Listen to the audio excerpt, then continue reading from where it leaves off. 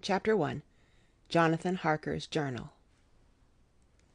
Kept in shorthand. 3rd of May, Bistritz.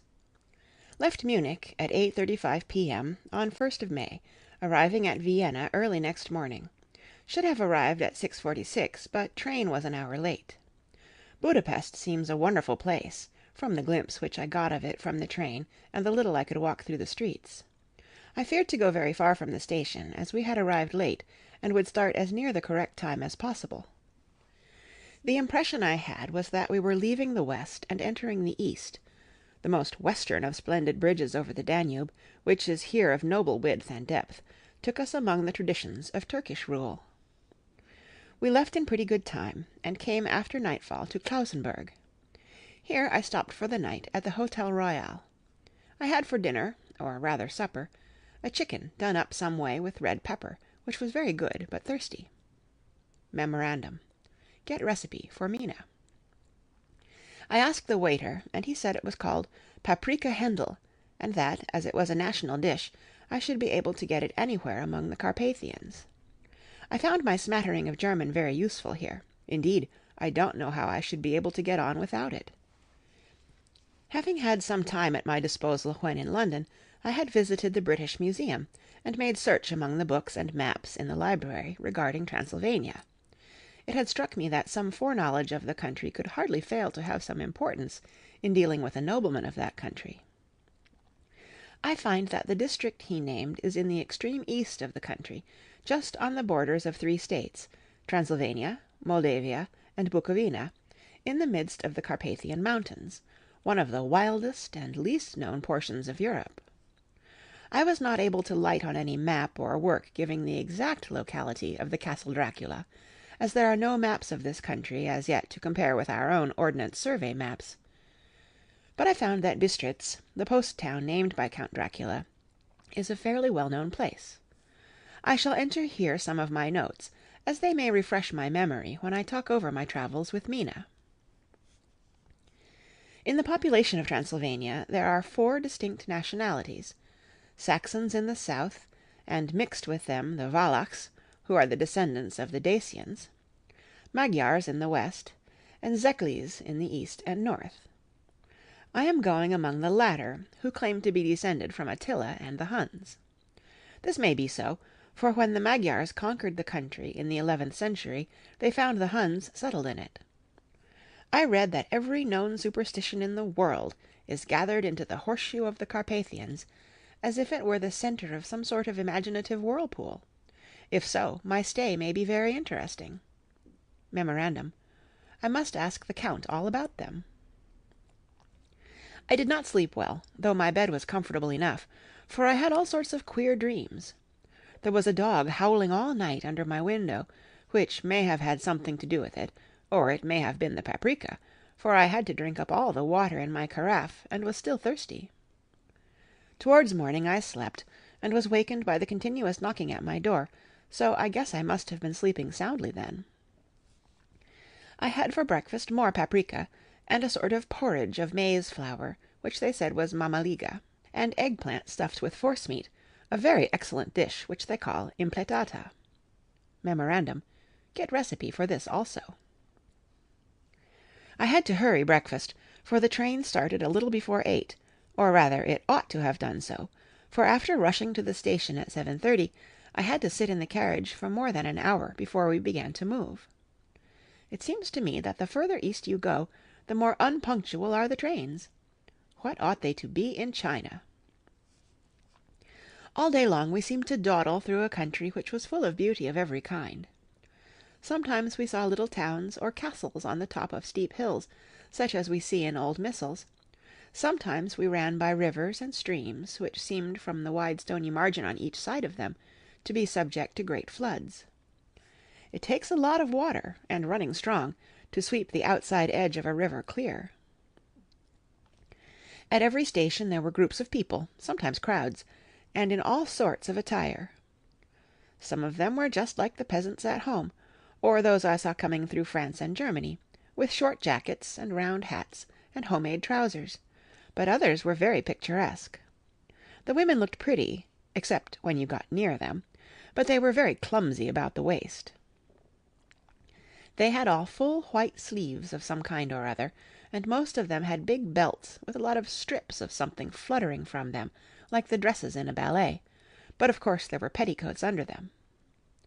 The strangest figures we saw were the Slovaks, who were more barbarian than the rest, with their big cowboy hats, great baggy dirty white trousers, white linen shirts, and enormous heavy leather belts, nearly a foot wide, all studded over with brass nails. They wore high boots, with their trousers tucked into them, and had long black hair and heavy black mustaches. They are very picturesque, but do not look prepossessing. On the stage they would be set down at once as some old Oriental band of brigands. They are, however, I am told, very harmless, and rather wanting in natural self-assertion. It was on the dark side of twilight when we got to Bistritz, which is a very interesting old place. Being practically on the frontier, for the Borgo Pass leads from it into Bukovina, it has had a very stormy existence, and it certainly shows marks of it. 50 years ago a series of great fires took place, which made terrible havoc on 5 separate occasions.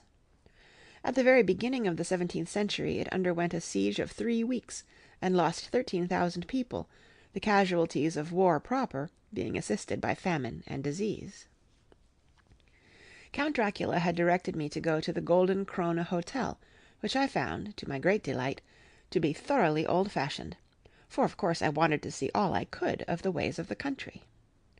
I was evidently expected, for when I got near the door I faced a cheery-looking elderly woman in the usual peasant dress, white undergarment with long double apron, front and back, of coloured stuff fitting almost too tight for modesty. When I came close she bowed and said, "The Herr Englishman?" "Yes," I said, "Jonathan Harker." She smiled and gave some message to an elderly man in white shirt-sleeves, who had followed her to the door. He went, but immediately returned with a letter. "My friend, welcome to the Carpathians. I am anxiously expecting you. Sleep well tonight. At 3 tomorrow the diligence will start for Bukovina. A place on it is kept for you. At the Borgo Pass my carriage will await you, and will bring you to me. I trust that your journey from London has been a happy one, and that you will enjoy your stay in my beautiful land. Your friend, Dracula." 4th of May.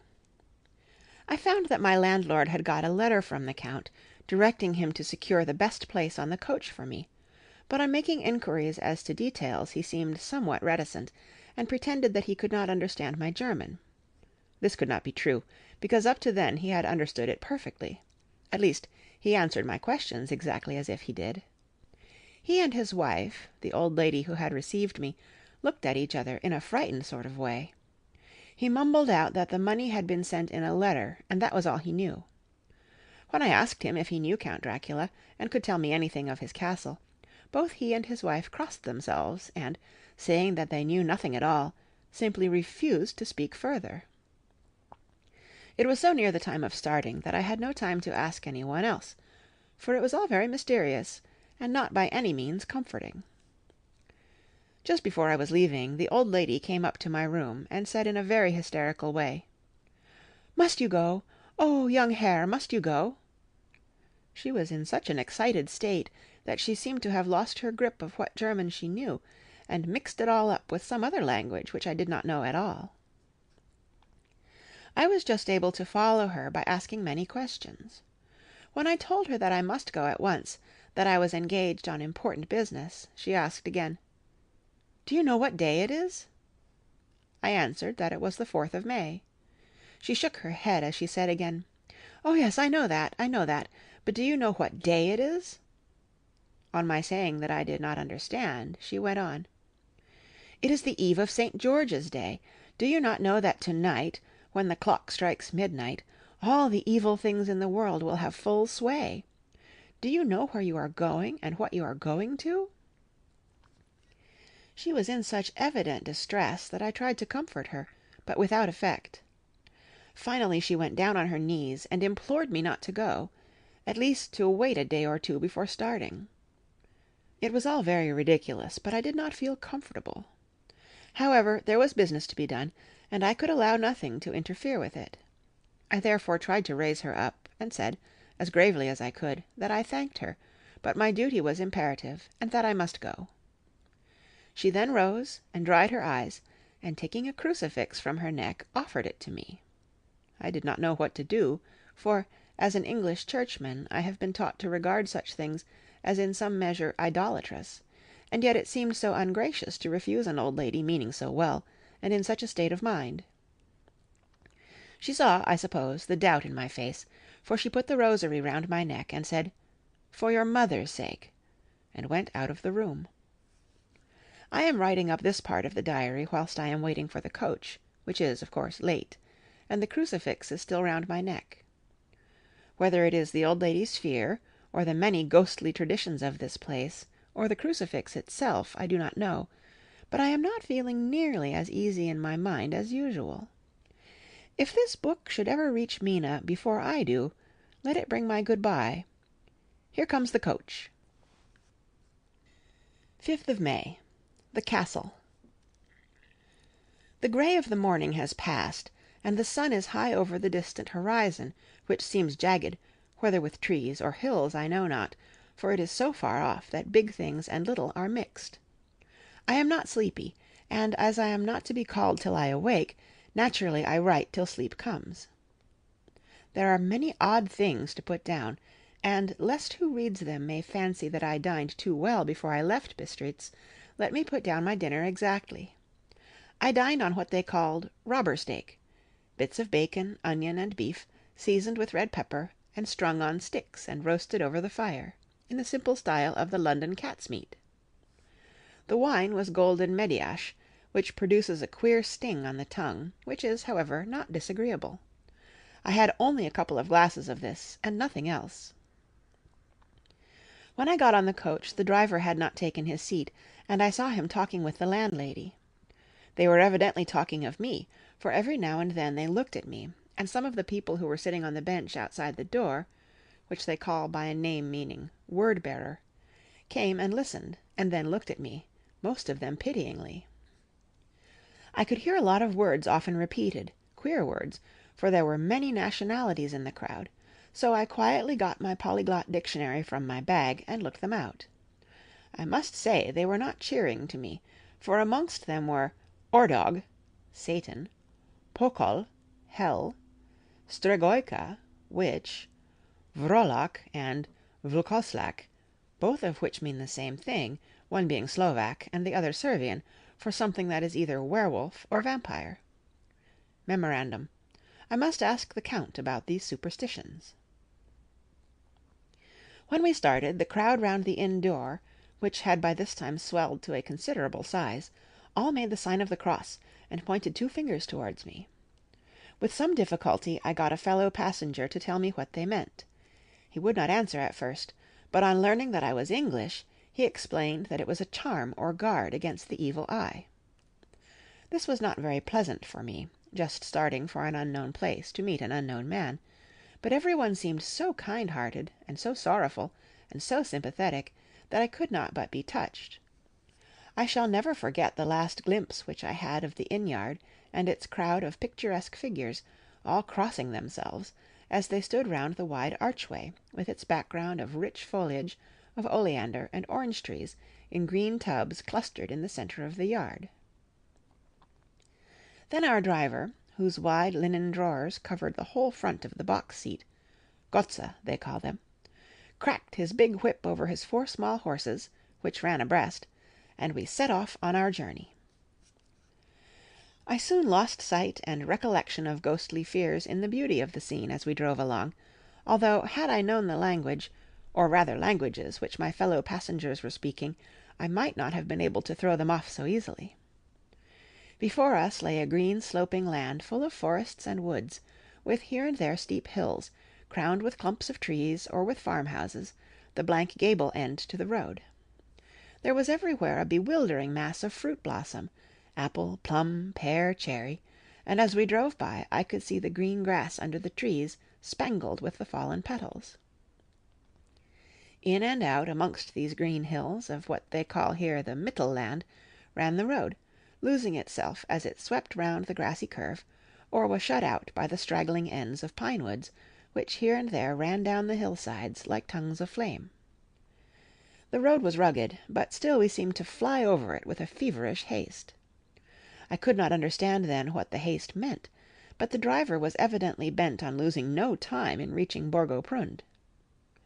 I was told that this road is in summer-time excellent, but that it had not yet been put in order after the winter snows. In this respect it is different from the general run of roads in the Carpathians, for it is an old tradition that they are not to be kept in too good order. Of old the hospodars would not repair them, lest the Turk should think that they were preparing to bring in foreign troops, and so hasten the war which was always really at loading point. Beyond the green swelling hills of the Mittelland rose mighty slopes of forest up to the lofty steeps of the Carpathians themselves.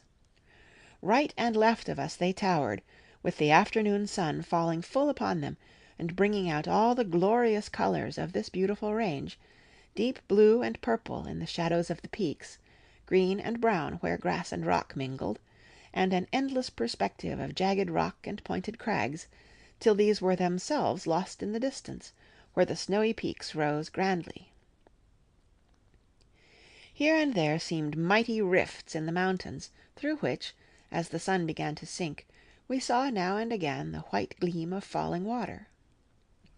One of my companions touched my arm as we swept round the base of a hill, and opened up the lofty snow-covered peak of a mountain, which seemed, as we wound on our serpentine way, to be right before us. "Look, Istenzek, God's seat," and he crossed himself reverently. As we wound on our endless way, and the sun sank lower and lower behind us, the shadows of the evening began to creep round us. This was emphasized by the fact that the snowy mountain top still held the sunset, and seemed to glow out with a delicate cool pink. Here and there we passed Czechs and Slovaks, all in picturesque attire, but I noticed that goitre was painfully prevalent. By the roadside were many crosses, and as we swept by, my companions all crossed themselves. Here and there was a peasant man or woman kneeling before a shrine, who did not even turn round as we approached, but seemed in the self-surrender of devotion to have neither eyes nor ears for the outer world. There were many things new to me, for instance, hayricks in the trees, and here and there very beautiful masses of weeping birch, their white stems shining like silver through the delicate green of the leaves. Now and again we passed a lighter wagon, the ordinary peasant's cart, with its long, snake-like vertebra calculated to suit the inequalities of the road.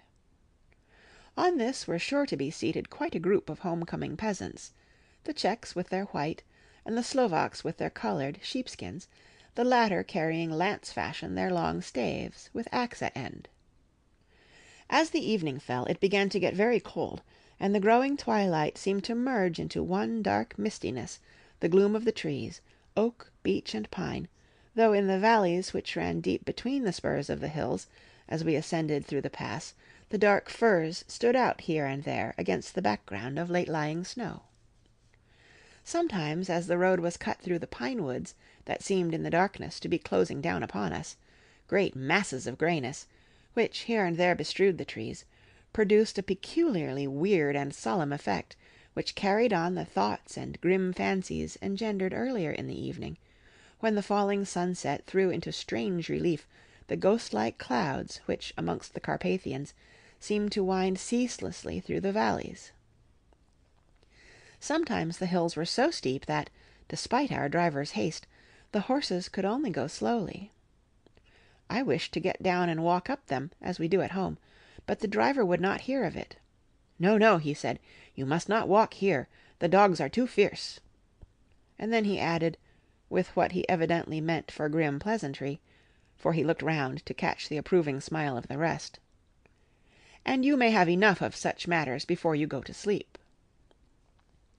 The only stop he would make was a moment's pause to light his lamps. When it grew dark there seemed to be some excitement amongst the passengers, and they kept speaking to him, one after the other, as though urging him to further speed. He lashed the horses unmercifully with his long whip, and with wild cries of encouragement urged them on to further exertions. Then through the darkness I could see a sort of patch of grey light ahead of us, as though there were a cleft in the hills. The excitement of the passengers grew greater. The crazy coach rocked on its great leather springs, and swayed like a boat tossed on a stormy sea. I had to hold on. The road grew more level, and we appeared to fly along. Then the mountains seemed to come nearer to us on each side, and to frown down upon us. We were entering the Borgo Pass. One by one several of the passengers offered me gifts, which they pressed upon me with an earnestness which would take no denial. These were certainly of an odd and varied kind, but each was given in simple good faith, with a kindly word and a blessing, and that strange mixture of fear-meaning movements which I had seen outside the hotel at Bistritz, the sign of the cross, and the guard against the evil eye. Then, as we flew along, the driver leaned forward, and on each side the passengers, craning over the edge of the coach, peered eagerly into the darkness. It was evident that something very exciting was either happening or expected, but though I asked each passenger, no one would give me the slightest explanation.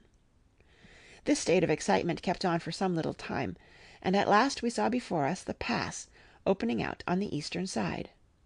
There were dark rolling clouds overhead, and in the air the heavy oppressive sense of thunder.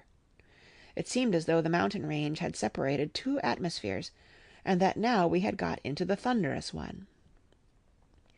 I was now myself looking out for the conveyance, which was expected to take me to the Count. Each moment I expected to see the glare of lamps through the blackness, but all was dark. The only light was the flickering rays of our own lamps, in which the steam from our hard-driven horses rose in a white cloud. We could see now the sandy road lying white before us, but there was on it no sign of a vehicle.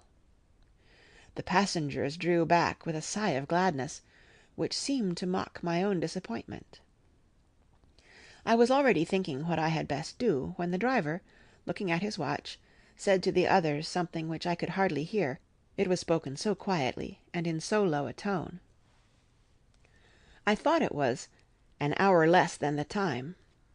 Then, turning to me, he said in German worse than my own, "There is no carriage here.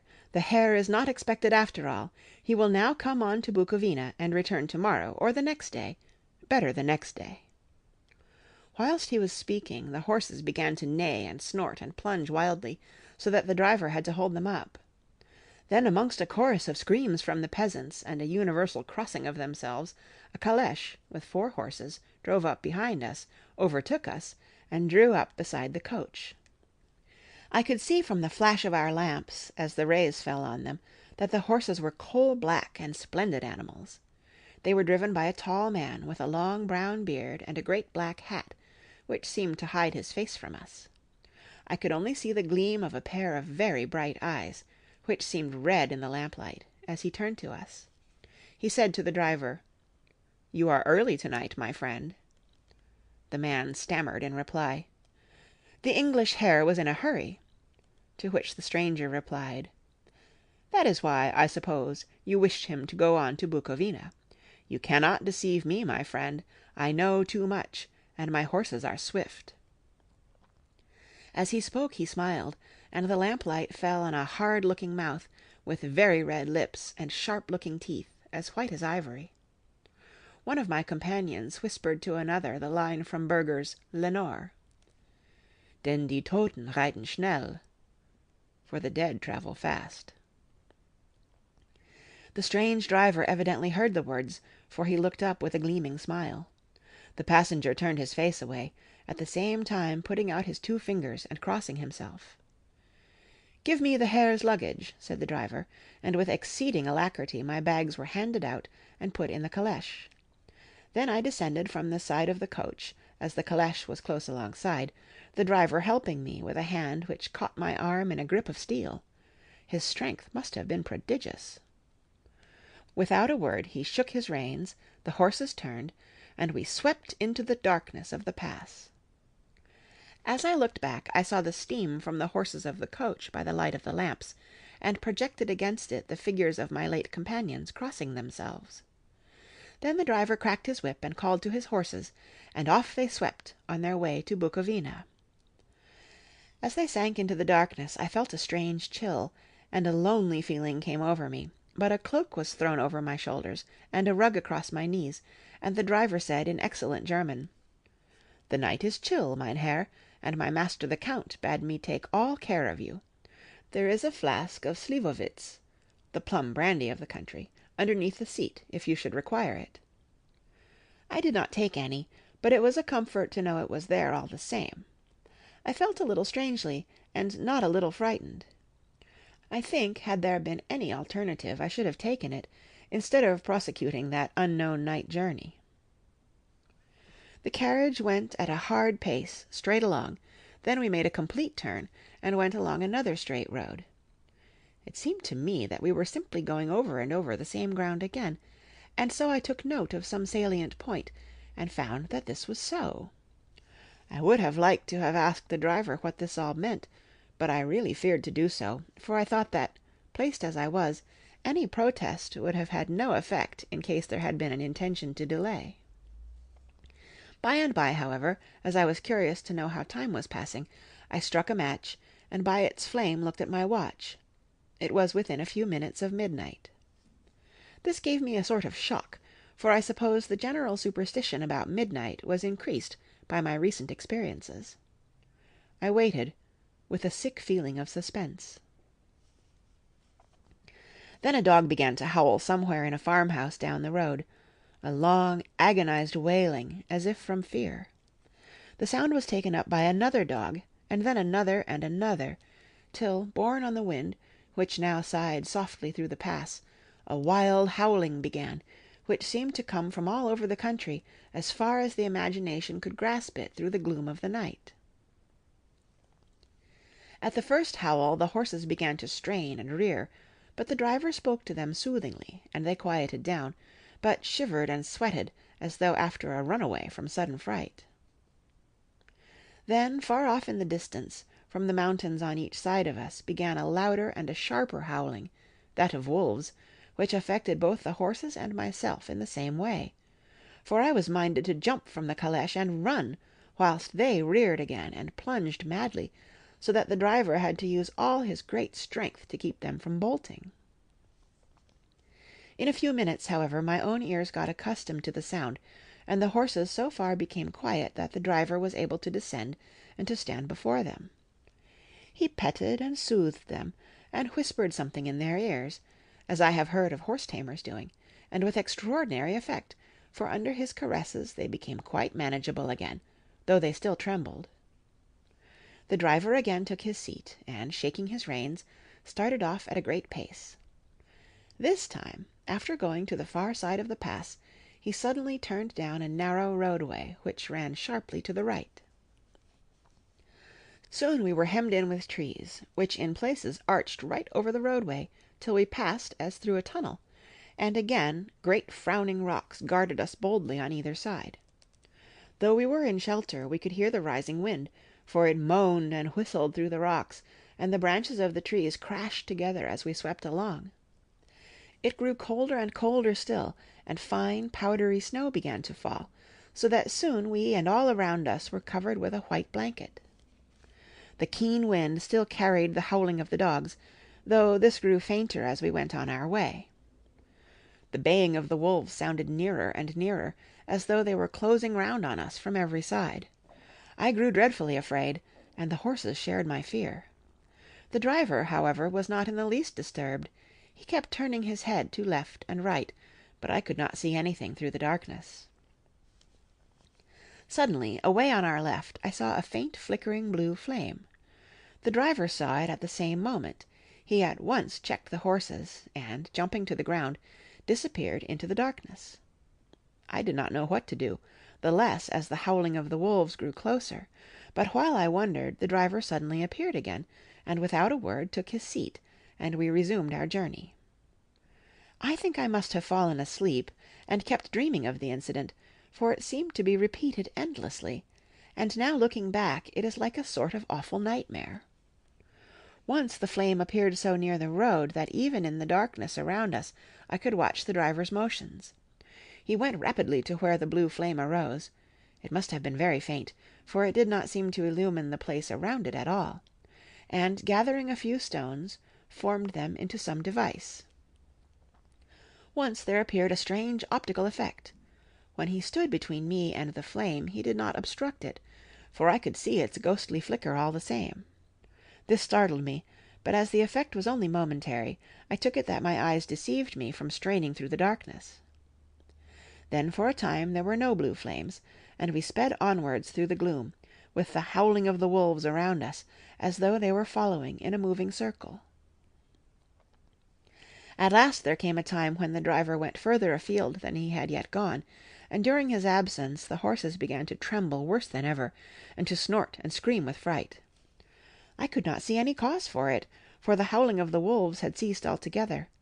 But just then the moon, sailing through the black clouds, appeared behind the jagged crest of a beetling, pine-clad rock, and by its light I saw around us a ring of wolves, with white teeth and lolling red tongues, with long sinewy limbs and shaggy hair. They were 100 times more terrible in the grim silence which held them than even when they howled. For myself, I felt a sort of paralysis of fear. It is only when a man feels himself face to face with such horrors that he can understand their true import. All at once the wolves began to howl as though the moonlight had had some peculiar effect on them. The horses jumped about and reared, and looked helplessly round with eyes that rolled in a way painful to see, but the living ring of terror encompassed them on every side, and they had perforce to remain within it. I called to the coachman to come, for it seemed to me that our only chance was to try to break out through the ring and to aid his approach. I shouted and beat the side of the calèche, hoping by the noise to scare the wolves from that side, so as to give him a chance of reaching the trap. How he came there I know not, but I heard his voice raised in a tone of imperious command, and looking towards the sound, I saw him stand in the roadway. As he swept his long arms, as though brushing aside some impalpable obstacle, the wolves fell back and back further still. Just then a heavy cloud passed across the face of the moon, so that we were again in darkness. When I could see again, the driver was climbing into the calèche, and the wolves had disappeared. This was all so strange and uncanny that a dreadful fear came upon me, and I was afraid to speak or move. The time seemed interminable as we swept on our way, now in almost complete darkness, for the rolling clouds obscured the moon. We kept on ascending, with occasional periods of quick descent, but in the main always ascending. Suddenly I became conscious of the fact that the driver was in the act of pulling up the horses in the courtyard of a vast ruined castle, from whose tall black windows came no ray of light, and whose broken battlements showed a jagged line against the moonlit sky. Chapter 2. Jonathan Harker's Journal, continued. 5th of May. I must have been asleep, for certainly if I had been fully awake, I must have noticed the approach of such a remarkable place. In the gloom the courtyard looked of considerable size, and as several dark ways led from it under great round arches, it perhaps seemed bigger than it really is. I have not yet been able to see it by daylight. When the calèche stopped, the driver jumped down and held out his hand to assist me to alight. Again I could not but notice his prodigious strength. His hand actually seemed like a steel vice that could have crushed mine, if he had chosen. Then he took out my traps, and placed them on the ground beside me as I stood close to a great door, old, and studded with large iron nails, and set in a projecting doorway of massive stone. I could see even in the dim light that the stone was massively carved, but that the carving had been much worn by time and weather. As I stood, the driver jumped again into his seat and shook the reins. The horses started forward, and trap and all disappeared down one of the dark openings. I stood in silence where I was, for I did not know what to do.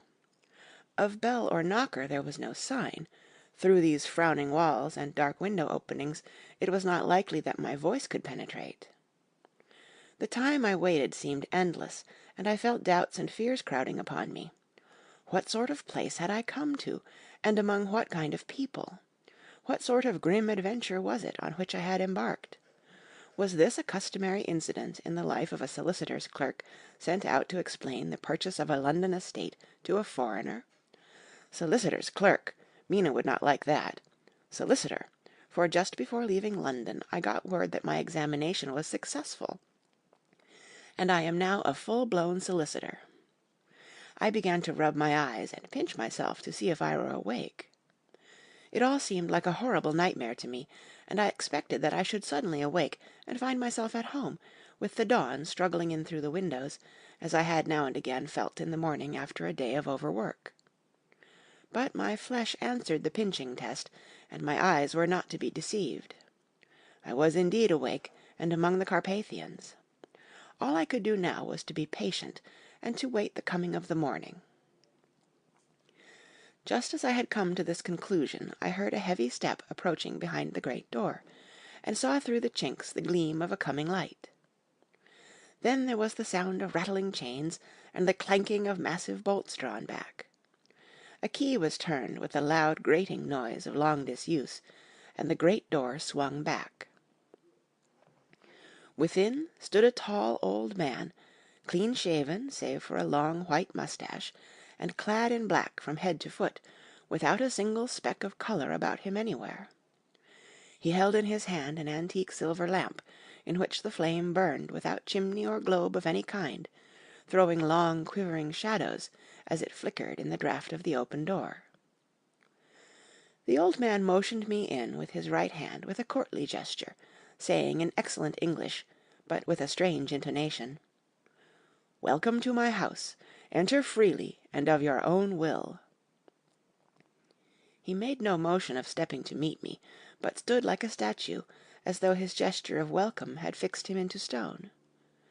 The instant, however, that I had stepped over the threshold, he moved impulsively forward, and, holding out his hand, grasped mine with a strength which made me wince, an effect which was not lessened by the fact that it seemed as cold as ice, more like the hand of a dead than a living man. Again he said, "Welcome to my house. Come freely, go safely, and leave something of the happiness you bring."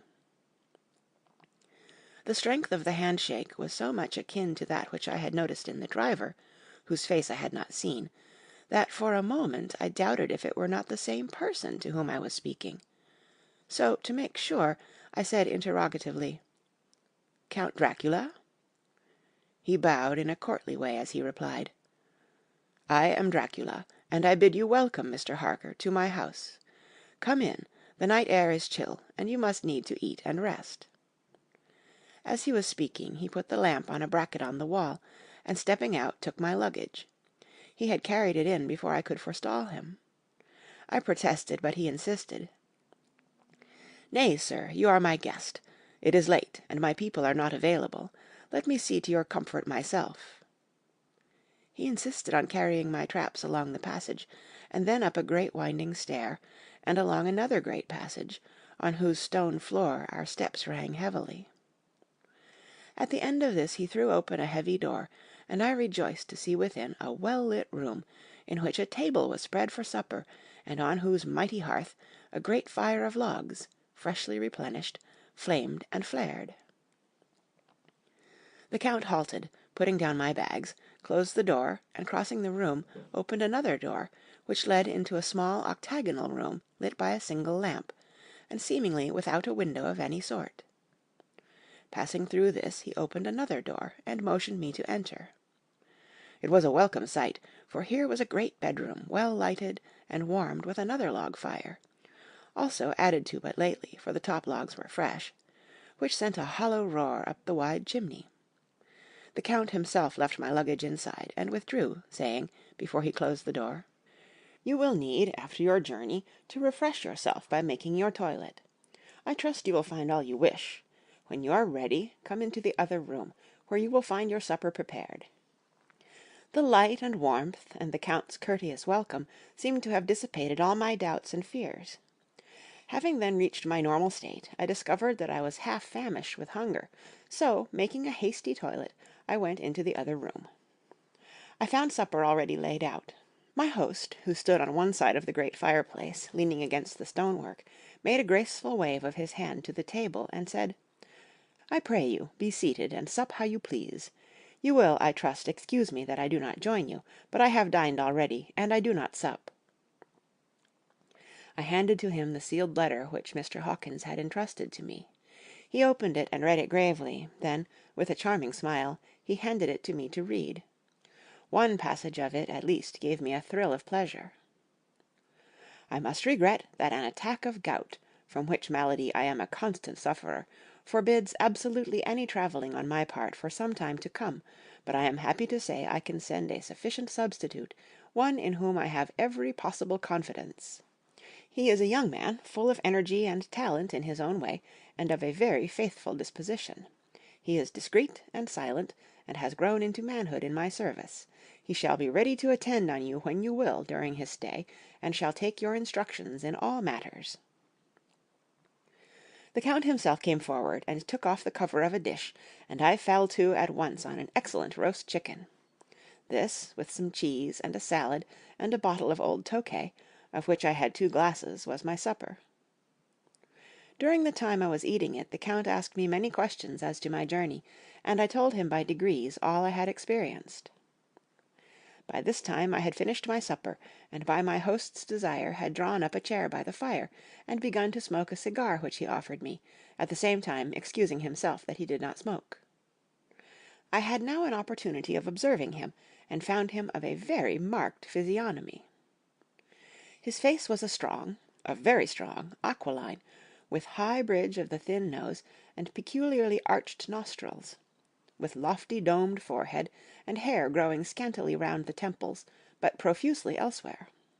His eyebrows were very massive, almost meeting over the nose, and with bushy hair that seemed to curl in its own profusion. The mouth, so far as I could see it under the heavy moustache, was fixed and rather cruel-looking, with peculiarly sharp white teeth. These protruded over the lips, whose remarkable ruddiness showed astonishing vitality in a man of his years. For the rest, his ears were pale, and at the tops extremely pointed. The chin was broad and strong, and the cheeks firm, though thin. The general effect was one of extraordinary pallor. Hitherto I had noticed the backs of his hands as they lay on his knees in the firelight, and they had seemed rather white and fine, but seeing them now close to me, I could not but notice that they were rather coarse, broad, with squat fingers. Strange to say, there were hairs in the centre of the palm. The nails were long and fine, and cut to a sharp point. As the Count leaned over me, and his hands touched me, I could not repress a shudder.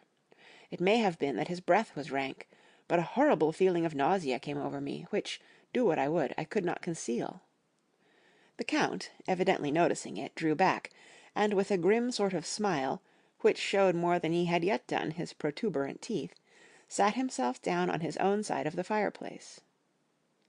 We were both silent for a while, and as I looked towards the window I saw the first dim streak of the coming dawn. There seemed a strange stillness over everything, but as I listened I heard as if from down below in the valley the howling of many wolves. The Count's eyes gleamed, and he said, "Listen to them, the children of the night, what music they make!"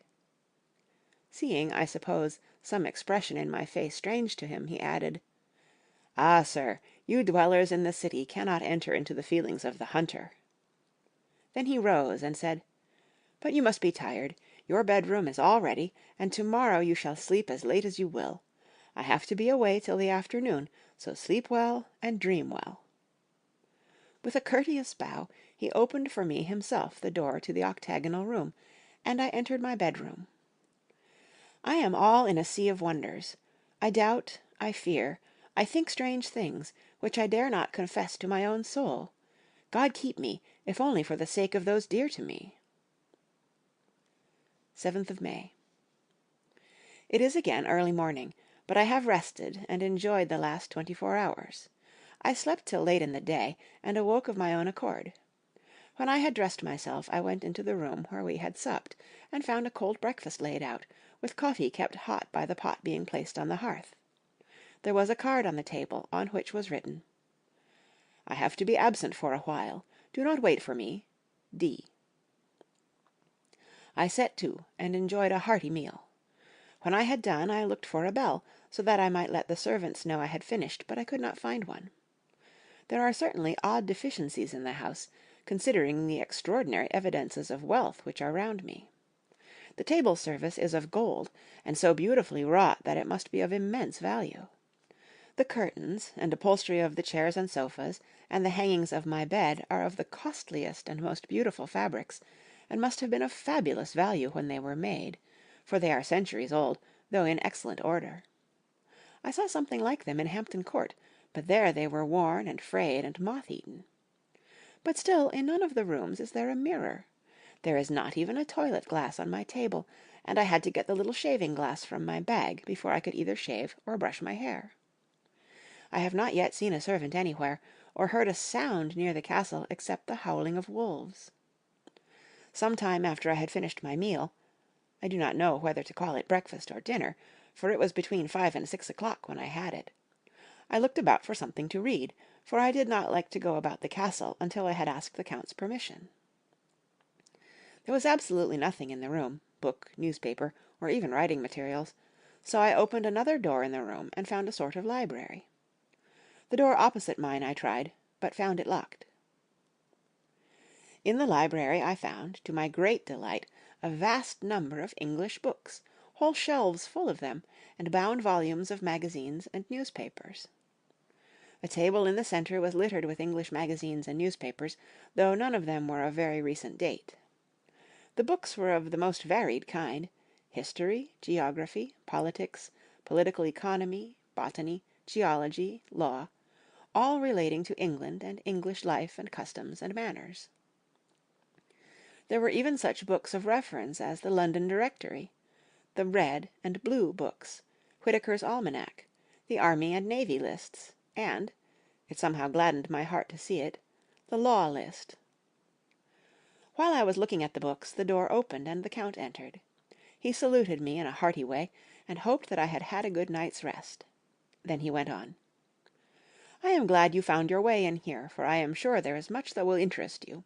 These companions," and he laid his hand on some of the books, "have been good friends to me, and for some years past, ever since I had the idea of going to London, have given me many, many hours of pleasure. Through them I have come to know your great England, and to know her is to love her.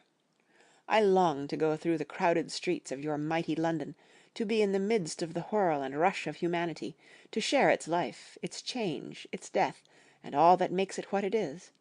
But alas, as yet I only know your tongue through books.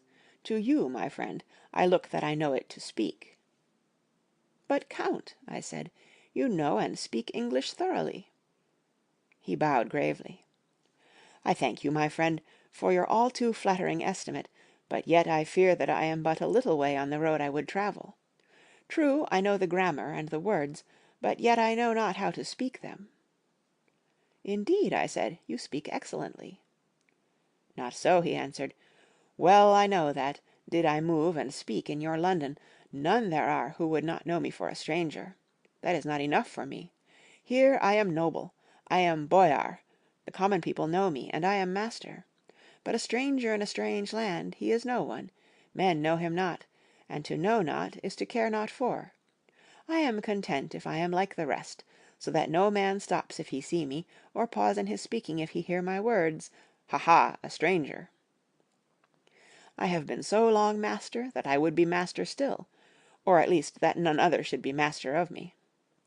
You come to me not alone as agent of my friend Peter Hawkins, of Exeter, to tell me all about my new estate in London. You shall, I trust, rest here with me a while, so that by our talking I may learn the English intonation, and I would that you tell me when I make error, even of the smallest, in my speaking. I am sorry that I had to be away so long today, but you will, I know, forgive one who has so many important affairs in hand." Of course I said all I could about being willing, and asked if I might come into that room when I chose. He answered, "Yes, certainly," and added, "You may go anywhere you wish in the castle, except where the doors are locked, where of course you will not wish to go. There is reason that all things are as they are, and did you see with my eyes and know with my knowledge, you would perhaps better understand." I said I was sure of this, and then he went on. "We are in Transylvania, and Transylvania is not England. Our ways are not your ways, and there shall be to you many strange things. Nay, from what you have told me of your experiences already, you know something of what strange things there may be." This led to much conversation, and as it was evident that he wanted to talk, if only for talking's sake, I asked him many questions regarding things that had already happened to me, or come within my notice. Sometimes he sheered off the subject, or turned the conversation by pretending not to understand, but generally he answered all I asked most frankly. Then as time went on, and I had got somewhat bolder, I asked him of some of the strange things of the preceding night, as, for instance, why the coachman went to the places where he had seen the blue flames.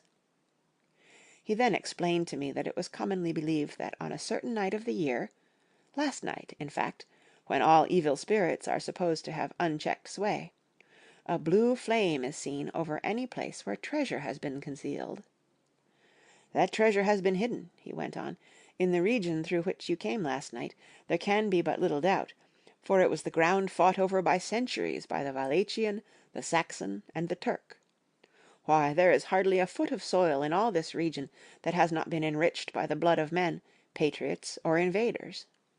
In old days there were stirring times, when the Austrian and the Hungarian came up in hordes, and the patriots went out to meet them, men and women, the aged, and the children too, and waited their coming on the rocks above the passes, that they might sweep destruction on them with their artificial avalanches. When the invader was triumphant, he found but little, for whatever there was had been sheltered in the friendly soil." "But how," said I, "can it have remained so long undiscovered, when there is a sure index to it, if men will but take the trouble to look?" The Count smiled, and as his lips ran back over his gums, the long, sharp canine teeth showed out strangely. He answered, "Because your peasant is at heart a coward and a fool. Those flames only appear on one night, and on that night no man of this land will, if he can help it, stir without his doors. And, dear sir, even if he did, he would not know what to do. Why, even the peasant that you tell me of who marked the place of the flame would not know where to look in daylight, even for his own work. Even you would not, I dare be sworn, be able to find these places again." "There you are right," I said. "I know no more than the dead where even to look for them." Then we drifted into other matters. "Come," he said at last, "tell me of London, and of the house which you have procured for me." With an apology for my remissness, I went into my own room to get the papers from my bag. Whilst I was placing them in order, I heard a rattling of china and silver in the next room, and as I passed through, noticed that the table had been cleared and the lamp lit, for it was by this time deep into the dark. The lamps were also lit in the study or library, and I found the Count lying on the sofa, reading, of all things in the world, an English Bradshaw's Guide. When I came in, he cleared the books and papers from the table, and with him I went into plans and deeds and figures of all sorts. He was interested in everything, and asked me a myriad questions about the place and its surroundings. He clearly had studied beforehand all he could get on the subject of the neighbourhood, for he evidently at the end knew very much more than I did. When I remarked this, he answered, "Well, but, my friend, is it not needful that I should? When I go there I shall be all alone, and my friend Harker Jonathan—nay, pardon me, I fall into my country's habit of putting your patronymic first—my friend Jonathan Harker will not be by my side to correct and aid me. He will be in Exeter, miles away, probably working at papers of the law with my other friend, Peter Hawkins. So." We went thoroughly into the business of the purchase of the estate at Purfleet. When I had told him the facts, and got his signature to the necessary papers, and had written a letter with them ready to post to Mr. Hawkins, he began to ask me how I had come across so suitable a place. I read to him the notes which I had made at the time, and which I inscribe here. At Purfleet, on a by-road, I came across just such a place as seemed to be required, and where was displayed a dilapidated notice that the place was for sale. It is surrounded by a high wall, of ancient structure, built of heavy stones, and has not been repaired for a large number of years. The closed gates are of heavy old oak and iron, all eaten with rust. The estate is called Carfax, no doubt a corruption of the old quatre faces, as the house is four-sided, agreeing with the cardinal points of the compass. It contains in all some 20 acres, quite surrounded by the solid stone wall above mentioned. There are many trees on it, which make it in places gloomy, and there is a deep, dark-looking pond or small lake, evidently fed by some springs, as the water is clear and flows away in a fair-sized stream. The house is very large, and of all periods, back, I should say, to medieval times, for one part is of stone immensely thick, with only a few windows high up and heavily barred with iron. It looks like part of a keep, and is close to an old chapel or church. I could not enter it, as I had not the key of the door leading to it from the house, but I have taken with my kodak views of it from various points. The house has been added to, but in a very straggling way, and I can only guess at the amount of ground it covers, which must be very great. There are but few houses close at hand, one being a very large house only recently added to and formed into a private lunatic asylum. It is not, however, visible from the grounds. When I had finished, he said, "I am glad that it is old and big. I myself am of an old family, and to live in a new house would kill me.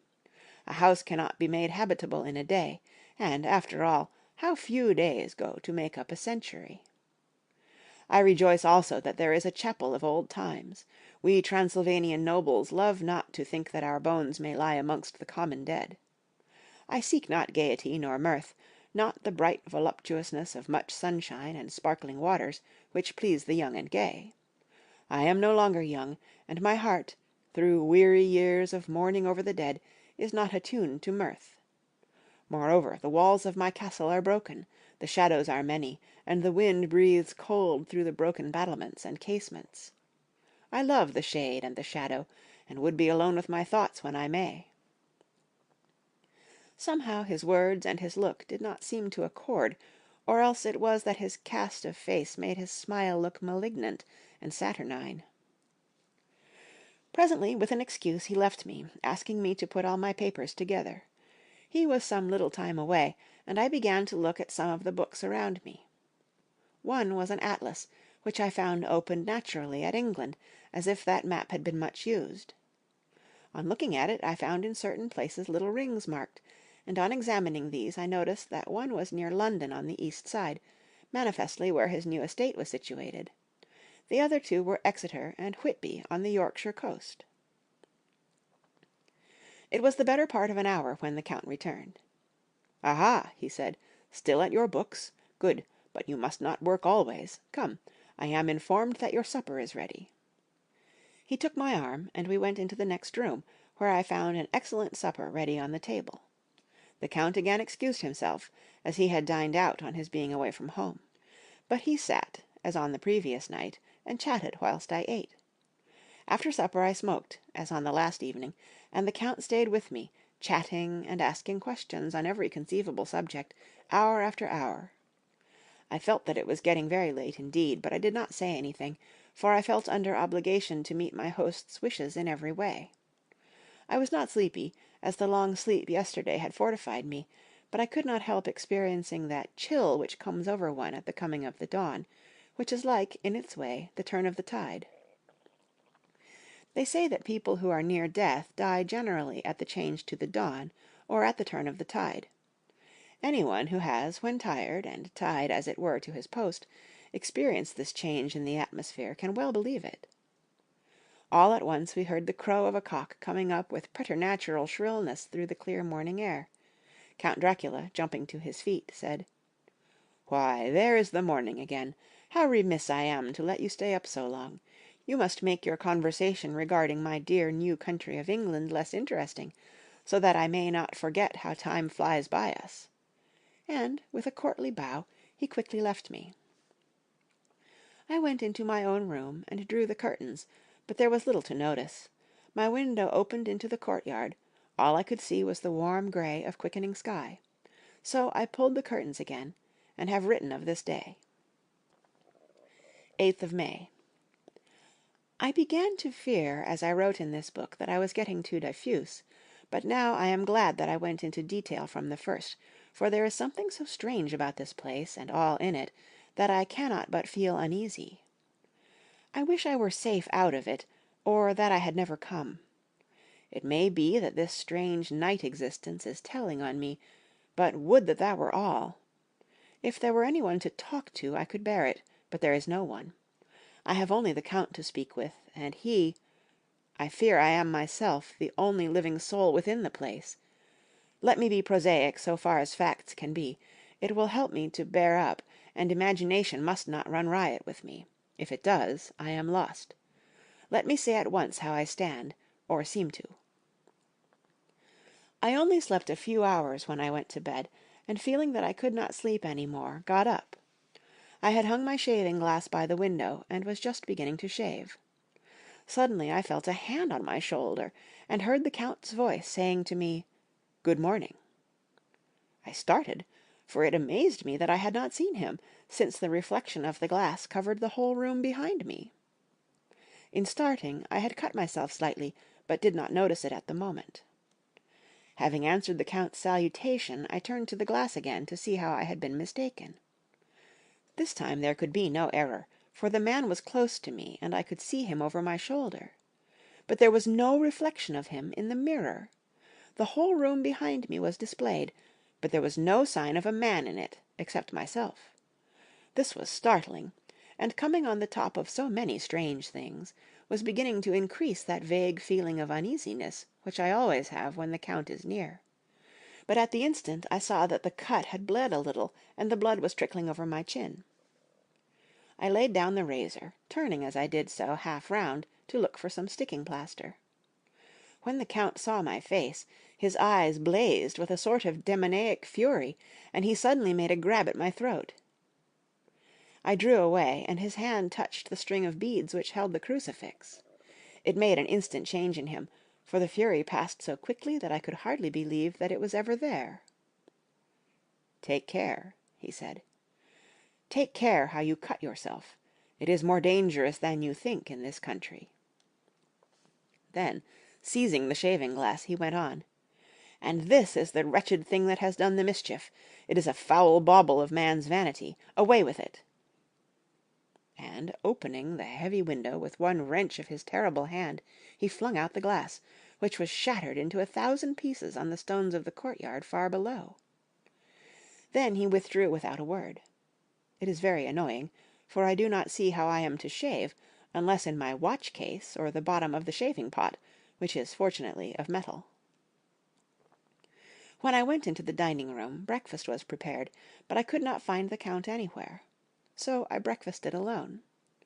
It is strange that as yet I have not seen the Count eat or drink. He must be a very peculiar man. After breakfast I did a little exploring in the castle. I went out on the stairs, and found a room looking towards the south.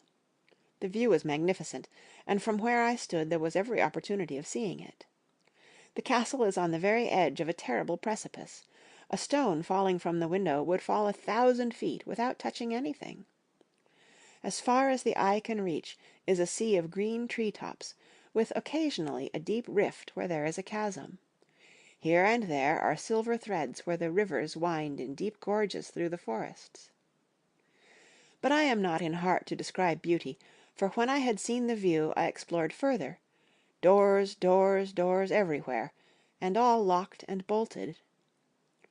In no place, save from the windows in the castle walls, is there an available exit. The castle is a veritable prison, and I am a prisoner. Chapter 3. Jonathan Harker's Journal, continued. When I found that I was a prisoner, a sort of wild feeling came over me. I rushed up and down the stairs, trying every door and peering out of every window I could find, but after a little the conviction of my helplessness overpowered all other feelings.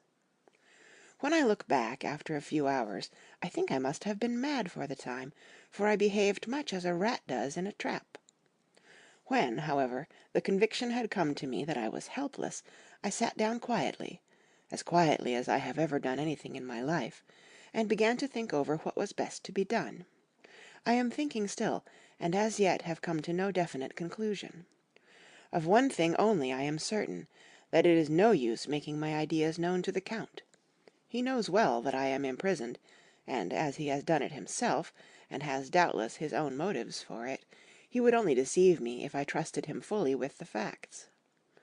So far as I can see, my only plan will be to keep my knowledge and my fears to myself, and my eyes open.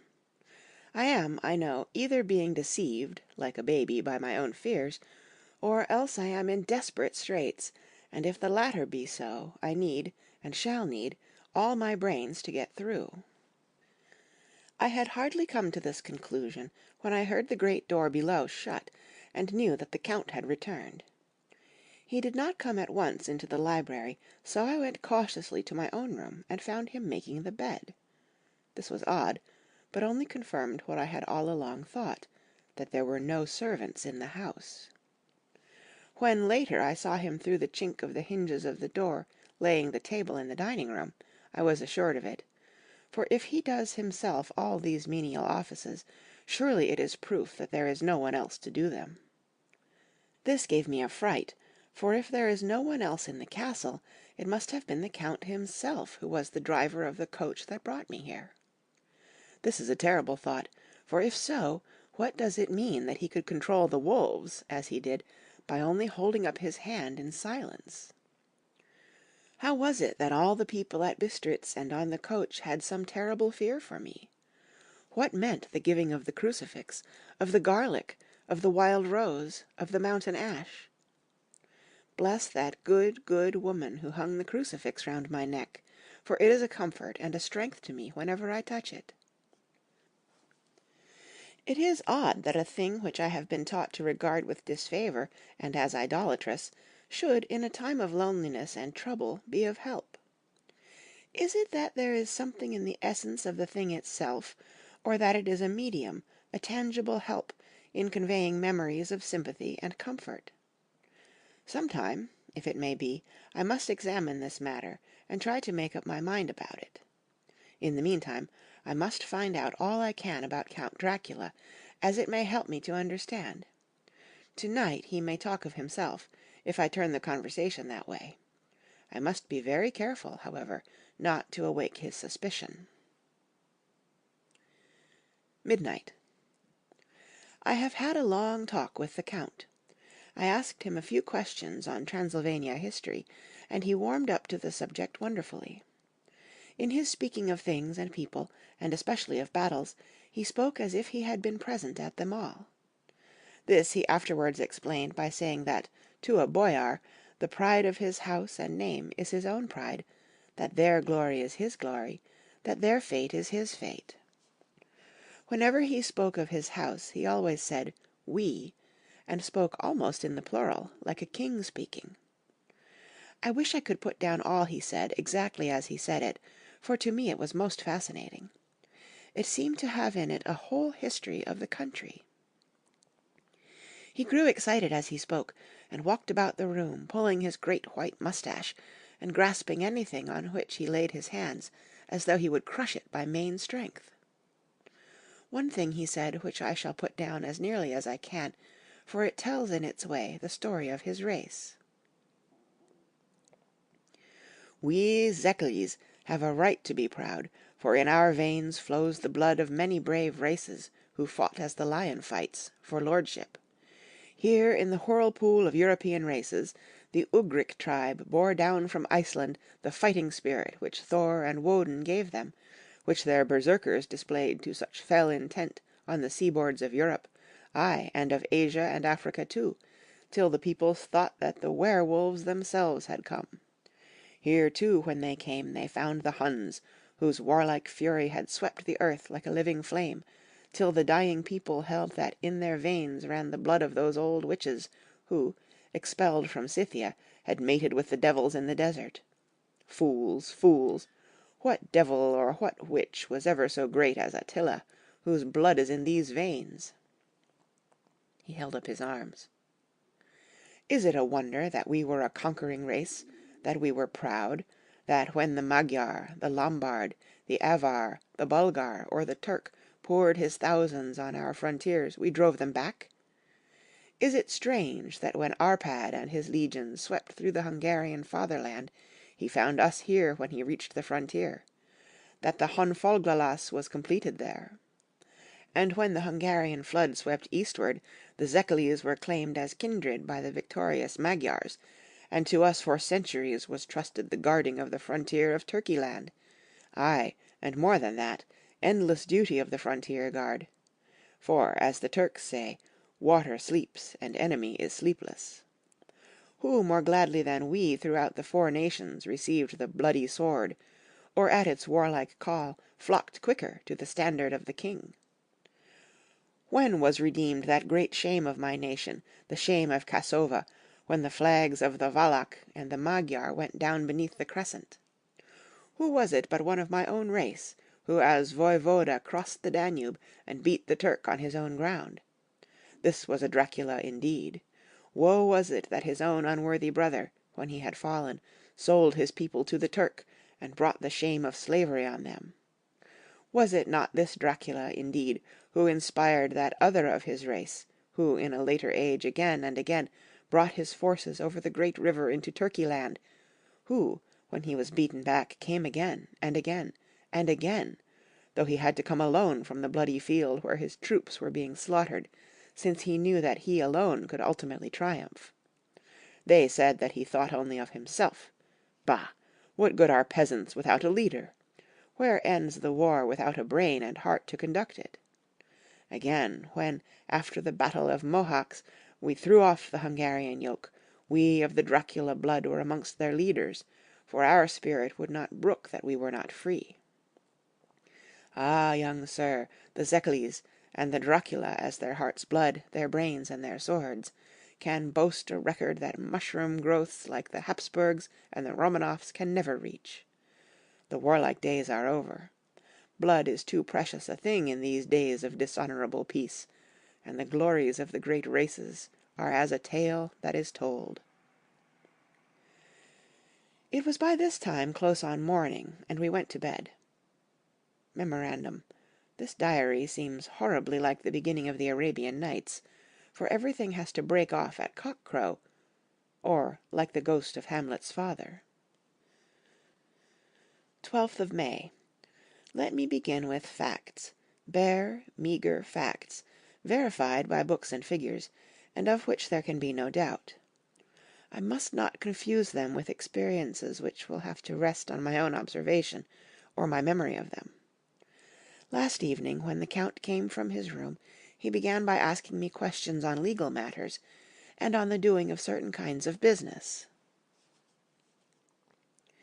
I had spent the day wearily over books, and, simply to keep my mind occupied, went over some of the matters I had been examined in at Lincoln's Inn. There was a certain method in the Count's inquiries, so I shall try to put them down in sequence. The knowledge may somehow or sometime be useful to me.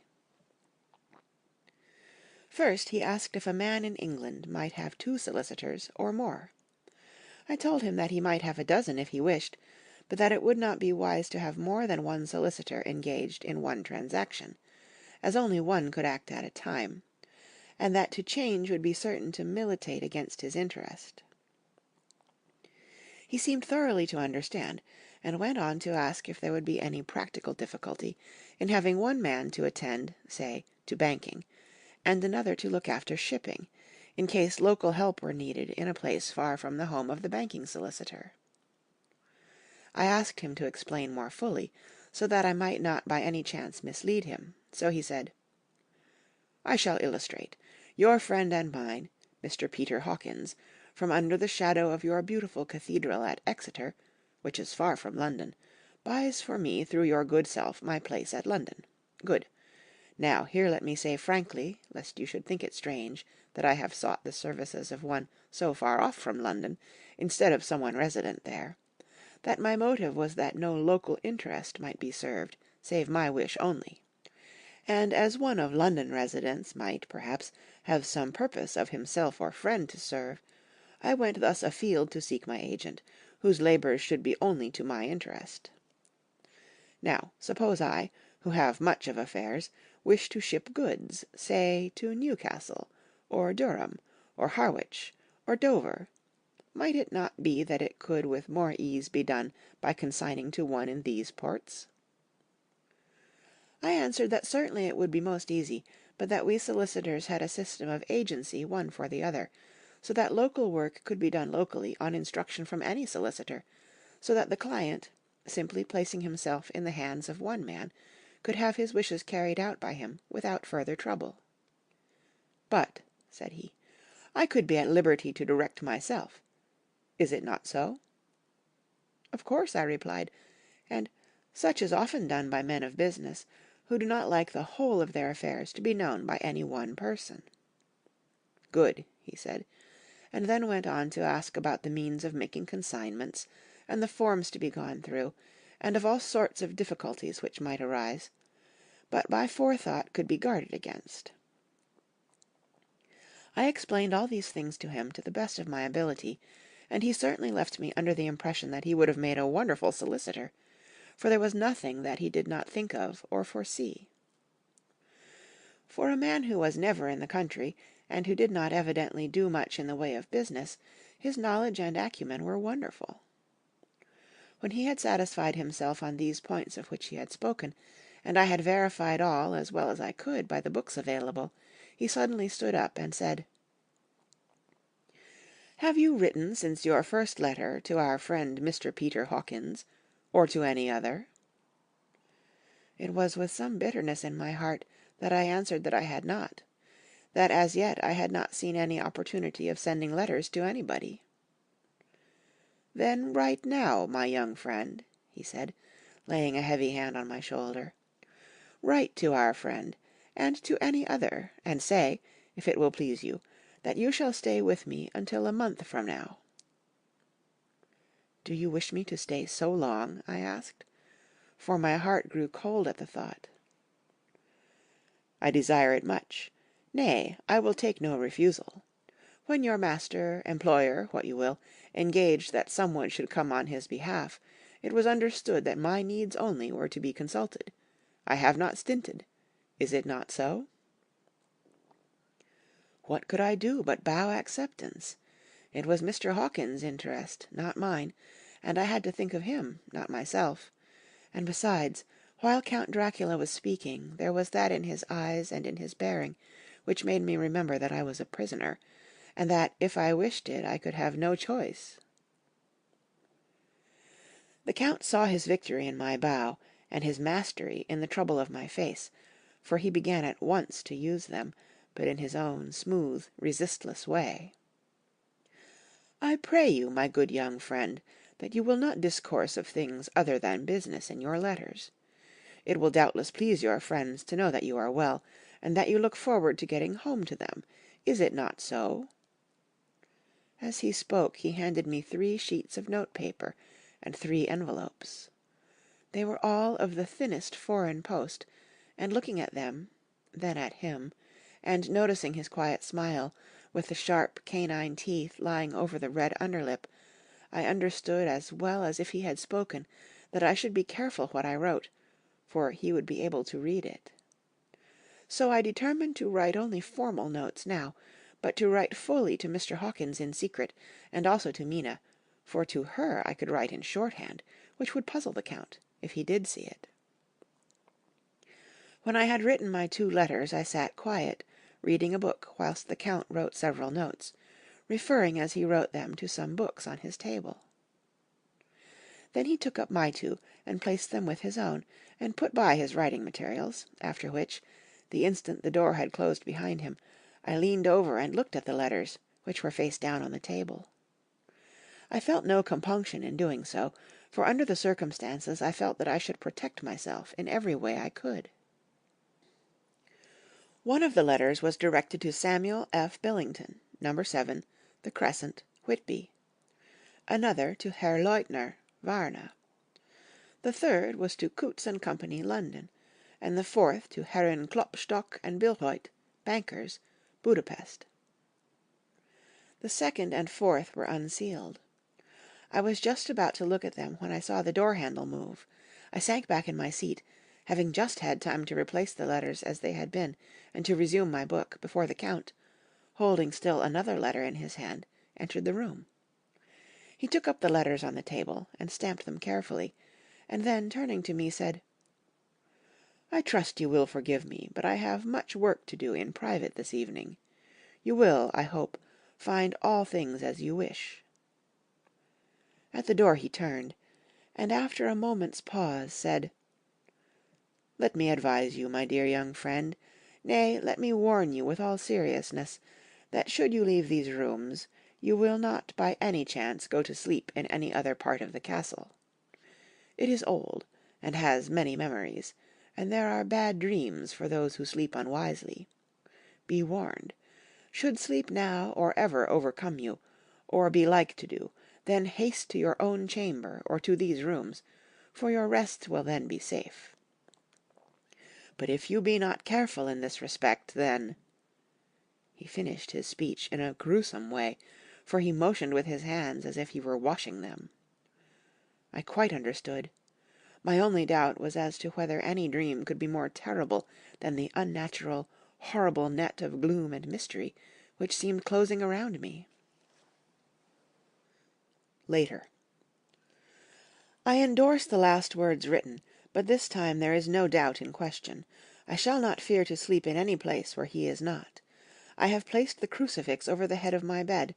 I imagine that my rest is thus freer from dreams, and there it shall remain. When he left me, I went to my room. After a little while, not hearing any sound, I came out and went up the stone stair to where I could look out towards the south.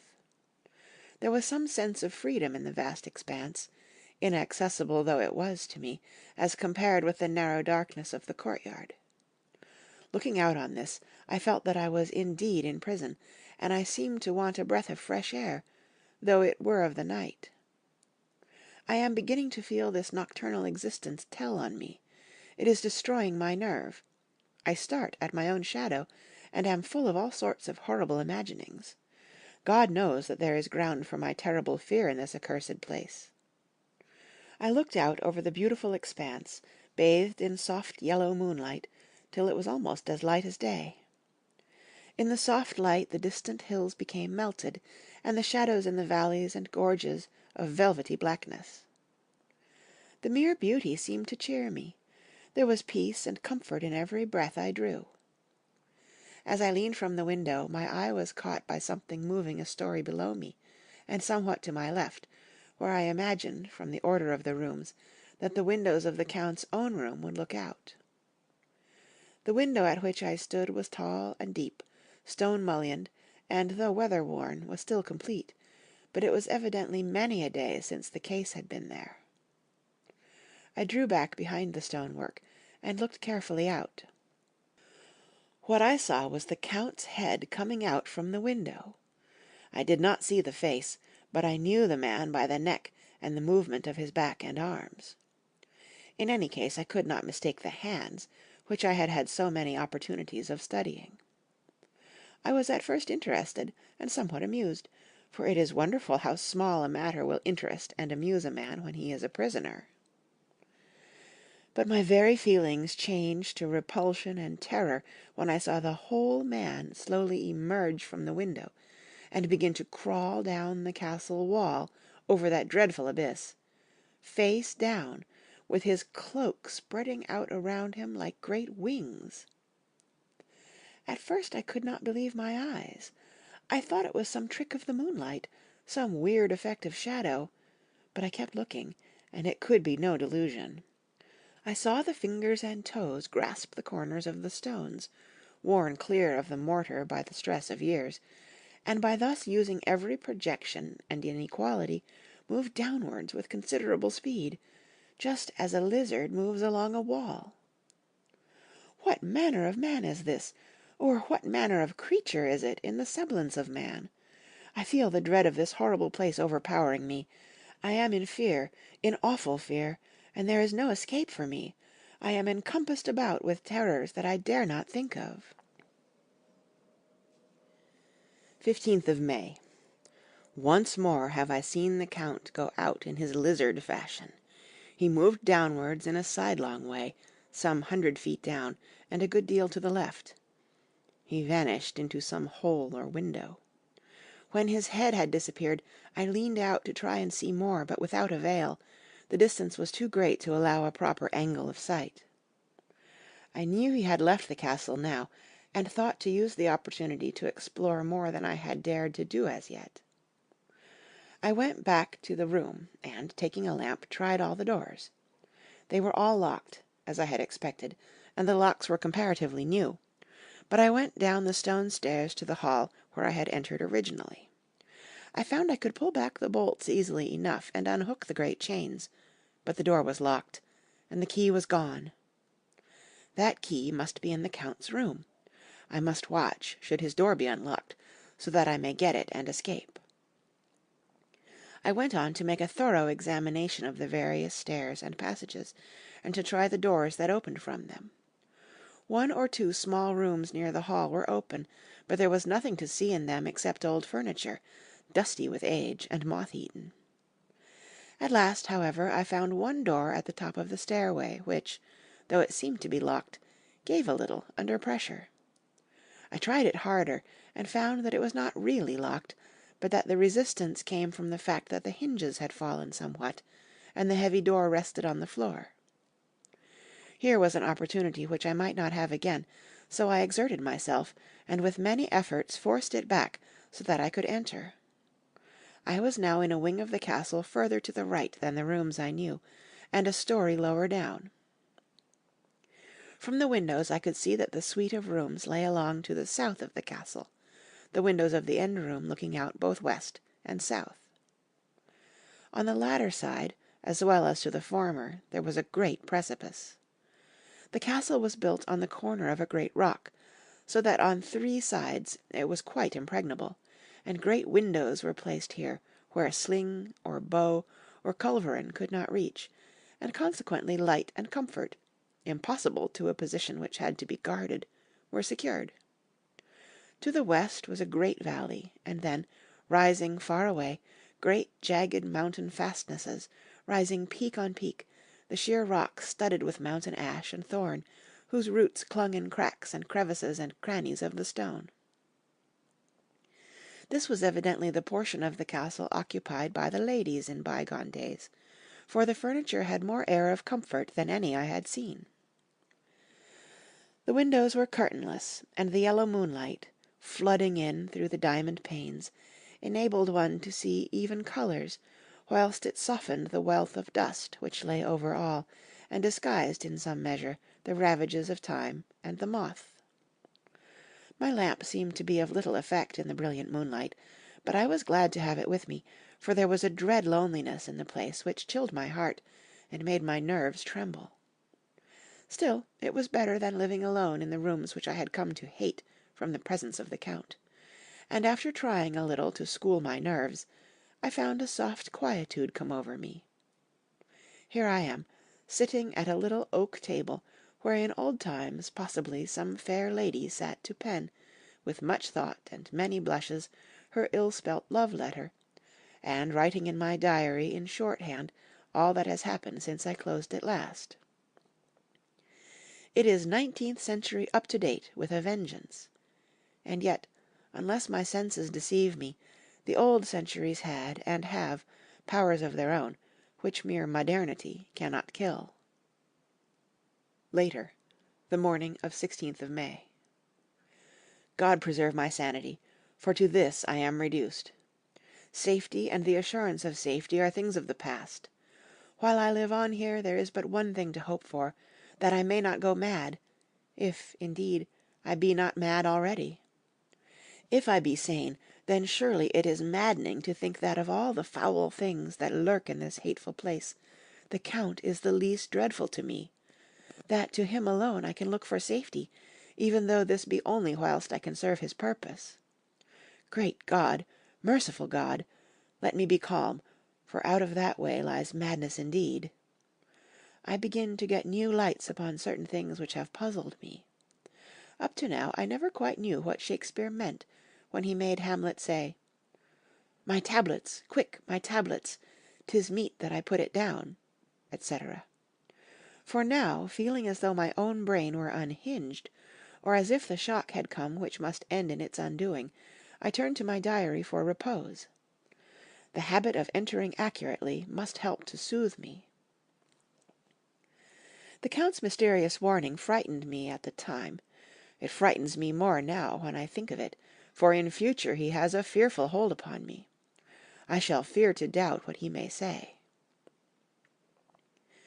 When I had written in my diary, and had fortunately replaced the book and pen in my pocket, I felt sleepy.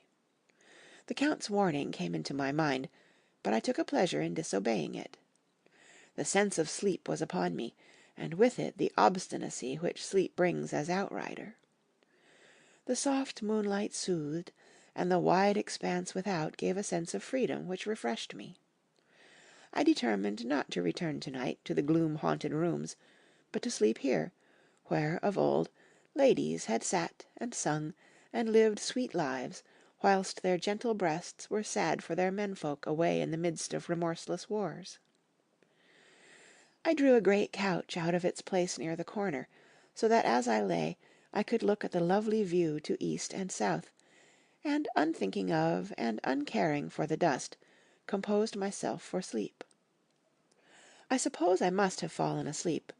I hope so, but I fear, for all that followed was startlingly real, so real that now, sitting here in the broad, full sunlight of the morning, I cannot in the least believe that it was all sleep.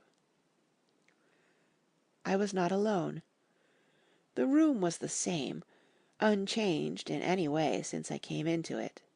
I could see along the floor, in the brilliant moonlight, my own footsteps marked where I had disturbed the long accumulation of dust. In the moonlight opposite me were 3 young women, ladies by their dress and manner. I thought at the time that I must be dreaming when I saw them, for though the moonlight was behind them, they threw no shadow on the floor. They came close to me, and looked at me for some time, and then whispered together. 2 were dark, and had high aquiline noses like the Count, and great dark piercing eyes that seemed to be almost red when contrasted with the pale yellow moon. The other was fair as can be, with great wavy masses of golden hair, and eyes like pale sapphires. I seemed somehow to know her face, and to know it in connection with some dreamy fear, but I could not recollect at the moment how or where. All 3 had brilliant white teeth that shone like pearls against the ruby of their voluptuous lips. There was something about them that made me uneasy, some longing, and at the same time some deadly fear. I felt in my heart a wicked, burning desire that they would kiss me with those red lips. It is not good to note this down, lest some day it should meet Mina's eyes and cause her pain, but it is the truth. They whispered together, and then they all 3 laughed, such a silvery musical laugh, but as hard as though the sound never could have come through the softness of human lips. It was like the intolerable tingling sweetness of water-glasses when played on by a cunning hand. The fair girl shook her head coquettishly, and the other 2 urged her on. One said, "Go on, you are the first, and we shall follow. Yours is the right to begin." The other added, "He is young and strong. There are kisses for us all." I lay quiet, looking out under my eyelashes in an agony of delightful anticipation. The fair girl advanced and bent over me till I could feel the movement of her breath upon me. Sweet it was in one sense, honey-sweet, and sent the same tingling through the nerves as her voice, but with a bitter underlying the sweet, a bitter offensiveness, as one smells in blood. I was afraid to raise my eyelids, but looked out and saw perfectly under the lashes. The girl went on her knees and bent over me, simply gloating. There was a deliberate voluptuousness which was both thrilling and repulsive, and as she arched her neck, she actually licked her lips like an animal, till I could see in the moonlight the moisture shining on the scarlet lips, and on the red tongue as it lapped the white sharp teeth. Lower and lower went her head as the lips went below the range of my mouth and chin, and seemed about to fasten on my throat. Then she paused, and I could hear the churning sound of her tongue as it licked her teeth and lips, and could feel the hot breath on my neck.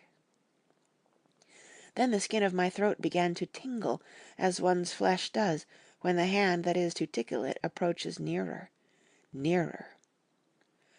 I could feel the soft, shivering touch of the lips on the supersensitive skin of my throat, and the hard dents of two sharp teeth, just touching and pausing there. I closed my eyes in a languorous ecstasy, and waited with beating heart. But at that instant another sensation swept through me as quick as lightning. I was conscious of the presence of the Count, and of his being as of lapped in a storm of fury. As my eyes opened involuntarily, I saw his strong hand grasp the slender neck of the fair woman, and with giant's power draw it back. The blue eyes transformed with fury, the white teeth champing with rage, and the fair cheeks blazing red with passion. But the Count! Never did I imagine such wrath and fury, even to the demons of the pit. His eyes were positively blazing. The red light in them was lurid, as if the flames of hellfire blazed behind them. His face was deathly pale, and the lines of it were hard like drawn wires. The thick eyebrows that met over the nose now seemed like a heaving bar of white-hot metal. With a fierce sweep of his arm, he hurled the woman from him, and then motioned to the others, as though he were beating them back. It was the same imperious gesture that I had seen used to the wolves. In a voice which, though low and almost in a whisper, seemed to cut through the air, and then ring round the room, he said, "How dare you touch him, any of you? How dare you cast eyes on him when I had forbidden it? Back, I tell you all. This man belongs to me. Beware how you meddle with him, or you'll have to deal with me." The fair girl, with a touch of ribald coquetry, turned to him. "You yourself never loved. You never love." On this the other women joined, and such a mirthless, hard, soulless laughter rang through the room that it almost made me faint to hear. It seemed like the pleasure of fiends. Then the Count turned, after looking at my face attentively, and said in a soft whisper, "Yes, I too can love. You yourselves can tell it from the past. Is it not so? Well, now I promise you that when I am done with him you shall kiss him at your will. Now go, go. I must awaken him, for there is work to be done." "Are we to have nothing to-night?" said one of them with a low laugh, as she pointed to the bag which he had thrown upon the floor, and which moved, as though there were some living thing within it. For answer he nodded his head. One of the women jumped forward and opened it. If my ears did not deceive me, there was a gasp and a low wail, as of a half-smothered child.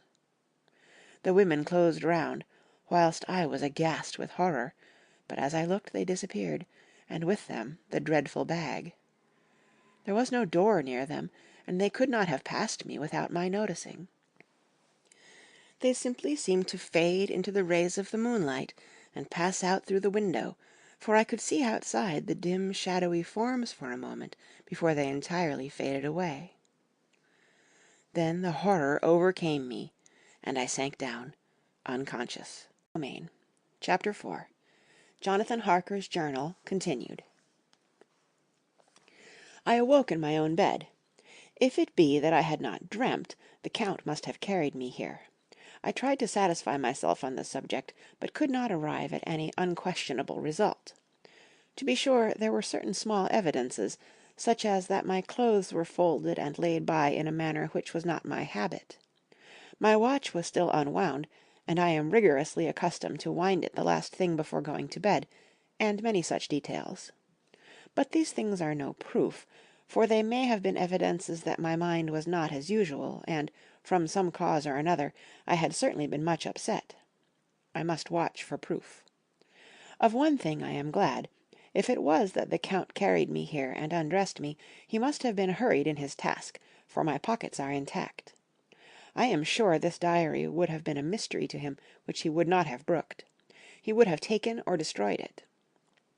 As I look round this room, although it has been to me so full of fear, it is now a sort of sanctuary, for nothing can be more dreadful than those awful women who are, waiting to suck my blood. 18th of May. I have been down to look at that room again in daylight, for I must know the truth. When I got to the doorway at the top of the stairs, I found it closed. It had been so forcibly driven against the jamb that part of the woodwork was splintered. I could see that the bolt of the lock had not been shot, but the door is fastened from the inside. I fear it was no dream, and must act on this surmise. 19th of May. I am surely in the toils. Last night the Count asked me in the suavest tones to write 3 letters, one saying that my work here was nearly done, and that I should start for home within a few days. Another, that I was starting on the next morning from the time of the letter. And the third, that I had left the castle, and arrived at Bistritz.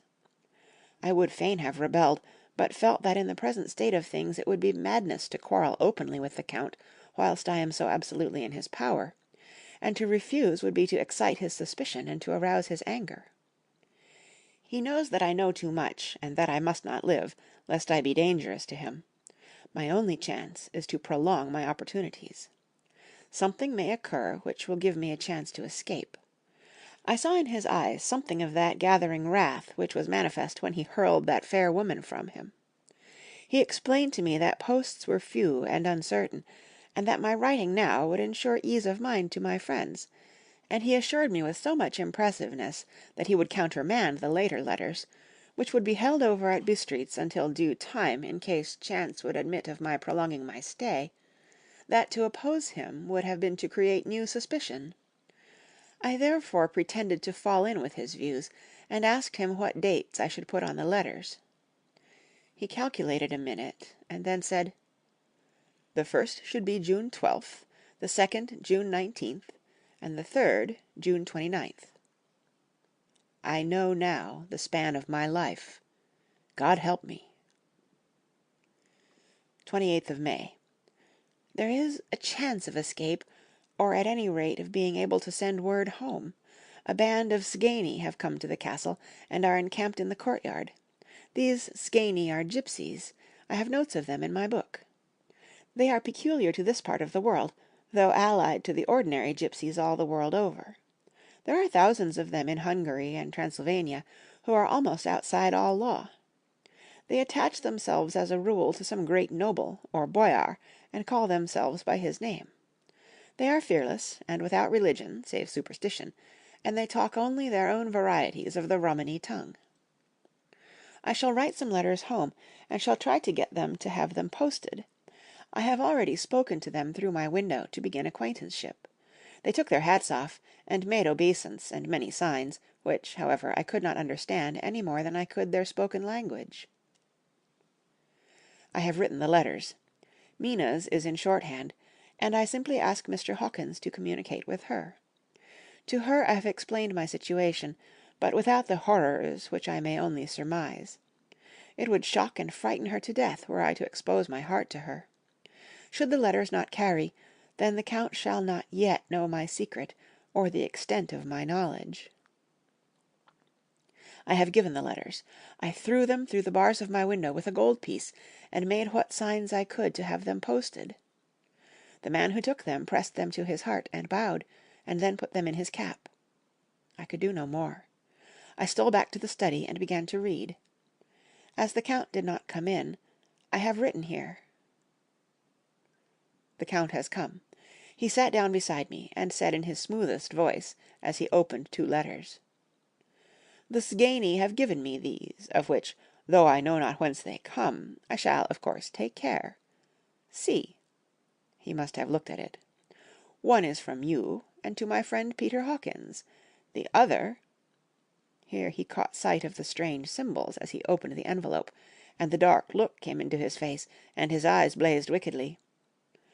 "The other is a vile thing, an outrage upon friendship and hospitality.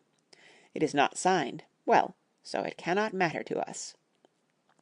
And he calmly held letter and envelope in the flame of the lamp till they were consumed. Then he went on. "The letter to Hawkins, that I shall, of course, send on, since it is yours. Your letters are sacred to me. Your pardon, my friend, that unknowingly I did break the seal. Will you not cover it again?" He held out the letter to me, and with a courteous bow handed me a clean envelope. I could only redirect it and hand it to him in silence. When he went out of the room, I could hear the key turn softly.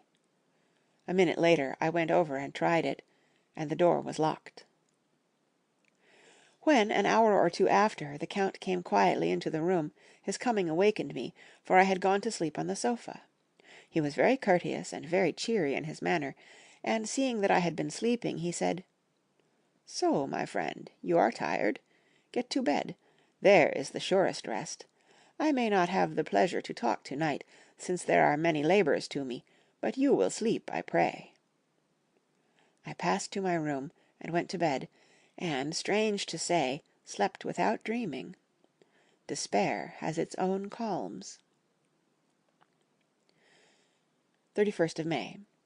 This morning when I woke I thought I would provide myself with some paper and envelopes from my bag, and keep them in my pocket, so that I might write in case I should get an opportunity. But again a surprise, again a shock. Every scrap of paper was gone, and with it all my notes, my memoranda relating to railways and travel, my letter of credit, in fact all that might be useful to me were I once outside the castle.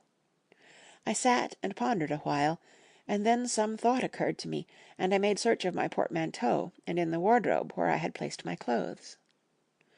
The suit in which I had travelled was gone, and also my overcoat and rug. I could find no trace of them anywhere. This looked like some new scheme of villainy. 17th of June. This morning, as I was sitting on the edge of my bed, cudgelling my brains, I heard without a cracking of whips and pounding and scraping of horses' feet up the rocky path beyond the courtyard. With joy I hurried to the window, and saw drive into the yard 2 great lighter wagons, each drawn by 8 sturdy horses, and at the head of each pair a Slovak, with his wide hat, great nail-studded belt, dirty sheepskin, and high boots. They had also their long staves in hand. I ran to the door, intending to descend and try and join them through the main hall, as I thought that way might be open for them. Again a shock. My door was fastened on the outside. Then I ran to the window and cried to them. They looked up at me stupidly and pointed, but just then the hetman of the Zgani came out, and seeing them, pointing to my window, said something at which they laughed. Henceforth no effort of mine, no piteous cry or agonized entreaty would make them even look at me. They resolutely turned away. The lighter wagons contained great square boxes with handles of thick rope.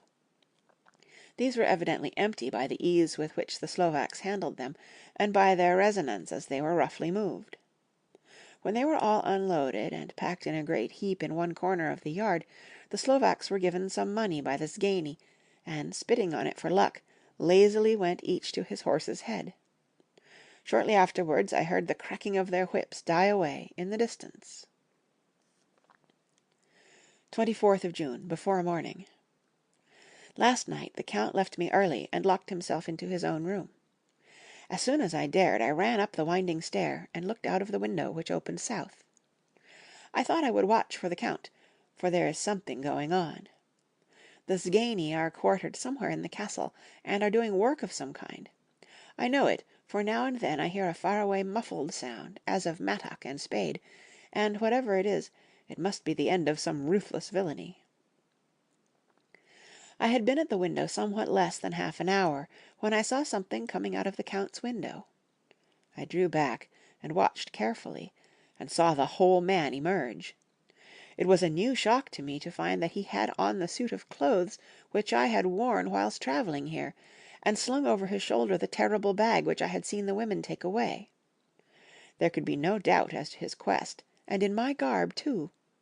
This, then, is his new scheme of evil, that he will allow others to see me, as they think, so that he may both leave evidence that I have been seen in the towns or villages posting my own letters, and that any wickedness which he may do shall by the local people be attributed to me. It makes me rage to think that this can go on, and whilst I am shut up here, a veritable prisoner, but without that protection of the law which is even a criminal's right and consolation. I thought I would watch for the Count's return, and for a long time sat doggedly at the window. Then I began to notice that there were some quaint little specks floating in the rays of the moonlight. They were like the tiniest grains of dust, and they whirled round and gathered in clusters in a nebulous sort of way. I watched them with a sense of soothing, and a sort of calm stole over me. I leaned back in the embrasure in a more comfortable position, so that I could enjoy more fully the aerial gambolling. Something made me start up, a low, piteous howling of dogs, somewhere far below in the valley, which was hidden from my sight. Louder it seemed to ring in my ears, and the floating motes of dust to take new shapes to the sound as they danced in the moonlight. I felt myself struggling to awake to some call of my instincts. Nay, my very soul was struggling, and my half-remembered sensibilities were striving to answer the call. I was becoming hypnotized. Quicker and quicker danced the dust. The moonbeams seemed to quiver as they went by me into the mass of gloom beyond. More and more they gathered till they seemed to take dim, phantom shapes. And then I started, broad awake and in full possession of my senses, and ran screaming from the place. The phantom shapes, which were becoming gradually materialized from the moonbeams, were those of the 3 ghostly women to whom I was doomed. I fled, and felt somewhat safer in my own room, where there was no moonlight, and where the lamp was burning brightly. When a couple of hours had passed, I heard something stirring in the Count's room, something like a sharp wail, quickly suppressed, and then there was silence, deep, awful silence, which chilled me. With a beating heart I tried the door, but I was locked in my prison, and could do nothing. I sat down and simply cried. As I sat, I heard a sound in the courtyard without, the agonized cry of a woman. I rushed to the window, and throwing it up, peered out between the bars. There, indeed, was a woman with dishevelled hair, holding her hands over her heart as one distressed with running. She was leaning against a corner of the gateway. When she saw my face at the window, she threw herself forward, and shouted in a voice laden with menace, "Monster, give me my child!" She threw herself on her knees, and raising up her hands, cried the same words in tones which wrung my heart. Then she tore her hair and beat her breast, and abandoned herself to all the violences of extravagant emotion. Finally she threw herself forward, and, though I could not see her, I could hear the beating of her naked hands against the door. Somewhere high overhead, probably on the tower, I heard the voice of the Count calling in his harsh, metallic whisper. His call seemed to be answered from far and wide by the howling of wolves. Before many minutes had passed, a pack of them poured, like a pent-up dam when liberated, through the wide entrance into the courtyard. There was no cry from the woman, and the howling of the wolves was but short. Before long they streamed away singly, licking their lips. I could not pity her, for I knew now what had become of her child, and she was better dead. What shall I do? What can I do? How can I escape from this dreadful thing of night and gloom and fear? 25th of June, morning. No man knows till he has suffered from the night how sweet and how dear to his heart and eye the morning can be. When the sun grew so high this morning that it struck the top of the great gateway opposite my window, the high spot which it touched seemed to me as if the dove from the ark had lighted there. My fear fell from me as if it had been a vaporous garment which dissolved in the warmth. I must take action of some sort whilst the courage of the day is upon me. Last night one of my post-dated letters went to post, the first of that fatal series which is to blot out the very traces of my existence from the earth. Let me not think of it. Action. It has always been at night time that I have been molested or threatened, or in some way in danger or in fear. I have not yet seen the Count in the daylight. Can it be that he sleeps when others wake, that he may be awake whilst they sleep? If I could only get into his room! But there is no possible way. The door is always locked. No way for me. Yes, there is a way, if one dares to take it. Where his body has gone, why may not another body go? I have seen him myself crawl from his window. Why should I not imitate him, and go in by his window? The chances are desperate, but my need is more desperate still. I shall risk it. At the worst it can only be death, and a man's death is not a calf's, and the dreaded hereafter may still be open to me. God help me in my task. Good-bye, Mina, if I fail. Good-bye, my trusted friend and second father. Good-bye, all, and last of all, Mina. Same day, later. I have made the effort, and, God helping me, have come safely back to this room. I must put down every detail in order.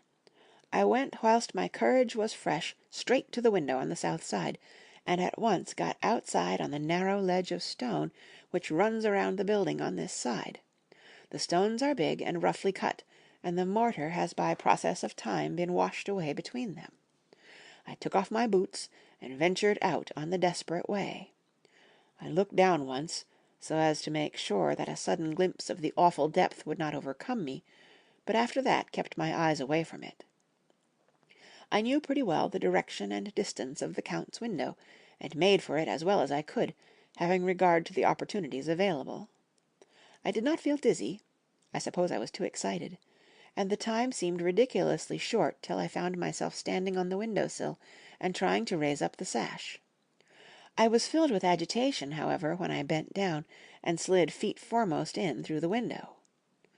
Then I looked around for the Count, but, with surprise and gladness, made a discovery.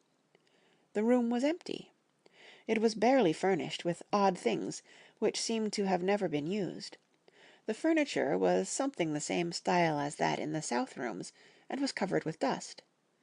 I looked for the key, but it was not in the lock, and I could not find it anywhere. The only thing I found was a great heap of gold in one corner, gold of all kinds, Roman and British and Austrian and Hungarian and Greek and Turkish money, covered with a film of dust, as though it had lain long in the ground. None of it that I noticed was less than 300 years old. There were also chains and ornaments, some jeweled, but all of them old and stained. At one corner of the room was a heavy door. I tried it, for, since I could not find the key of the room or the key of the outer door, which was the main subject of my search, I must make further examination, or all my efforts would be in vain. It was open, and led through a stone passage to a circular stairway, which went steeply down. I descended, minding carefully where I went, for the stairs were dark, being only lit by loopholes in the heavy masonry. At the bottom there was a dark tunnel-like passage, through which came a deathly, sickly odor, the odor of old earth newly turned. As I went through the passage the smell grew closer and heavier. At last I pulled open a heavy door which stood ajar, and found myself in an old ruined chapel, which had evidently been used as a graveyard. The roof was broken, and in two places were steps leading to vaults, but the ground had recently been dug over, and the earth placed in great wooden boxes, manifestly those which had been brought by the Slovaks. There was nobody about, and I made search for any further outlet, but there was none. Then I went over every inch of the ground, so as not to lose a chance. I went down even into the vaults, where the dim light struggled, although to do so was a dread to my very soul. Into two of these I went, but saw nothing except fragments of old coffins and piles of dust. In the third, however, I made a discovery. There, in one of the great boxes, of which there were 50 in all, on a pile of newly dug earth, lay the Count. He was either dead or asleep, I could not say which, for the eyes were open and stony, but without the glassiness of death, and the cheeks had the warmth of life through all their pallor. The lips were as red as ever. But there was no sign of movement, no pulse, no breath, no beating of the heart. I bent over him and tried to find any sign of life, but in vain. He could not have lain there long, for the earthy smell would have passed away in a few hours. By the side of the box was its cover, pierced with holes here and there. I thought he might have the keys on him, but when I went to search, I saw the dead eyes, and in them, dead though they were, such a look of hate, though unconscious of me or my presence, that I fled from the place, and leaving the Count's room by the window, crawled again up the castle wall.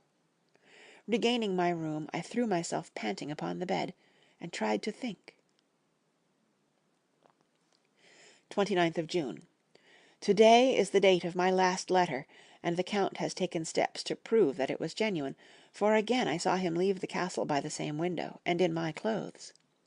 As he went down the wall, lizard fashion, I wished I had a gun or some lethal weapon that I might destroy him, but I fear that no weapon wrought alone by man's hand would have any effect on him. I dared not wait to see him return, for I feared to see those weird sisters. I came back to the library and read there till I fell asleep. I was awakened by the Count, who looked at me as grimly as a man can look as he said, "To-morrow, my friend, we must part. You return to your beautiful England, I to some work which may have such an end that we may never meet. Your letter home has been dispatched. To-morrow I shall not be here, but all shall be ready for your journey. In the morning come the Zgani, who have some labours of their own here, and also come some Slovaks. When they have gone, my carriage shall come for you, and shall bear you to the Borgo Pass, to meet the diligence from Bukovina to Bistritz. But I am in hopes that I shall see more of you at Castle Dracula." I suspected him, and determined to test his sincerity. Sincerity! It seems like a profanation of the word to write it in connection with such a monster, so I asked him point blank, "Why may I not go to-night?" "Because, dear sir, my coachman and horses are away on a mission." "But I would walk with pleasure. I want to get away at once."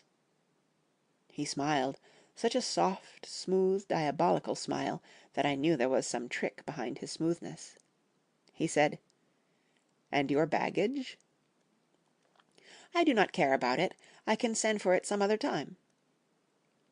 The Count stood up and said, with a sweet courtesy which made me rub my eyes, it seemed so real, "You English have a saying which is close to my heart, for its spirit is that which rules our boyars. Welcome the coming, speed the parting guest. Come with me, my dear young friend. Not an hour shall you wait in my house against your will, though sad am I at your going, and that you so suddenly desire it. Come." With a stately gravity, he, with the lamp, preceded me down the stairs and along the hall. Suddenly he stopped. "Hark!" Close at hand came the howling of many wolves. It was almost as if the sound sprang up at the rising of his hand, just as the music of a great orchestra seems to leap under the baton of the conductor. After a pause of a moment, he proceeded, in his stately way, to the door, drew back the ponderous bolts, unhooked the heavy chains, and began to draw it open. To my intense astonishment, I saw that it was unlocked. Suspiciously I looked all round, but could see no key of any kind. As the door began to open, the howling of the wolves without grew louder and angrier.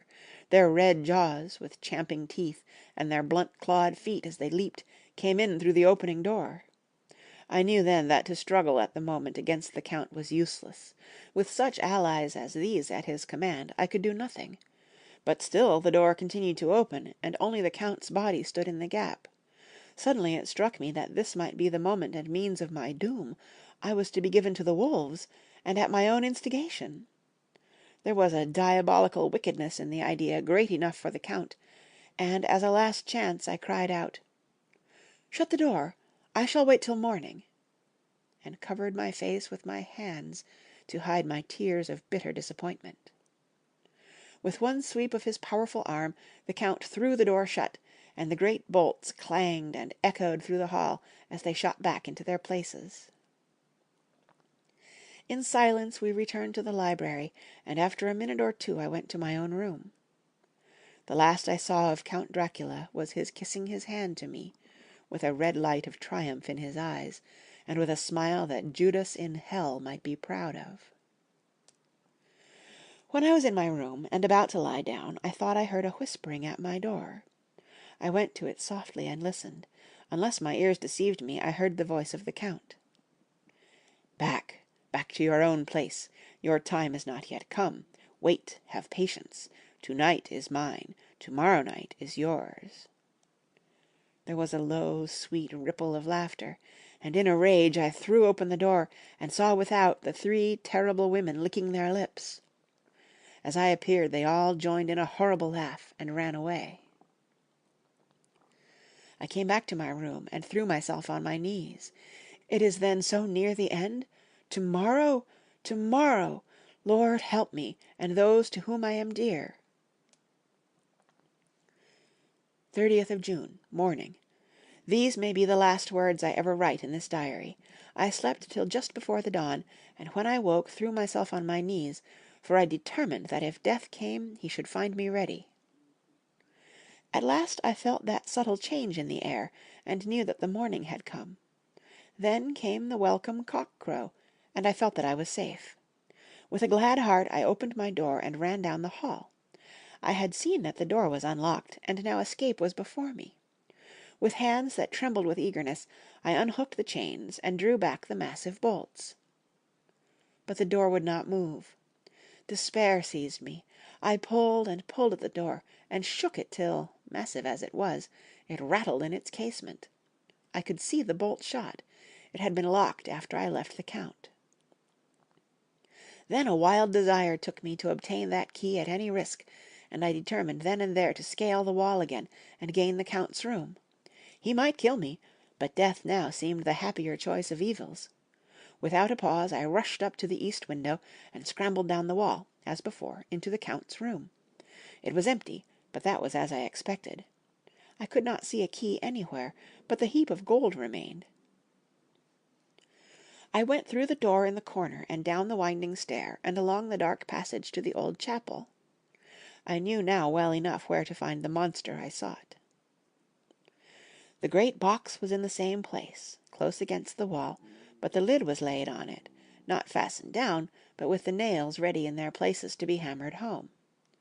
I knew I must reach the body for the key, so I raised the lid and laid it back against the wall, and then I saw something which filled my very soul with horror. There lay the Count, but looking as if his youth had been half renewed, for the white hair and mustache were changed to dark iron grey. The cheeks were fuller, and the white skin seemed ruby red underneath.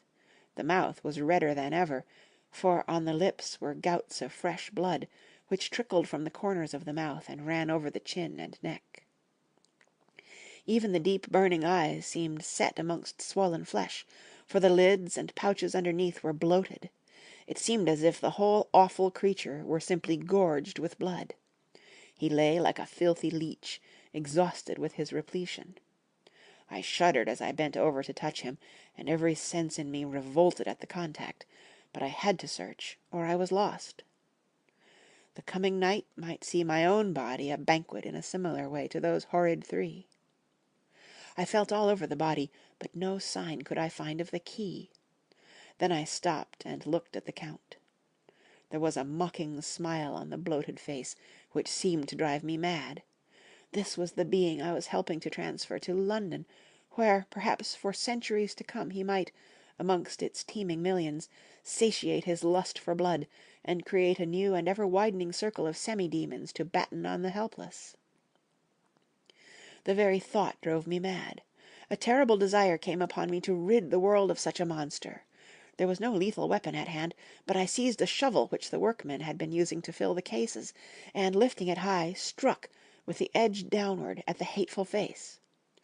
But as I did so, the head turned, and the eyes fell full upon me, with all their blaze of basilisk horror. The sight seemed to paralyze me, and the shovel turned in my hand and glanced from the face, merely making a deep gash above the forehead. The shovel fell from my hand across the box, and as I pulled it away, the flange of the blade caught the edge of the lid, which fell over again, and hid the horrid thing from my sight. The last glimpse I had was of the bloated face, blood-stained and fixed with a grin of malice, which would have held its own in the nethermost hell. I thought and thought what should be my next move, but my brain seemed on fire, and I waited with a despairing feeling growing over me. As I waited, I heard in the distance a gypsy song, sung by merry voices coming closer, and through their song the rolling of heavy wheels and the cracking of whips. The Zgani and the Slovaks of whom the Count had spoken were coming. With a last look around and at the box which contained the vile body, I ran from the place and gained the Count's room, determined to rush out at the moment the door should be opened. With strained ears I listened, and heard downstairs the grinding of the key in the great lock, and the falling back of the heavy door. There must have been some other means of entry, or some one had a key for one of the locked doors.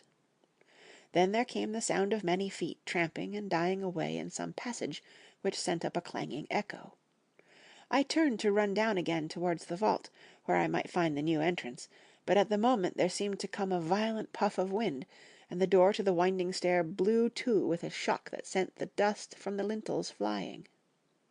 When I ran to push it open, I found that it was hopelessly fast.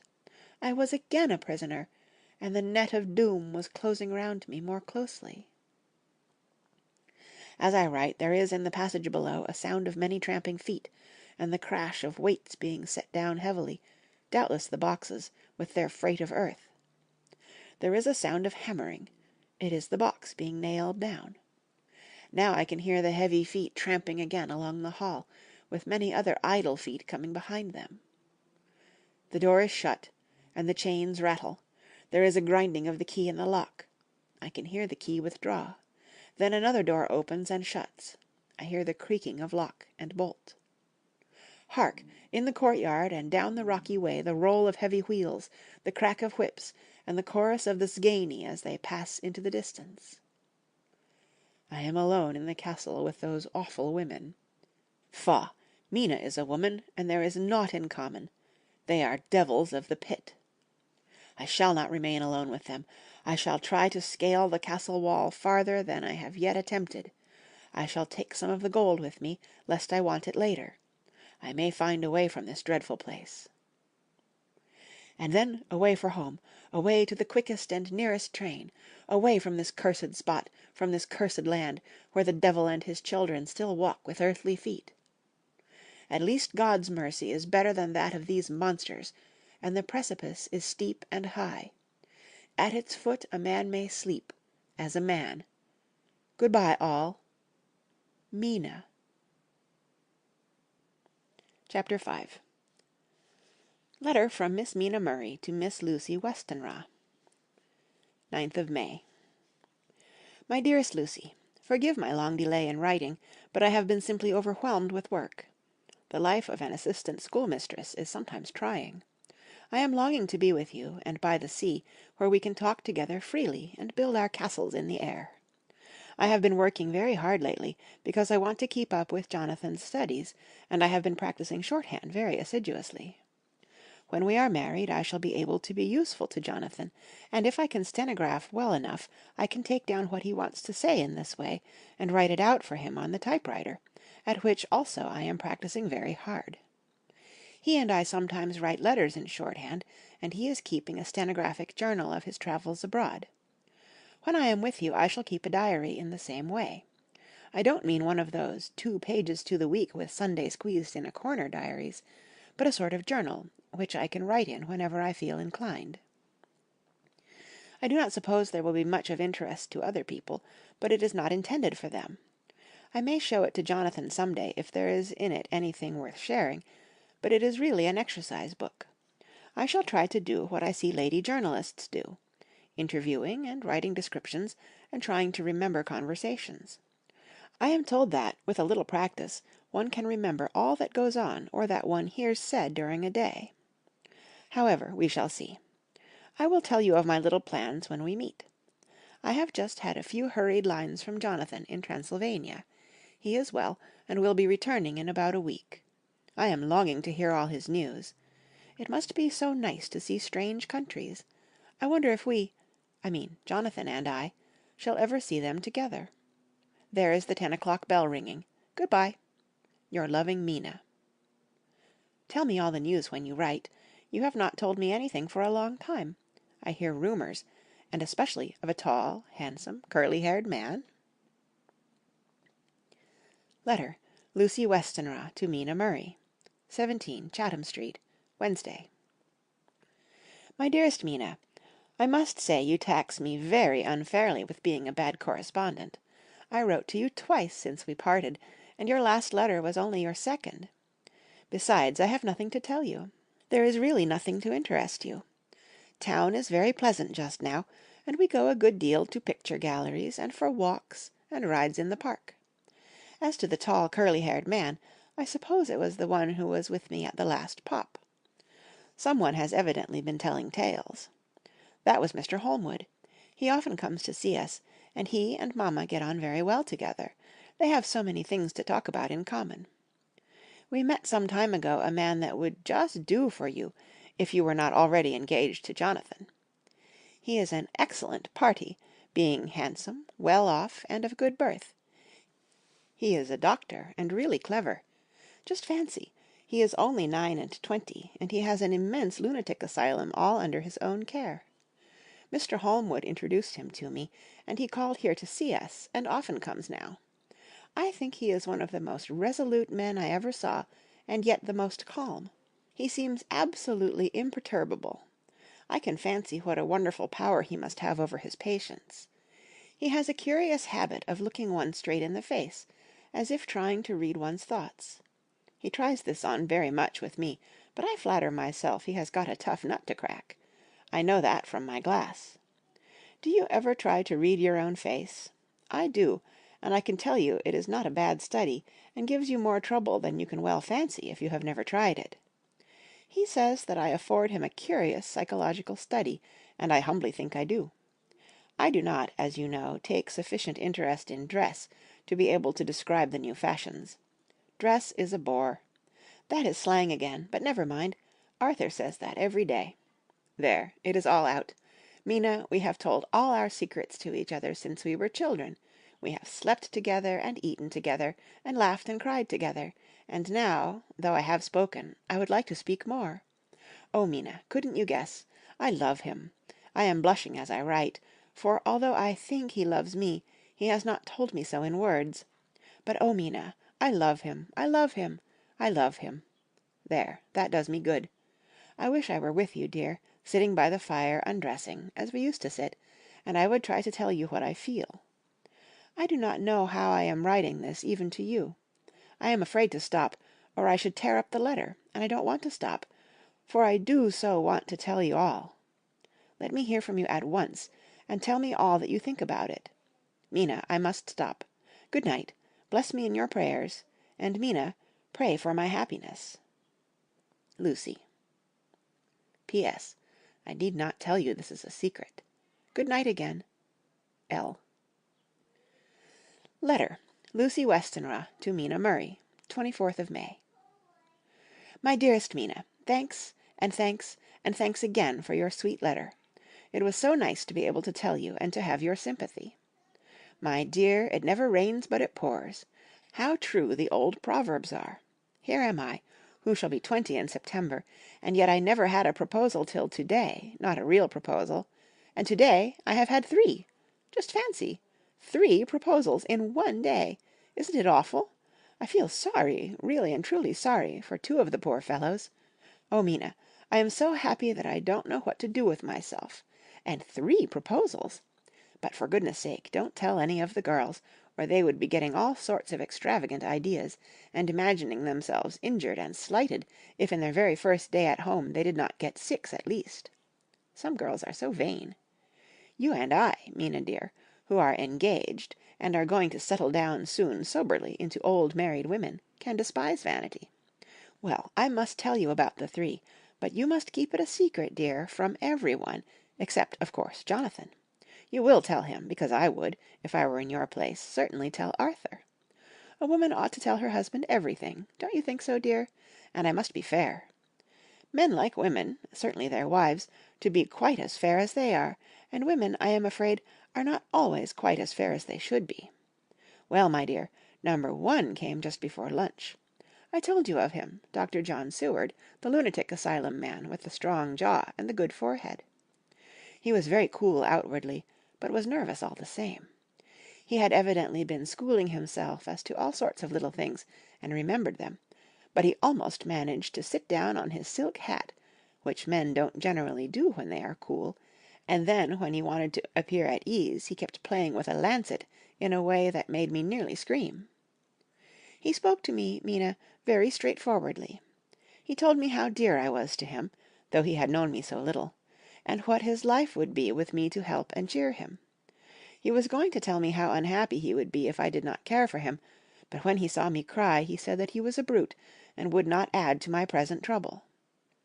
Then he broke off, and asked if I could love him in time, and when I shook my head his hands trembled, and then with some hesitation he asked me if I cared already for anyone else.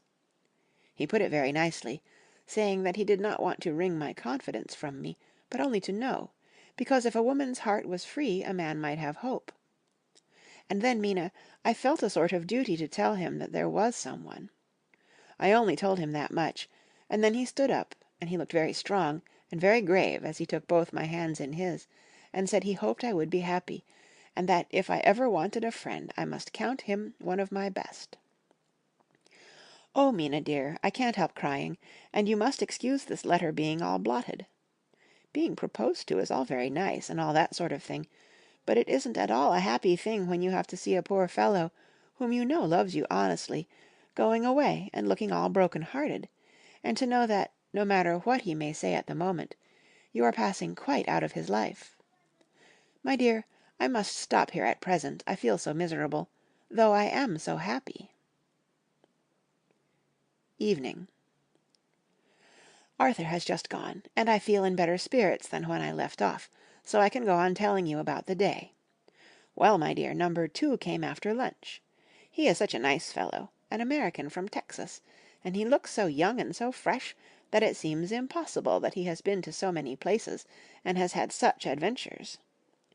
I sympathize with poor Desdemona when she had such a dangerous stream poured into her ear, even by a black man. I suppose that we women are such cowards that we think a man will save us from fears, and we marry him. I now know what I would do if I were a man and wanted to make a girl love me. No, I don't, for there was Mr. Morris telling us his stories, and Arthur never told any, and yet... My dear, I am somewhat previous. Mr. Quincy P. Morris found me alone. It seems that a man always does find a girl alone. No, he doesn't, for Arthur tried twice to make a chance, and I helping him all I could. I am not ashamed to say it now. I must tell you beforehand that Mr. Morris doesn't always speak slang, that is to say, he never does so to strangers, or before them, for he is really well educated, and has exquisite manners. But he found out that it amused me to hear him talk American slang, and whenever I was present, and there was no one to be shocked, he said such funny things. I am afraid, my dear, he has to invent it all, for it fits exactly into whatever else he has to say. But this is a way slang has. I do not know myself if I shall ever speak slang. I do not know if Arthur likes it, as I have never heard him use any as yet. Well, Mr. Morris sat down beside me, and looked as happy and jolly as he could, but I could see all the same that he was very nervous. He took my hand in his, and said ever so sweetly, "Miss Lucy, I know I ain't good enough to regulate the fixin's of your little shoes, but I guess if you wait till you find a man that is, you will go join them 7 young women with the lamps when you quit. Won't you just hitch up alongside of me, and let us go down the long road together, driving in double harness?" Well, he did look so good-humored and so jolly, that it didn't seem half so hard to refuse him as it did poor Dr. Seward. So I said, as lightly as I could, that I did not know anything of hitching, and that I wasn't broken to harness at all yet. Then he said that he had spoken in a light manner, and he hoped that if he had made a mistake in doing so on so grave, so momentous an occasion for him, I would forgive him.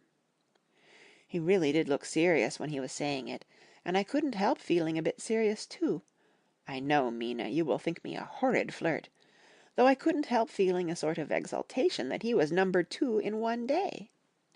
And then, my dear, before I could say a word, he began pouring out a perfect torrent of love-making, laying his very heart and soul at my feet.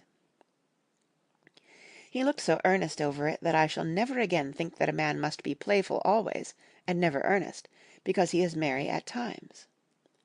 I suppose he saw something in my face which checked him, for he suddenly stopped, and said with a sort of manly fervour that I could have loved him for, if I had been free. "Lucy, you are an honest-hearted girl, I know. I should not be here speaking to you as I am now, if I did not believe you clean grit, right through to the very depths of your soul. Tell me, like one good fellow to another, Is there anyone else that you care for? And if there is, I'll never trouble you a hair's breadth again, but will be, if you will let me, a very faithful friend. My dear Mina, why are men so noble when we women are so little worthy of them? Here was I almost making fun of this great-hearted true gentleman. I burst into tears. I am afraid, my dear, you will think this a very sloppy letter in more ways than one. And I really felt very badly. Why can't they let a girl marry 3 men, or as many as want her, and save all this trouble? But this is heresy, and I must not say it. I am glad to say that, though I was crying, I was able to look into Mr. Morris's brave eyes, and I told him out straight. Yes, there is someone I love, though he has not told me yet that he even loves me. I was right to speak to him so frankly, for quite a light came into his face, and he put out both his hands and took mine, I think I put them into his, and said in a hearty way, "That's my brave girl. It's better worth being late for a chance of winning you than being in time for any other girl in the world. Don't cry, my dear. If it's for me, I'm a hard nut to crack, and I take it standing up. If that other fellow doesn't know his happiness, well, he'd better look for it soon, or he'll have to deal with me. Little girl, your honesty and pluck have made me a friend, and that's rarer than a lover. It's more unselfish, anyhow. My dear, I'm going to have a pretty lonely walk between this and kingdom come. Won't you give me one kiss? It'll be something to keep off the darkness now and then. You can, you know, if you like, for that other good fellow. He must be a good fellow, my dear, and a fine fellow, or you could not love him. Hasn't spoken yet." That quite won me, Mina, for it was brave and sweet of him, and noble too, to a rival, wasn't it? And he so sad. So I leant over and kissed him. He stood up with my 2 hands in his, and as he looked down into my face, I am afraid I was blushing very much, he said, "Little girl, I hold your hand, and you've kissed me, and if these things don't make us friends, nothing ever will. Thank you for your sweet honesty to me, and good-bye." He wrung my hand, and, taking up his hat, went straight out of the room without looking back, without a tear or a quiver or a pause, and I am crying like a baby. Oh, why must a man like that be made unhappy, when there are lots of girls about who would worship the very ground he trod on? I know I would if I were free, only I don't want to be free. My dear, this quite upset me, and I feel I cannot write of happiness just at once, after telling you of it, and I don't wish to tell of the number 3 until it can be all happy. Ever your loving, Lucy. P.S. Oh, about number 3. I needn't tell you of number 3, need I? Besides, it was all so confused. It seemed only a moment from his coming into the room till both his arms were round me, and he was kissing me. I am very, very happy, and I don't know what I have done to deserve it. I must only try in the future to show that I am not ungrateful to God for all his goodness to me in sending to me such a lover, such a husband, and such a friend. Good-bye.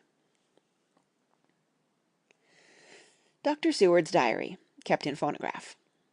25th of May. Ebb tide in appetite today. Cannot eat, cannot rest, so diary instead. Since my rebuff of yesterday, I have a sort of empty feeling. Nothing in the world seems of sufficient importance to be worth doing. As I knew that the only cure for this sort of thing was work, I went down amongst the patients.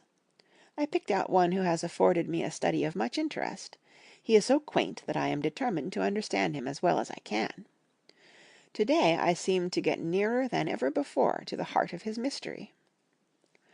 I questioned him more fully than I had ever done, with a view to making myself master of the facts of his hallucination. In my manner of doing it there was, I now see, something of cruelty.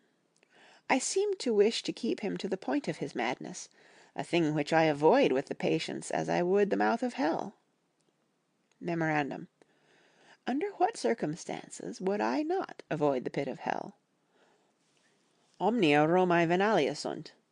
Hell has its price. Verb. sap. If there be anything behind this instinct, it will be valuable to trace it afterwards accurately, so I had better commence to do so, therefore. R. M. Renfield, Ætat 59, sanguine temperament, great physical strength, morbidly excitable, periods of gloom, ending in some fixed idea which I cannot make out. I presume that the sanguine temperament itself and the disturbing influence end in a mentally accomplished finish, a possibly dangerous man, probably dangerous, if unselfish. In selfish men, caution is as secure an armor for their foes as for themselves. What I think of on this point is, when self is the fixed point, the centripetal force is balanced with the centrifugal. When duty, a cause, etc., is the fixed point, the latter force is paramount, and only accident or a series of accidents can balance it. Letter, Quincy P. Morris, to Hon. Arthur Holmwood, 25th of May. My dear Art, we've told yarns by the campfire in the prairies, and dressed one another's wounds after trying a landing at the Marquesas, and drunk healths on the shore of Titicaca.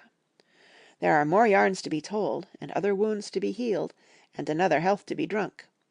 Won't you let this be at my campfire to-morrow night? I have no hesitation in asking you, as I know a certain lady is engaged to a certain dinner party, and that you are free. There will only be one other, our old pal at the Corea, Jack Seward. He's coming too, and we both want to mingle our weeps over the wine-cup, and to drink a health with all our hearts to the happiest man in all the wide world, who has won the noblest heart that God has made, and the best worth winning. We promise you a hearty welcome and a loving greeting, and a health as true as your own right hand. We shall both swear to leave you at home if you drink too deep to a certain pair of eyes. Come.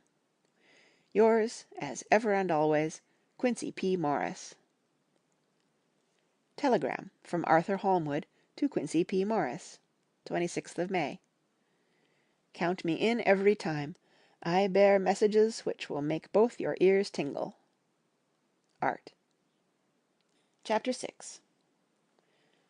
Mina Murray's Journal. 24th of July, Whitby.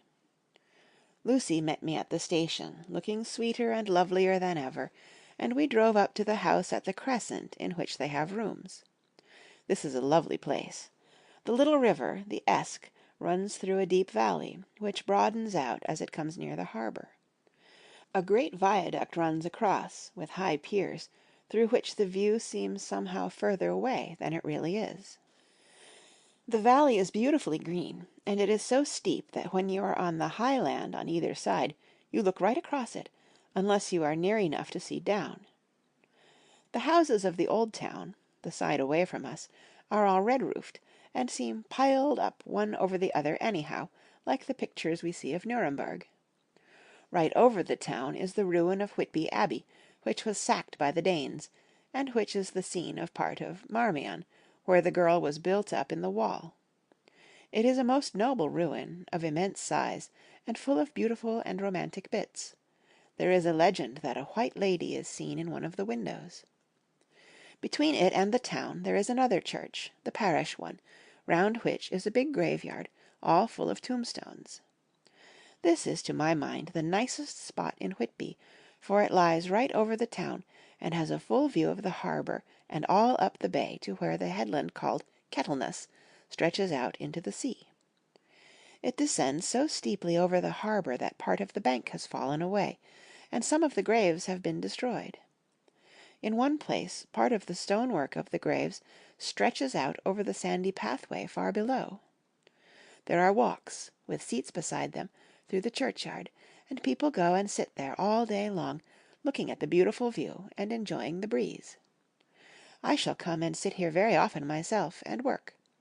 Indeed, I am writing now, with my book on my knee, and listening to the talk of 3 old men who are sitting beside me.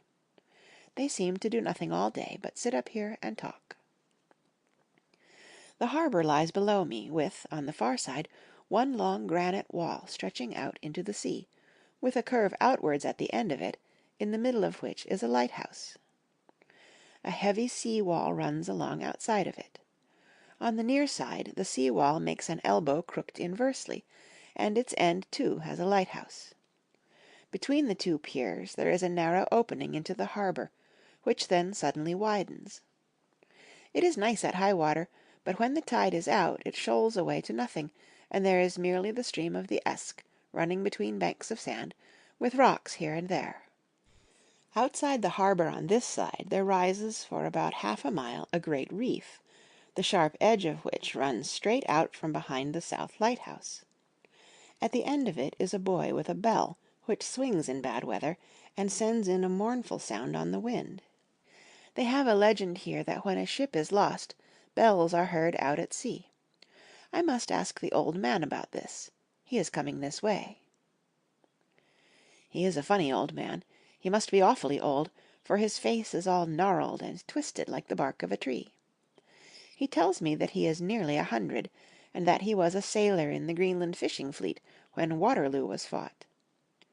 He is, I am afraid, a very sceptical person, for when I asked him about the bells at sea and the White Lady at the Abbey, he said very brusquely, "I wouldn't fash mysel' about them, miss.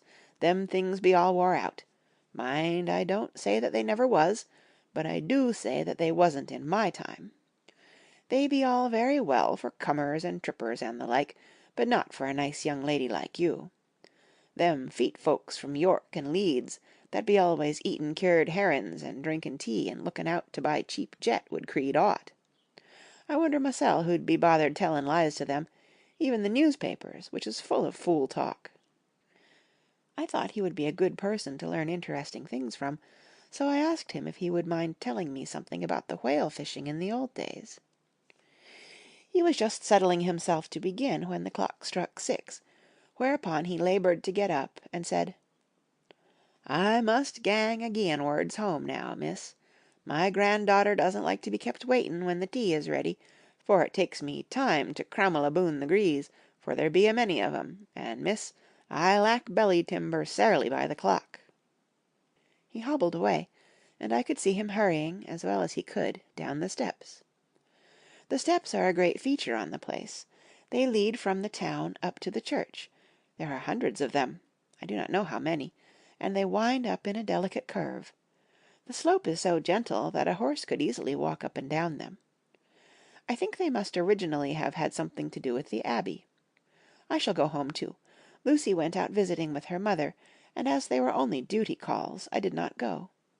They will be home by this. 1st of August. I came up here an hour ago with Lucy, and we had a most interesting talk with my old friend, and the 2 others who always come and join him. He is evidently the Sir Oracle of them, and I should think must have been in his time a most dictatorial person. He will not admit anything, and down-faces everybody. If he can't out-argue them, he bullies them, and then takes their silence for agreement with his views. Lucy was looking sweetly pretty in her white lawn frock. She has got a beautiful colour since she has been here. I noticed that the old men did not lose any time in coming up and sitting near her when we sat down. She is so sweet with old people, I think they all fell in love with her on the spot. Even my old man succumbed and did not contradict her, but gave me double share instead. I got him on the subject of the legends, and he went off at once into a sort of sermon. I must try to remember it and put it down. "It be all fool talk, lock, stock, and barrel, that's what it be, and nowt else. These banns and wafts, and bow-ghosts, and bar-guests, and bogles, and all anent them is only fit to set bairns and dizzy women a-belderin'. They be nowt but airblebs. They, and all grimms and signs and warnin's, be all invented by parsons and ilsome buke-bodies and railway touters to skeer and scunner halflins and to get folks to do somethin' that they don't other incline to. It makes me ireful to think of them. Why, it's them that, not content with printin' lies on paper and preachin' them out of pulpits, does want to be cuttin' them on the tombstones. Look here all around you, and whate'er you will, all them stains, holdin' up their heads as well as they can out of their pride, is a cant, simply tumblin' down with the weight of the lies wrote on them. Here lies the body, or sacred to the memory, wrote on all of them, and yet in nigh half of them there bean't no bodies at all, and the memories of them bean't cared a pinch of snuff about, much less sacred. Lies all of them, nothin' but lies of one kind or another. My Gog, but it'll be a quare scouderment at the day of judgment, when they come tumblin' up in their death sarks, all jooped together and tryin' to drag their tombstains with 'em to prove how good they was, some of them trimmelin' and ditherin', with their hands that dozened and slippy from lyin' in the sea that they can't even keep their grup o' them."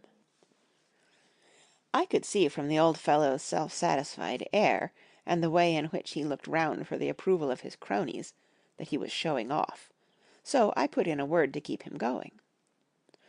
"Oh, Mr. Swales, you can't be serious. Surely these tombstones are not all wrong?" "Yablins! There may be a poorish few not wrong, savin' where they make out the people too good, for there be folk that do think a balm bowl be like the sea, if only it be their own. The whole thing be only lies. Now look you here, you come a stranger, and you see this kirkgarth." I nodded, for I thought it better to assent, though I did not quite understand his dialect. I knew it had something to do with the church. He went on.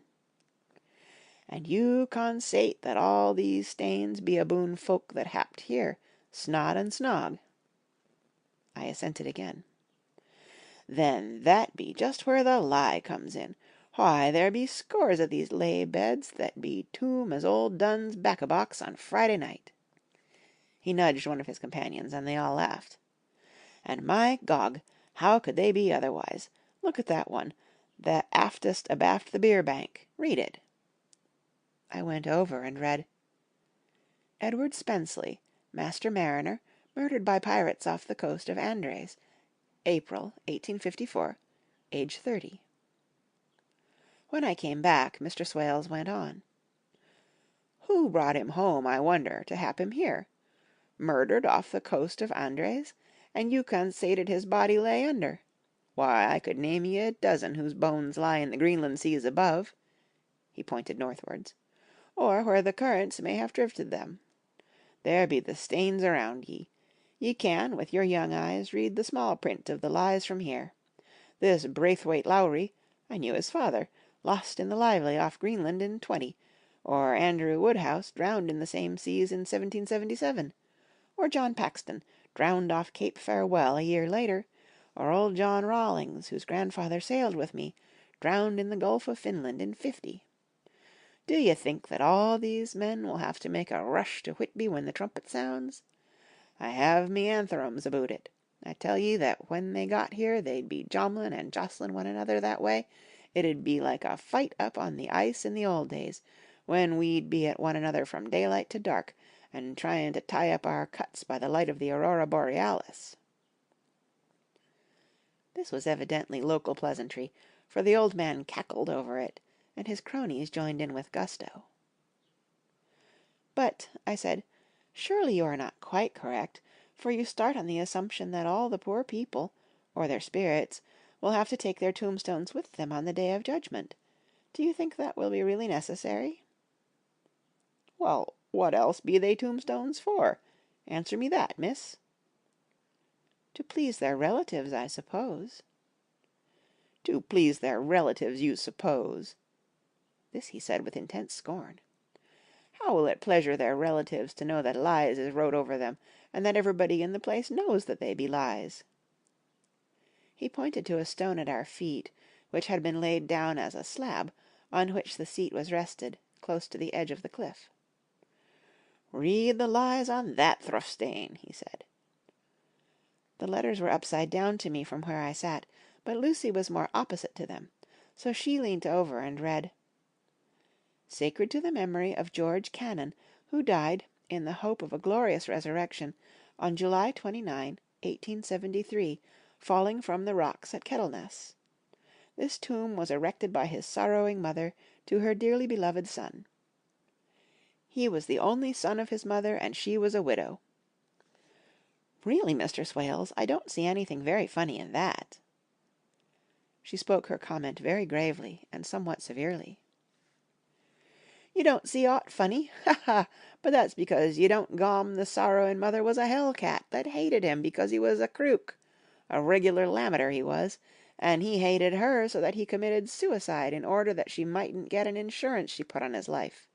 He blew nigh the top of his head off with an old musket that they had for scaring the crows with. 'Twarn't for crows, then, for it brought the clegs and the doups to him. That's the way he fell off the rocks. And as to hopes of a glorious resurrection, I've often heard him say mysel' that he hoped he'd go to hell, for his mother was so pious that she'd be sure to go to heaven, and he didn't want to addle where she was. Now isn't that stane, at any rate," he hammered it with his stick as he spoke, "a pack of lies, and won't it make Gabriel keckle when Geordie comes panting up the grease with the tombstane balanced on his hump, and asks it to be took as evidence?" I did not know what to say, but Lucy turned the conversation as she said, rising up, "Oh, why did you tell us of this? It is my favourite seat, and I cannot leave it, and now I find I must go on sitting over the grave of a suicide." "That won't harm ye, my pretty, and it may make poor Geordie gladsome to have so trim a lass sitting on his lap. That won't hurt ye. Why, I've sat here off and on for nigh 20 years past, and it hasn't done me no harm. Don't you fash about them as lies under ye, or that doesn't lie in there either. It'll be time for ye to be getting scairt when ye see the tombstanes all run away with, and the place as bare as a stubble field. There's the clock, and I must gang. My service to ye, ladies." And off he hobbled. Lucy and I sat a while, and it was all so beautiful before us that we took hands as we sat, and she told me all over again about Arthur and their coming marriage. That made me just a little heartsick, for I haven't heard from Jonathan for a whole month. That same day. I came up here alone, for I am very sad. There was no letter for me. I hope there cannot be anything the matter with Jonathan. The clock has just struck 9. I see the lights scattered all over the town, sometimes in rows where the streets are, and sometimes singly. They run right up the Esk and die away in the curve of the valley. To my left the view is cut off by a black line of roof of the old house next the abbey. The sheep and lambs are bleating in the fields away behind me, and there is a clatter of a donkey's hoofs up the paved road below. The band on the pier is playing a harsh waltz in good time, and further along the quay there is a Salvation Army meeting in a back street. Neither of the bands hears the other, but up here I hear and see them both. I wonder where Jonathan is, and if he is thinking of me. I wish he were here. Dr. Seward's Diary, 5th of June. The case of Renfield grows more interesting the more I get to understand the man. He has certain qualities very largely developed: selfishness, secrecy, and purpose. I wish I could get at what is the object of the latter. He seems to have some settled scheme of his own, but what it is I do not yet know. His redeeming quality is a love of animals, though. Indeed, he has such curious turns in it that I sometimes imagine he is only abnormally cruel. His pets are of odd sorts. Just now his hobby is catching flies. He has at present such a quantity that I have had myself to expostulate. To my astonishment he did not break out into a fury as I expected, but took the matter in simple seriousness. He thought for a moment, and then said, "May I have 3 days? I shall clear them away." Of course I said that would do. I must watch him. 18th of June. He has turned his mind now to spiders, and has got several very big fellows in a box. He keeps feeding them with his flies, and the number of the latter is becoming sensibly diminished, although he has used half his food in attracting more flies from outside to his room. 1st of July. His spiders are now becoming as great a nuisance as his flies, and to-day I told him that he must get rid of them. He looked very sad at this, so I said that he must clear out some of them, at all events. He cheerfully acquiesced in this, and I gave him the same time as before for reduction. He disgusted me much while with him, for when a horrid blowfly, bloated with some carrion food, buzzed into the room, he caught it, held it exultantly for a few moments between his finger and thumb, and, before I knew what he was going to do, put it in his mouth and ate it. I scolded him for it, but he argued quietly that it was very good and very wholesome, that it was life, strong life, and gave life to him. This gave me an idea, or the rudiment of one. I must watch how he gets rid of his spiders. He has evidently some deep problem in his mind, for he keeps a little notebook in which he is always jotting down something. Whole pages of it are filled with masses of figures, generally single numbers added up in batches, and then the totals added in batches again, as though he were "focusing some account," as the auditors put it. 8th of July. There is a method in his madness, and the rudimentary idea in my mind is growing. It will be a whole idea soon, and then, oh unconscious cerebration, you will have to give the wall to your conscious brother. I kept away from my friend for a few days, so that I might notice if there were any change. Things remain as they were, except that he has parted with some of his pets and got a new one.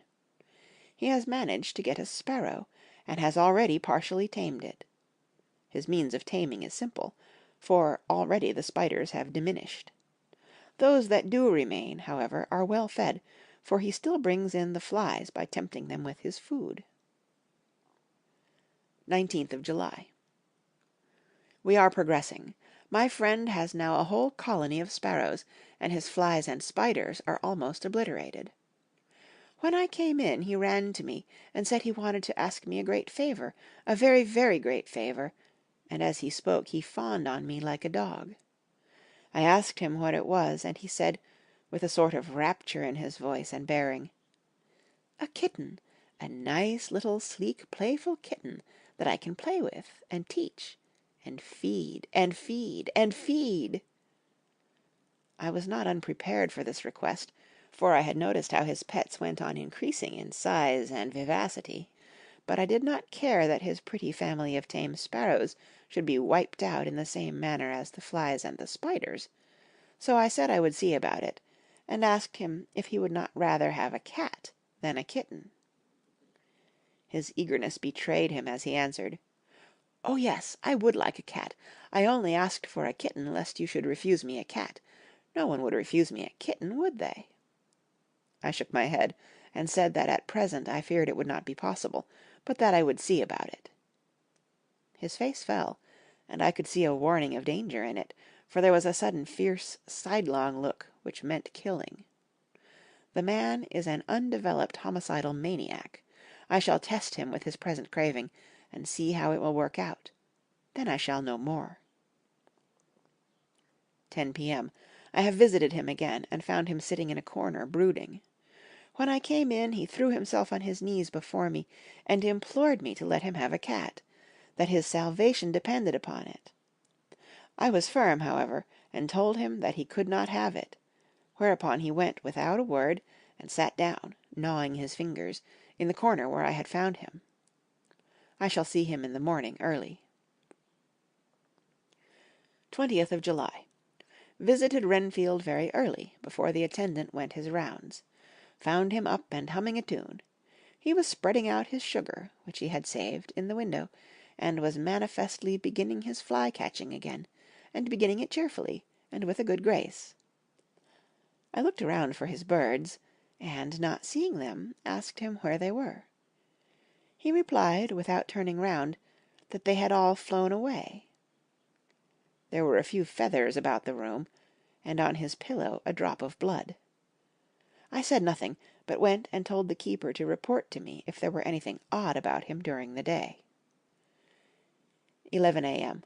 The attendant has just been to me to say that Renfield has been very sick, and has disgorged a whole lot of feathers. "My belief is, doctor," he said, "that he has eaten his birds, and that he just took and ate them raw." 11 p.m. I gave Renfield a strong opiate tonight, enough to make even him sleep, and took away his pocket-book to look at it. The thought that has been buzzing about my brain lately is complete, and the theory proved. My homicidal maniac is of a peculiar kind. I shall have to invent a new classification for him, and call him a zoophagous, life-eating maniac. What he desires is to absorb as many lives as he can, and he has laid himself out to achieve it in a cumulative way. He gave many flies to one spider, and many spiders to one bird, and then wanted a cat to eat the many birds. What would have been his later steps? It would almost be worth while to complete the experiment. It might be done, if there were only a sufficient cause. Men sneered at vivisection, and yet look at its results today.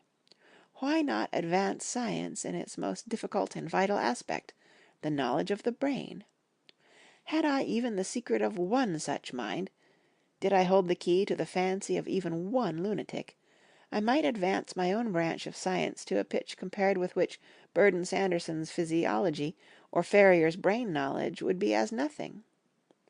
If only there were a sufficient cause. I must not think too much of this, or I may be tempted. A good cause might turn the scale with me, for may not I too be of an exceptional brain congenitally? How well the man reasoned! Lunatics always do within their own scope. I wonder at how many lives he values a man, or if at only one. He has closed the account most accurately, and to-day begun a new record. How many of us begin a new record with each day of our lives? To me it seems only yesterday that my whole life ended with my new hope, and that truly I began a new record. So it will be until the great Recorder sums me up and closes my ledger account with a balance to profit or loss.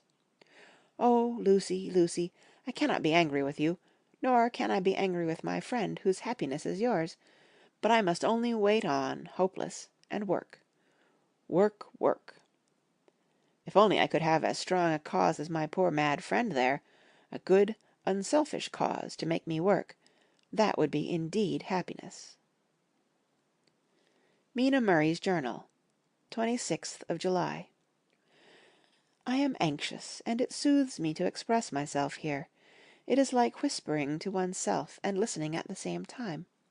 And there is also something about the shorthand symbols that makes it different from writing. I am unhappy about Lucy and about Jonathan.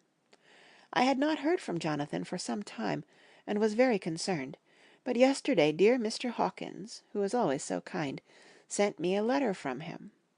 I had written asking him if he had heard, and he said the enclosed had just been received. It is only a line dated from Castle Dracula, and says that he is just starting for home. That is not like Jonathan. I do not understand it, and it makes me uneasy.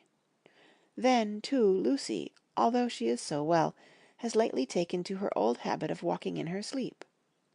Her mother has spoken to me about it, and we have decided that I am to lock the door of our room every night.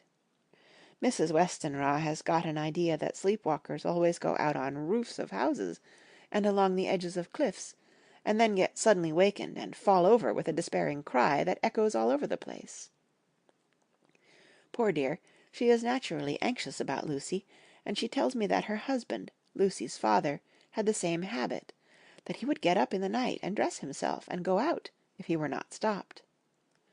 Lucy is to be married in the autumn, and she is already planning out her dresses, and how her house is to be arranged. I sympathize with her, for I do the same, only Jonathan and I will start in life in a very simple way, and shall have to try to make both ends meet. Mr. Holmwood, he is the Honourable Arthur Holmwood, only son of Lord Godalming, is coming up here very shortly, as soon as he can leave town, for his father is not very well, and I think dear Lucy is counting the moments till he comes. She wants to take him up to the seat on the churchyard cliff, and show him the beauty of Whitby. I dare say it is the waiting which disturbs her. She will be all right when he arrives. 27th of July. No news from Jonathan. I am getting quite uneasy about him, though why I should I do not know, but I do wish that he would write, if it were only a single line. Lucy walks more than ever, and each night I am awakened by her moving about the room. Fortunately the weather is so hot that she cannot get cold, but still the anxiety and the perpetually being wakened is beginning to tell on me, and I am getting nervous and wakeful myself. Thank God Lucy's health keeps up. Mr. Holmwood has been suddenly called to Ring to see his father, who has been taken seriously ill. Lucy frets at the postponement of seeing him, but it does not touch her looks. She is a trifle stouter, and her cheeks are a lovely rose pink. She has lost that anemic look which she had. I pray it will all last. 3rd of August. Another week gone, and no news from Jonathan, not even to Mr. Hawkins, from whom I have heard. Oh, I do hope he is not ill. He surely would have written. I look at that last letter of his, but somehow it does not satisfy me. It does not read like him, and yet it is his writing. There is no mistake of that. Lucy has not walked much in her sleep the last week, but there is an odd concentration about her which I do not understand. Even in her sleep she seems to be watching me. She tries the door, and, finding it locked, goes about the room searching for the key. 6th of August. Another 3 days, and no news. This suspense is getting dreadful. If I only knew where to write to, or where to go to, I should feel easier, but no one has heard a word of Jonathan since that last letter. I must only pray to God for patience. Lucy is more excitable than ever, but is otherwise well. Last night was very threatening, and the fishermen say that we are in for a storm. I must try to watch it, and learn the weather signs. Today is a grey day, and the sun, as I write, is hidden in thick clouds, high over Kettleness. Everything is grey, except the green grass, which seems like emerald amongst it.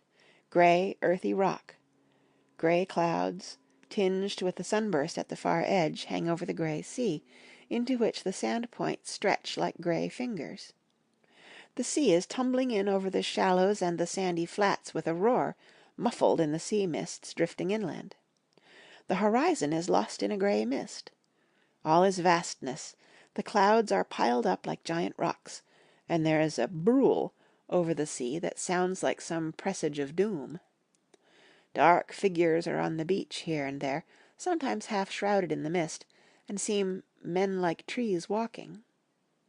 The fishing boats are racing for home, and rise and dip in the groundswell as they sweep into the harbour, bending to the scuppers. Here comes old Mr. Swales. He is making straight for me, and I can see, by the way he lifts his hat, that he wants to talk. I have been quite touched by the change in the poor old man. When he sat down beside me, he said in a very gentle way, "I want to say something to you, miss." I could see he was not at ease, so I took his poor old wrinkled hand in mine, and asked him to speak fully, so he said, leaving his hand in mine, "I'm afraid, my dearie, that I must have shocked you by all the wicked things I've been saying about the dead and such like, for weeks past, but I didn't mean them, and I want you to remember that when I'm gone. We odd folks that be daffled and with one foot abaft the crock-hole don't altogether like to think of it, and we don't want to feel scart of it, and that's why I've took to making light of it, so that I'd cheer up my own heart a bit. But Lord love you, miss, I ain't afraid of dying, not a bit, only I don't want to die if I can help it. My time must be nigh at hand now, for I be odd, and 100 years is too much for any man to expect, and I'm so nigh it that the odd man is already whetting his scythe. You see, I can't get out of the habit of caffing about it all at once. The chafts will wag as they used to. Some day soon the angel of death will sound his trumpet for me, but don't ye dole and greet, my dearie," for he saw that I was crying. "If he should come this very night, I'd not refuse to answer his call, for life be, after all, only a waitin' for something else than what we're doing, and death be all that we can rightly depend on. But I'm content, for it's comin' to me, my dearie, and comin' quick. It may be comin' while we be lookin' and wonderin'. Maybe it's in that wind out over the sea that's bringin' with it loss and wreck, and sore distress, and sad hearts. Look, look!" he cried suddenly.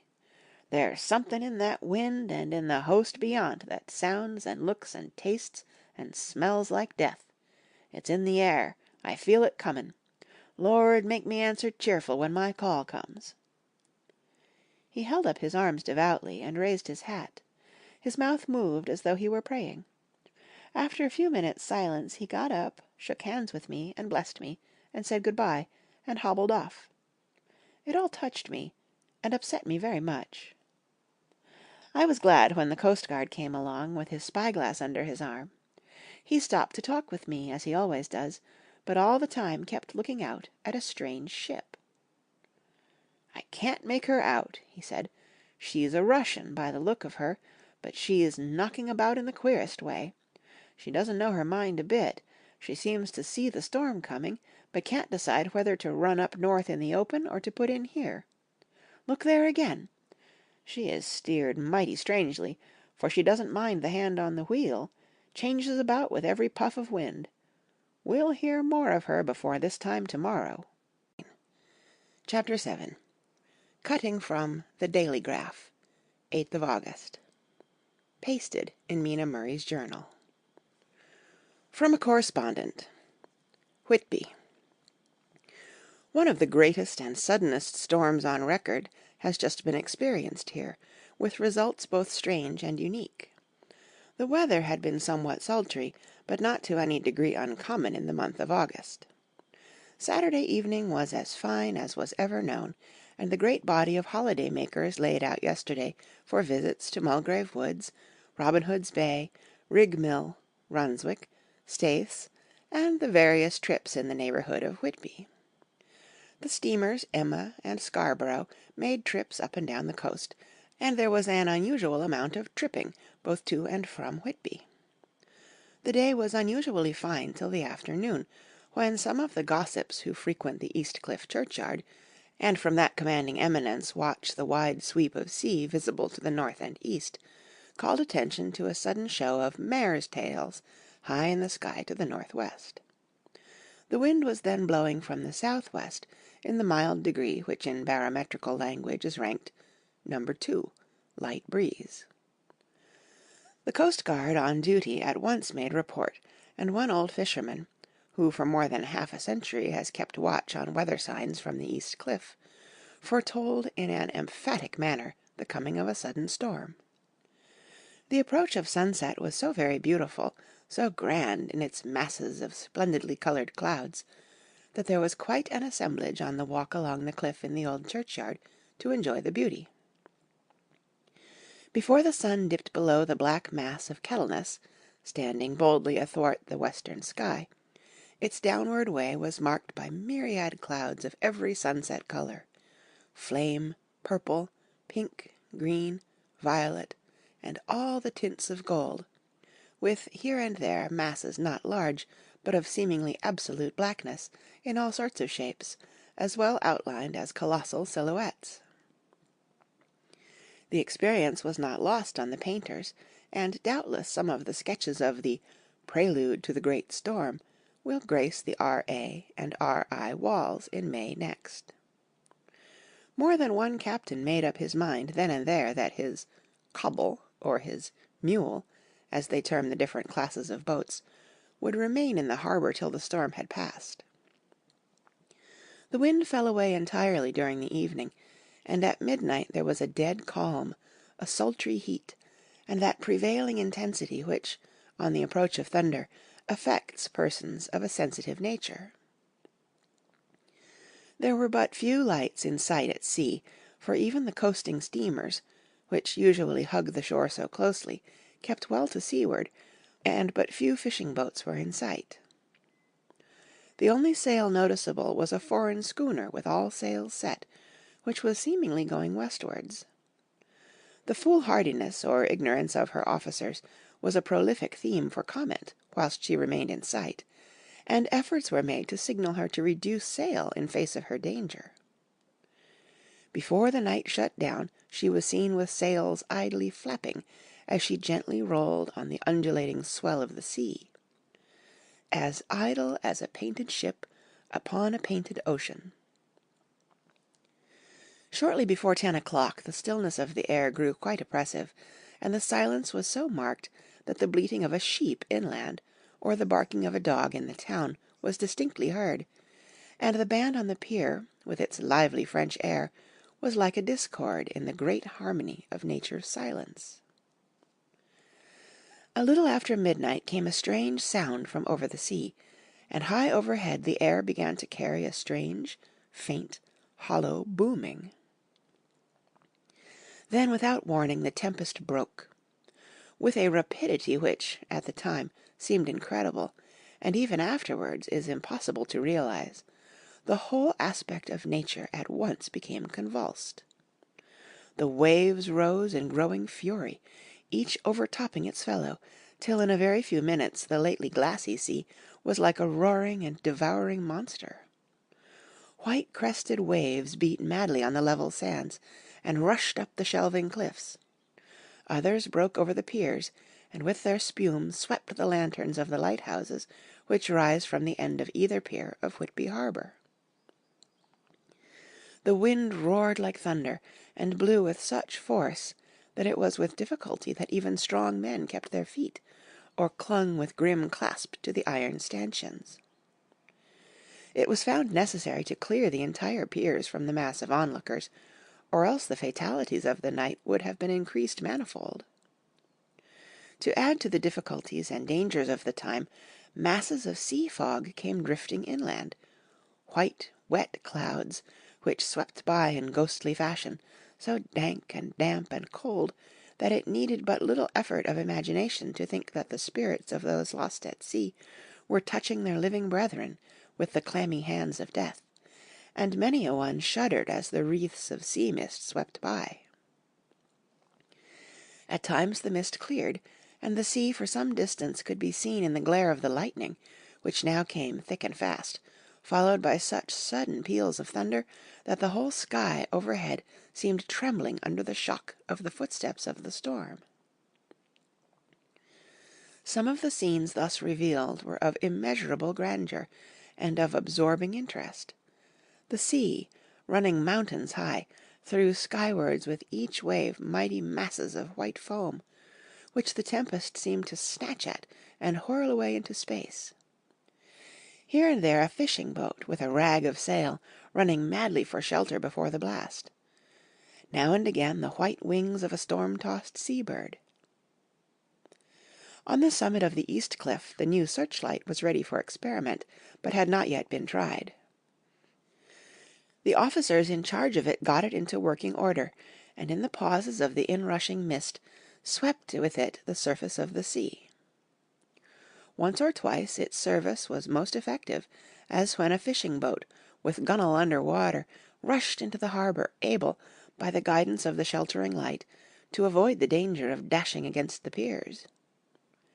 As each boat achieved the safety of the port, there was a shout of joy from the mass of people on shore, a shout which for a moment seemed to cleave the gale, and was then swept away in its rush.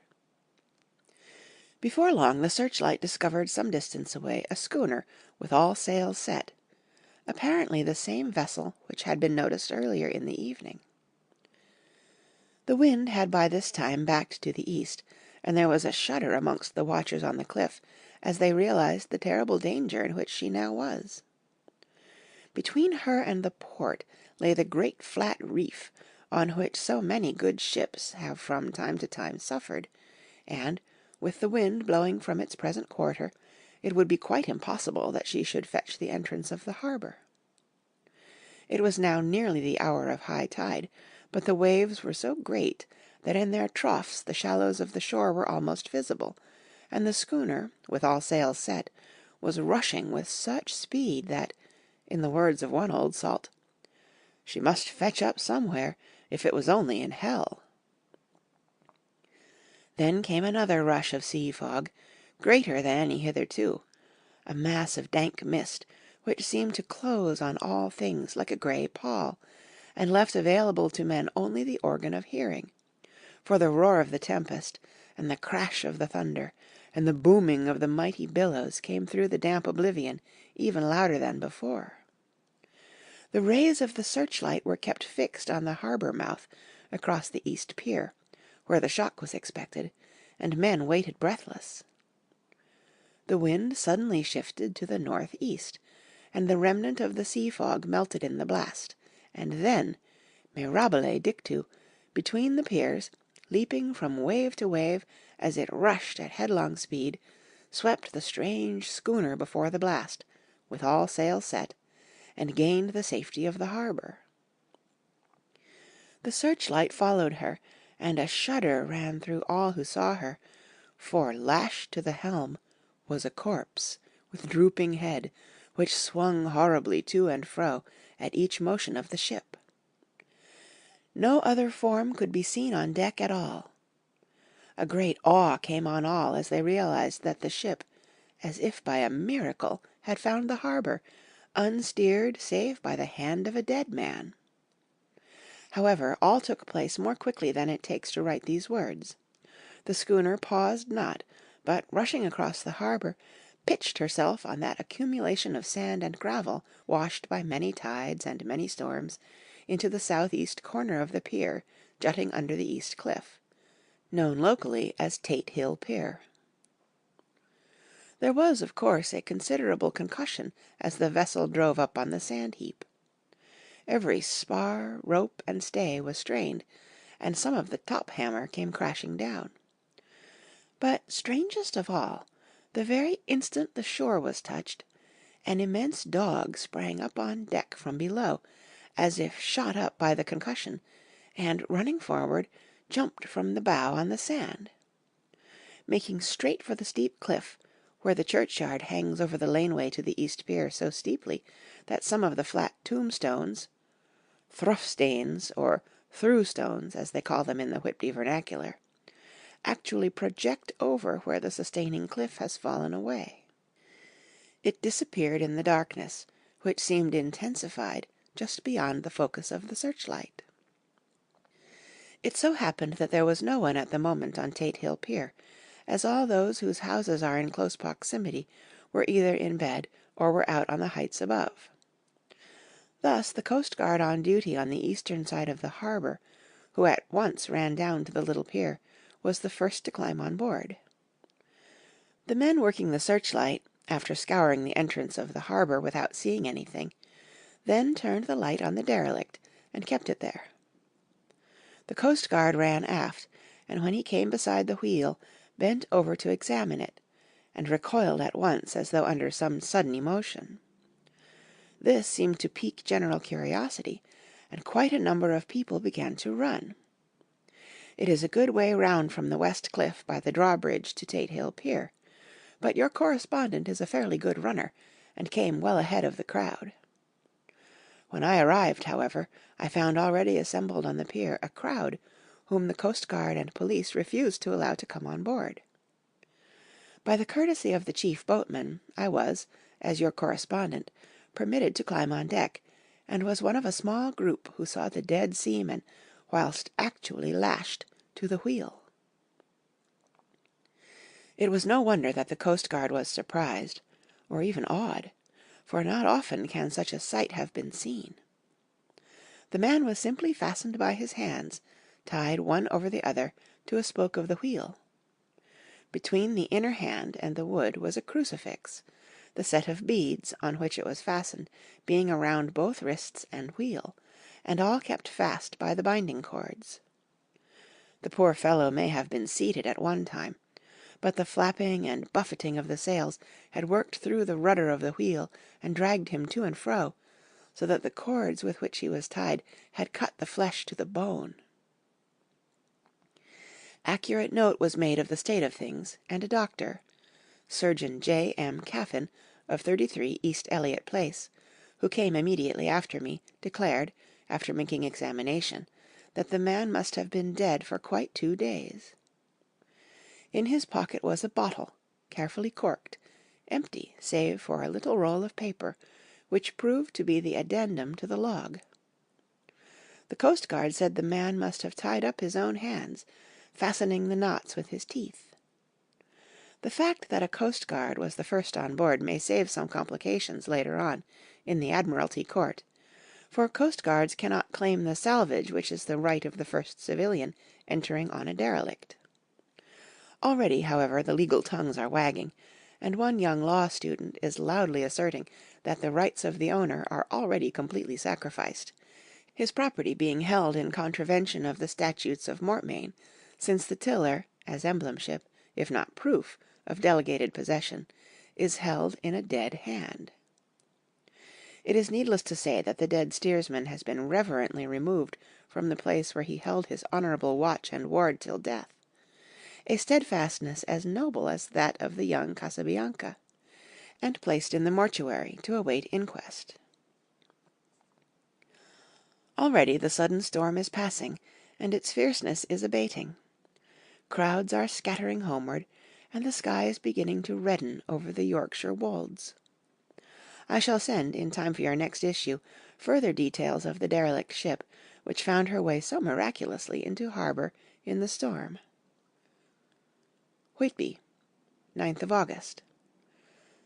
The sequel to the strange arrival of the derelict in the storm last night is almost more startling than the thing itself. It turns out that the schooner is a Russian from Varna, and is called the Demeter. She is almost entirely in ballast of silver sand, with only a small amount of cargo, a number of great wooden boxes filled with mould. This cargo was consigned to a Whitby solicitor, Mr. S. F. Billington, of No. 7, the Crescent, who this morning went aboard and formally took possession of the goods consigned to him. The Russian consul, too, acting for the charter party, took formal possession of the ship and paid all harbour dues, etc. Nothing is talked about here today except the strange coincidence. The officials of the Board of Trade have been most exacting in seeing that every compliance has been made with existing regulations. As the matter is to be a 9 days' wonder, they are evidently determined that there shall be no cause of after-complaint. A good deal of interest was abroad concerning the dog which landed when the ship struck, and more than a few of the members of the S.P.C.A., which is very strong in Whitby, have tried to befriend the animal. To the general disappointment, however, it was not to be found. It seems to have disappeared entirely from the town. It may be that it was frightened and made its way on to the moors, where it is still hiding in terror. There are some who look with dread on such a possibility, lest later on it should in itself become a danger, for it is evidently a fierce brute. Early this morning a large dog, a half-bred mastiff belonging to a coal merchant close to Tate Hill Pier, was found dead in the roadway opposite to its master's yard. It had been fighting, and manifestly had had a savage opponent, for its throat was torn away, and its belly was slit open, as if with a savage claw. Later. By the kindness of the Board of Trade Inspector, I have been permitted to look over the log-book of the Demeter, which was in order up to within 3 days, but contained nothing of special interest, except as to facts of missing men. The greatest interest, however, is with regard to the paper found in the bottle, which was to-day produced at the inquest, and a more strange narrative than the two between them unfold it has not been my lot to come across. As there is no motive for concealment, I am permitted to use them, and accordingly send you a rescript, simply omitting technical details of seamanship and supercargo. It almost seems as though the captain had been seized with some kind of mania before he had got well into blue water, and that this had developed persistently throughout the voyage. Of course my statement must be taken cum grano, since I am writing from the dictation of a clerk of the Russian consul, who kindly translated for me, time being short. Log of the Demeter. Varna to Whitby. Written 18th of July, things so strange happening that I shall keep accurate note henceforth till we land. On 6th of July we finished taking in cargo, silver sand and boxes of earth. At noon set sail. East wind, fresh. Crew 5 hands, 2 mates, cook, and myself, captain. On 11th July at dawn entered Bosphorus. Boarded by Turkish customs officers. Bakshish, all correct, under way at 4 p.m. On 12th July through Dardanelles. More customs officers and flagboat of guarding squadron. Bakshish again. Work of officers thorough but quick. Want us off soon. At dark passed into Archipelago. On 13th July passed Cape Matapan. Crew dissatisfied about something. Seemed scared, but would not speak out. On 14th July was somewhat anxious about crew. Men all steady fellows, who sailed with me before. Mate could not make out what was wrong. They only told him there was something, and crossed themselves. Mate lost temper with one of them that day, and struck him. Expected fierce quarrel, but all was quiet. On 16th July, Mate reported in the morning that one of crew, Petrovsky, was missing. Could not account for it. Took larboard watch 8 bells last night. Was relieved by Abramoff, but did not go to bunk. Men more downcast than ever. All said they expected something of the kind, but would not say more than there was something aboard. Mate getting very impatient with them. Feared some trouble ahead. On 17th July, yesterday, one of the men, Olgaren, came to my cabin, and in an awestruck way confided to me that he thought there was a strange man aboard the ship.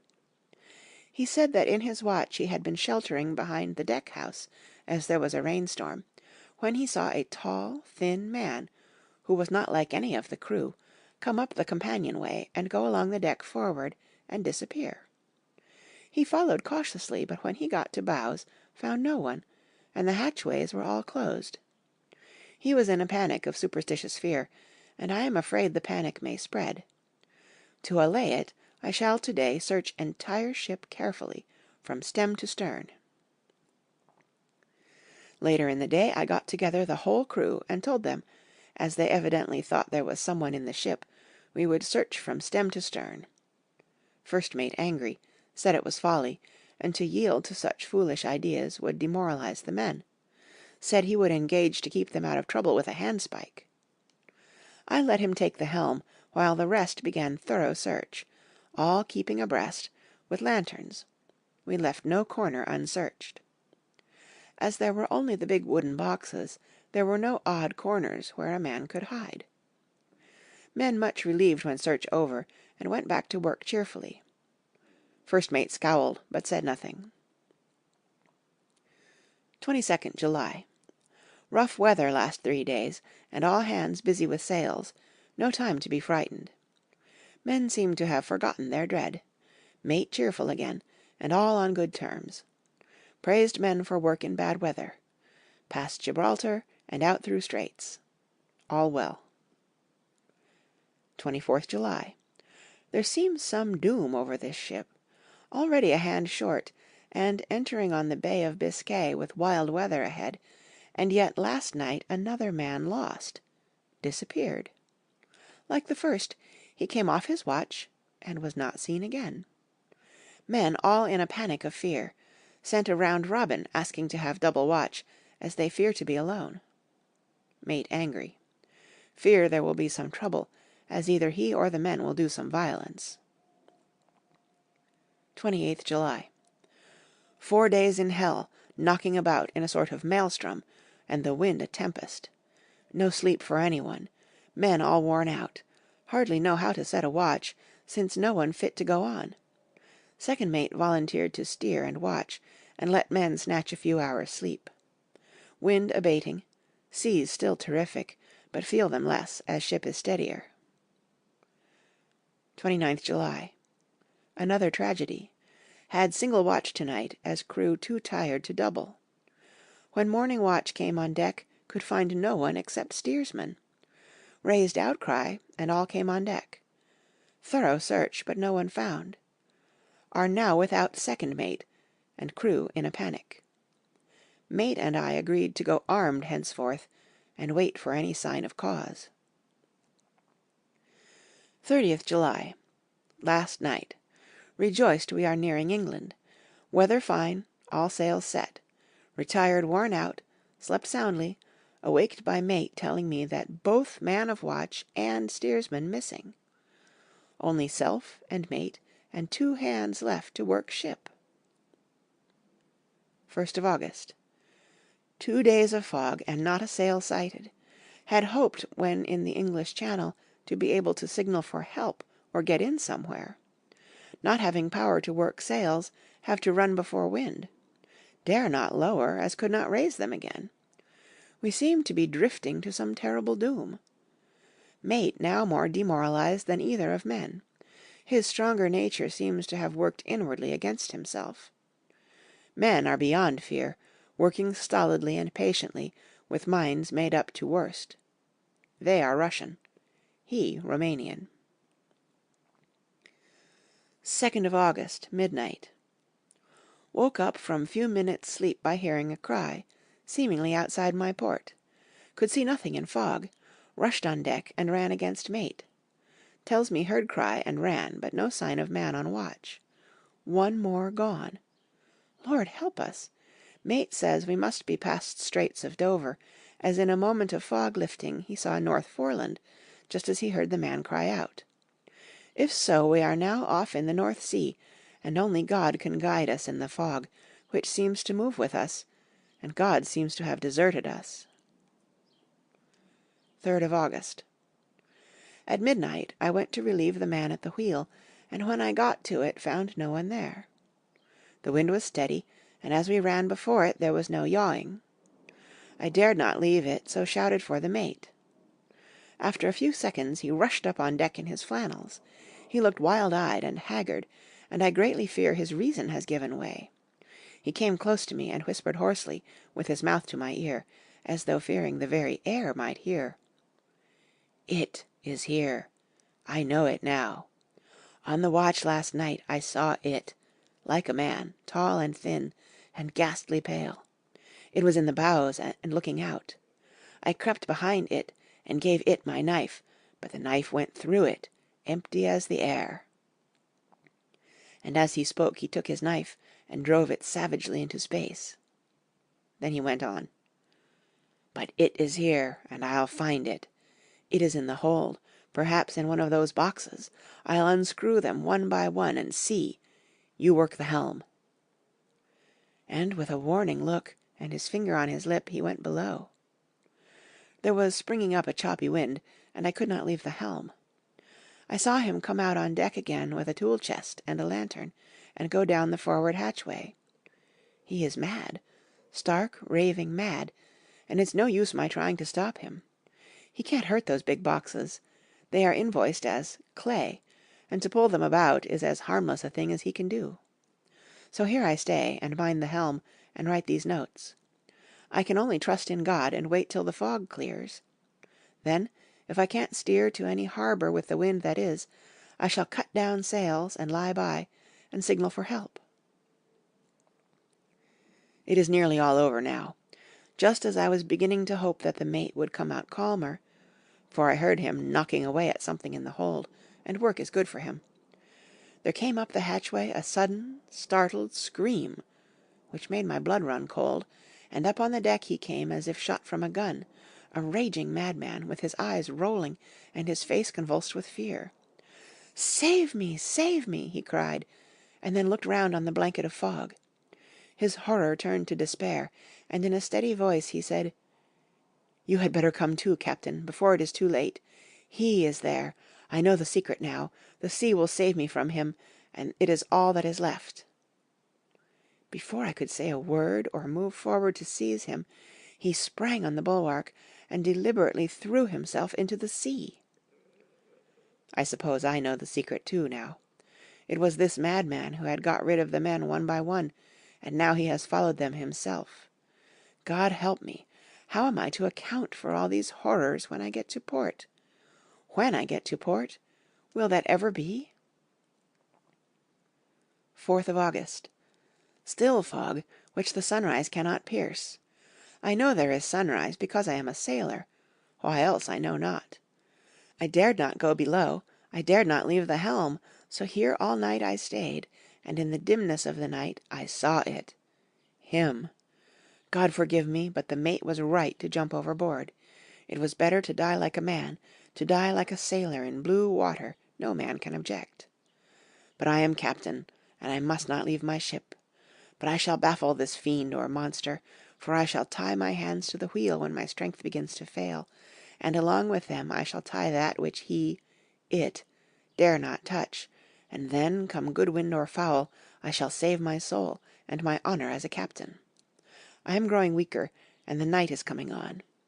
If he can look me in the face again, I may not have time to act. If we are wrecked, mayhap this bottle may be found, and those who find it may understand. If not, well, then all men shall know that I have been true to my trust.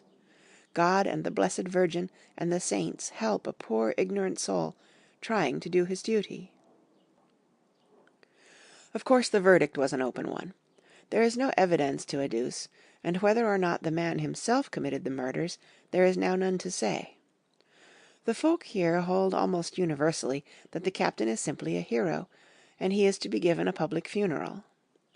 Already it is arranged that his body is to be taken with a train of boats up the Esk for a piece, and then brought back to Tate Hill Pier and up the Abbey steps, for he is to be buried in the churchyard on the cliff. The owners of more than 100 boats have already given in their names, as wishing to follow him to the grave. No trace has ever been found of the great dog, at which there is much mourning, for, with public opinion in its present state, he would, I believe, be adopted by the town. To-morrow we'll see the funeral, and so we'll end this one more Mystery of the Sea. Mina Murray's Journal, 8th of August. Lucy was very restless all night, and I too could not sleep. The storm was fearful, and as it boomed loudly among the chimney-pots, it made me shudder. When a sharp puff came, it seemed to be like a distant gun. Strangely enough, Lucy did not wake, but she got up twice and dressed herself. Fortunately, each time I awoke in time, and managed to undress her without waking her, and got her back to bed.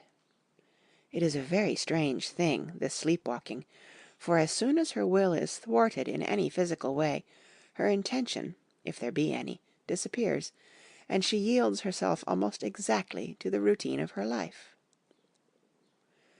Early in the morning we both got up and went down to the harbour to see if anything had happened in the night.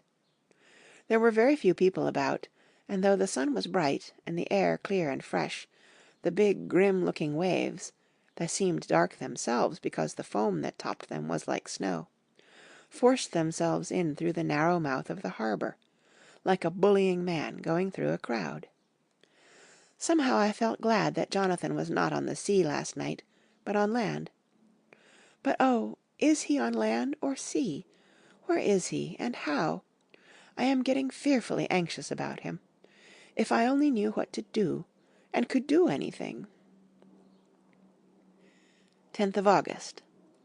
The funeral of the poor sea captain today was most touching. Every boat in the harbour seemed to be there, and the coffin was carried by captains all the way from Tate Hill Pier up to the churchyard. Lucy came with me, and we went early to our old seat, whilst the cortege of boats went up the river to the viaduct, and came down again. We had a lovely view, and saw the procession nearly all the way. The poor fellow was laid to rest quite near our seat, so that we stood on it when the time came, and saw everything. Poor Lucy seemed much upset.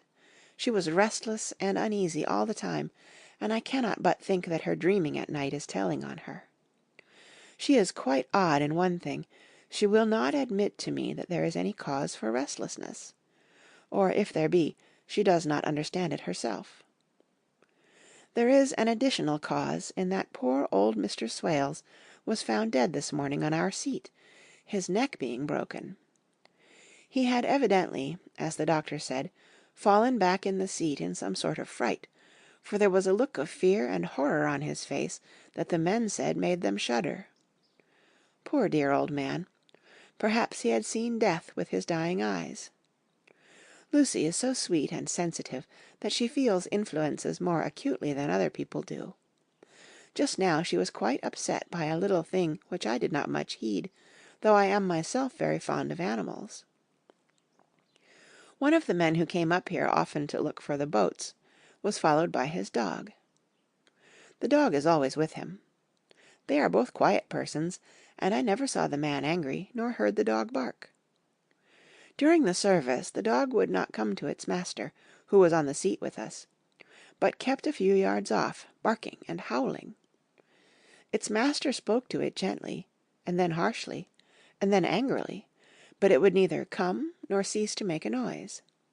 It was in a sort of fury, with its eyes savage, and all its hairs bristling out like a cat's tail when puss is on the war-path.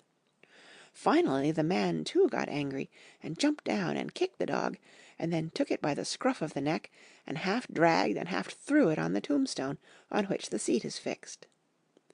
The moment it touched the stone, the poor thing became quiet, and fell all into a tremble. It did not try to get away, but crouched down, quivering and cowering, and was in such a pitiable state of terror that I tried, though without effect, to comfort it. Lucy was full of pity too, but she did not attempt to touch the dog, but looked at it in an agonized sort of way. I greatly fear that she is of too supersensitive a nature to go through the world without trouble. She will be dreaming of this tonight, I am sure.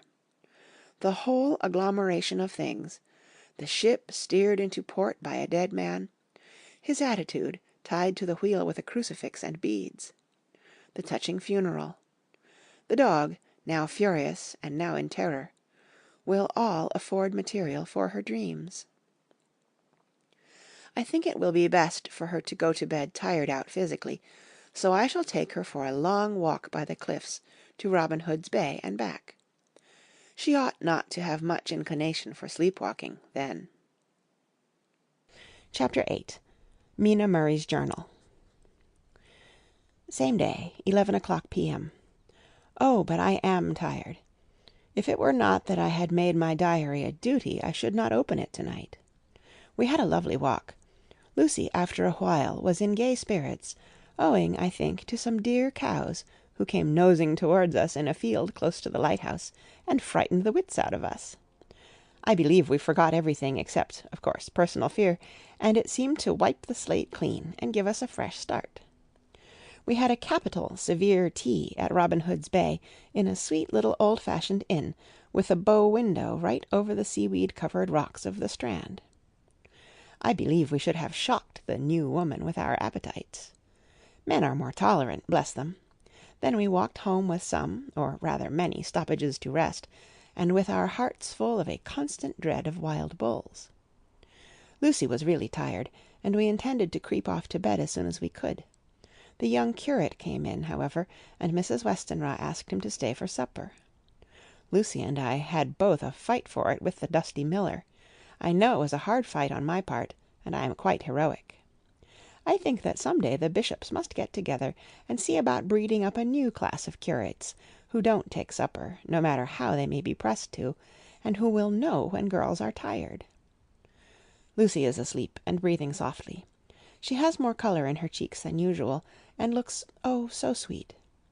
If Mr. Holmwood fell in love with her seeing her only in the drawing-room, I wonder what he would say if he saw her now. Some of the new women writers will some day start an idea that men and women should be allowed to see each other asleep before proposing or accepting. But I suppose the new woman won't condescend in future to accept. She will do the proposing herself. And a nice job she will make of it, too. There's some consolation in that. I am so happy tonight, because dear Lucy seems better. I really believe she has turned the corner, and that we are over her troubles with dreaming. I should be quite happy if I only knew if Jonathan... God bless and keep him. 13th of August, 3 a.m. Diary again. No sleep now, so I may as well write. I am too agitated to sleep. We have had such an adventure, such an agonizing experience. I fell asleep as soon as I had closed my diary. Suddenly I became broad awake and sat up, with a horrible sense of fear upon me, and of some feeling of emptiness around me. The room was dark, so I could not see Lucy's bed. I stole across and felt for her. The bed was empty. I lit a match and found that she was not in the room. The door was shut, but not locked as I had left it. I feared to wake her mother, who has been more than usually ill lately, so threw on some clothes and got ready to look for her. As I was leaving the room, it struck me that the clothes she wore might give me some clue to her dreaming intention. Dressing-gown would mean house. Dress, outside. Dressing-gown and dress were both in their places. Thank God, I said to myself, she cannot be far, as she is only in her night-dress. I ran downstairs and looked in the sitting-room. Not there. Then I looked in all the other open rooms of the house, with an ever-growing fear chilling my heart. Finally I came to the hall door and found it open. It was not wide open, but the catch of the lock had not caught. The people of the house are careful to lock the door every night, so I feared that Lucy must have gone out as she was. There was no time to think of what might happen. A vague, overmastering fear obscured all details. I took a big heavy shawl and ran out. The clock was striking 1 as I was in the crescent, and there was not a soul in sight. I ran along the north terrace, but could see no sign of the white figure which I expected. At the edge of the west cliff above the pier, I looked across the harbour to the east cliff, in the hope or fear, I don't know which, of seeing Lucy in our favourite seat. There was a bright full moon, with heavy black driving clouds, which threw the whole scene into a fleeting diorama of light and shade as they sailed across. For a moment or two I could see nothing, as the shadow of a cloud obscured St. Mary's Church and all around it. Then as the cloud passed I could see the ruins of the abbey coming into view, and as the edge of a narrow band of light as sharp as a sword cut moved along, the church and the churchyard became gradually visible. Whatever my expectation was, it was not disappointed, for there, on our favourite seat, the silver light of the moon struck a half-reclining figure, snowy white. The coming of the cloud was too quick for me to see much, for shadow shut down on light almost immediately, but it seemed to me as though something dark stood behind the seat where the white figure shone, and bent over it. What it was, whether man or beast, I could not tell. I did not wait to catch another glance, but flew down the steep steps to the pier and along by the fish market to the bridge, which was the only way to reach the east cliff. The town seemed as dead, for not a soul did I see. I rejoiced that it was so, for I wanted no witness of poor Lucy's condition. The time and distance seemed endless, and my knees trembled, and my breath came laboured as I toiled up the endless steps to the abbey. I must have gone fast, and yet it seemed to me as if my feet were weighted with lead, and as though every joint in my body were rusty. When I got almost to the top I could see the seat and the white figure, for I was now close enough to distinguish it even through the spells of shadow. There was undoubtedly something, long and black, bending over the half-reclining white figure. I called in fright, "Lucy! Lucy!" and something raised a head, and from where I was I could see a white face and red gleaming eyes. Lucy did not answer, and I ran on to the entrance of the churchyard. As I entered, the church was between me and the seat, and for a minute or so I lost sight of her. When I came in view again, the cloud had passed, and the moonlight struck so brilliantly that I could see Lucy half reclining, with her head lying over the back of the seat. She was quite alone, and there was not a sign of any living thing about. When I bent over her, I could see that she was still asleep. Her lips were parted, and she was breathing, not softly as usual with her, but in long, heavy gasps, as though striving to get her lungs full at every breath. As I came close, she put up her hand in her sleep and pulled the collar of her night-dress close around her throat. Whilst she did so, there came a little shudder through her, as though she felt the cold. I flung the warm shawl over her, and drew the edges tight round her neck, for I dreaded lest she should get some deadly chill from the night air, unclad as she was. I feared to wake her all at once, so, in order to have my hands free that I might help her, I fastened the shawl at her throat with a big safety-pin. But I must have been clumsy in my anxiety, and pinched or pricked her with it, for by and by, when her breathing became quieter, she put her hand to her throat again and moaned. When I had her carefully wrapped up, I put my shoes on her feet, and then began very gently to wake her. At first she did not respond, but gradually she became more and more uneasy in her sleep, moaning and sighing occasionally. At last, as time was passing fast, and for many other reasons I wished to get her home at once, I shook her more forcibly, till finally she opened her eyes and awoke. She did not seem surprised to see me, as, of course, she did not realize all at once where she was. Lucy always wakes prettily, and even at such a time, when her body must have been chilled with cold, and her mind somewhat appalled at waking unclad in a churchyard at night, she did not lose her grace. She trembled a little and clung to me. When I told her to come at once with me home, she rose without a word, with the obedience of a child. As we passed along, the gravel hurt my feet, and Lucy noticed me wince. She stopped, and wanted to insist upon my taking my shoes, but I would not. However, when we got to the pathway outside the churchyard, where there was a puddle of water remaining from the storm, I daubed my feet with mud, using each foot in turn on the other, so that as we went home no one, in case we should meet anyone, should notice my bare feet. Fortune favored us, and we got home without meeting a soul. Once we saw a man, who seemed not quite sober, passing along a street in front of us, but we hid in a door till he had disappeared up an opening such as there are here, steep little closes, or wynds, as they call them in Scotland. My heart beat so loud all the time that sometimes I thought I should faint. I was filled with anxiety about Lucy, not only for her health, lest she should suffer from the exposure, but for her reputation in case the story should get wind. When we got in, and had washed our feet, and had said a prayer of thankfulness together, I tucked her into bed.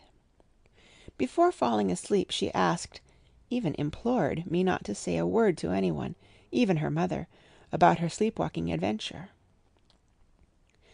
I hesitated at first to promise, but on thinking of the state of her mother's health, and how the knowledge of such a thing would fret her, and thinking, too, of how such a story might become distorted, nay, infallibly would, in case it should leak out, I thought it wiser to do so.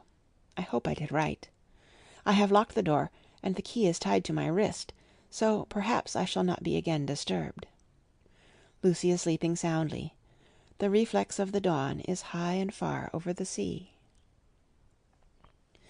Same day, noon. All goes well.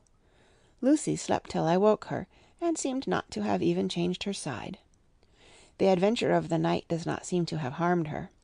On the contrary, it has benefited her, for she looks better this morning than she has done for weeks. I was sorry to notice that my clumsiness with the safety-pin hurt her. Indeed, it might have been serious, for the skin of her throat was pierced. I must have pinched up a piece of loose skin, and have transfixed it, for there are 2 little red points like pinpricks, and on the band of her night-dress there was a drop of blood. When I apologized and was concerned about it, she laughed and petted me, and said she did not even feel it. Fortunately, it cannot leave a scar, as it is so tiny. Same day, night. We passed a happy day. The air was clear, and the sun bright, and there was a cool breeze. We took our lunch to Mulgrave Woods, Mrs. Westenra driving by the road, and Lucy and I walking by the cliff path, and joining her at the gate. I felt a little sad myself, for I could not but feel how absolutely happy it would have been had Jonathan been with me. But there, I must only be patient. In the evening we strolled in the casino terrace, and heard some good music by Spohr and Mackenzie, and went to bed early. Lucy seems more restful than she has been for some time, and fell asleep at once. I shall lock the door and secure the key the same as before, though I do not expect any trouble to-night. 12th of August. My expectations were wrong, for twice during the night I was wakened by Lucy trying to get out.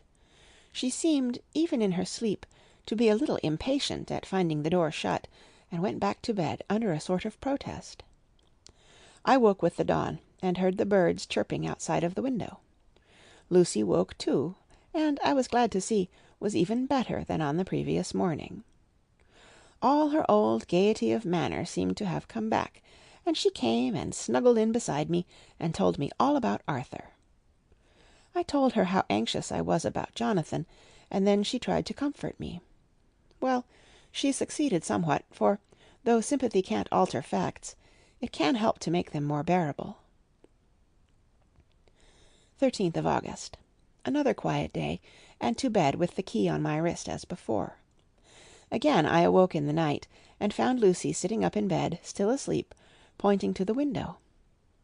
I got up quietly, and, pulling aside the blind, looked out. It was brilliant moonlight, and the soft effect of the light over the sea and sky, merged together into one great silent mystery, was beautiful beyond words. Between me and the moonlight flitted a great bat, coming and going in great whirling circles. Once or twice it came quite close, but was, I suppose, frightened at seeing me, and flitted away across the harbour towards the abbey. When I came back from the window, Lucy had lain down again, and was sleeping peacefully. She did not stir again all night. 14th of August. On the East Cliff, reading and writing all day. Lucy seems to have become as much in love with the spot as I am, and it is hard to get her away from it when it is time to come home for lunch or tea or dinner. This afternoon she made a funny remark.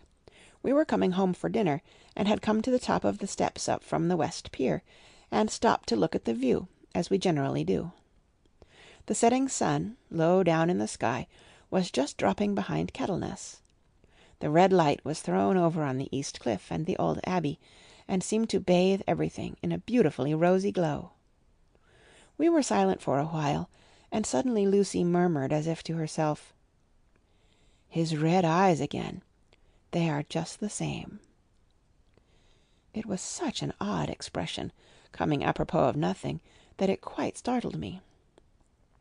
I slewed round a little, so as to see Lucy well without seeming to stare at her, and saw that she was in a half-dreamy state, with an odd look on her face that I could not quite make out, so I said nothing, but followed her eyes. She appeared to be looking over at our own seat, whereon was a dark figure seated alone. I was a little startled myself, for it seemed for an instant as if the stranger had great eyes like burning flames, but a second look dispelled the illusion. The red sunlight was shining on the windows of St. Mary's Church behind our seat, and as the sun dipped there was just sufficient change in the refraction and reflection to make it appear as if the light moved. I called Lucy's attention to the peculiar effect, and she became herself with a start, but she looked sad all the same. It may have been that she was thinking of that terrible night up there. We never refer to it, so I said nothing, and we went home to dinner. Lucy had a headache and went early to bed. I saw her asleep, and went out for a little stroll myself.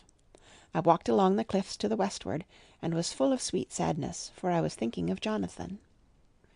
When coming home, it was then bright moonlight, so bright that, though the front of our part of the crescent was in shadow, everything could be well seen. I threw a glance up at our window, and saw Lucy's head leaning out. I thought that perhaps she was looking out for me, so I opened my handkerchief and waved it. She did not notice or make any movement whatever. Just then the moonlight crept round an angle of the building, and the light fell on the window. There distinctly was Lucy, with her head lying up against the side of the window-sill, and her eyes shut. She was fast asleep, and by her, seated on the window-sill, was something that looked like a good-sized bird. I was afraid she might get a chill, so I ran upstairs, but as I came into the room she was moving back to her bed, fast asleep, and breathing heavily. She was holding her hand to her throat, as though to protect it from cold. I did not wake her, but tucked her up warmly. I have taken care that the door is locked, and the window securely fastened.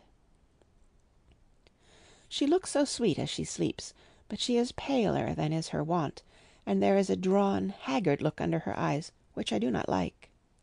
I fear she is fretting about something. I wish I could find out what it is. 15th of August. Rose later than usual.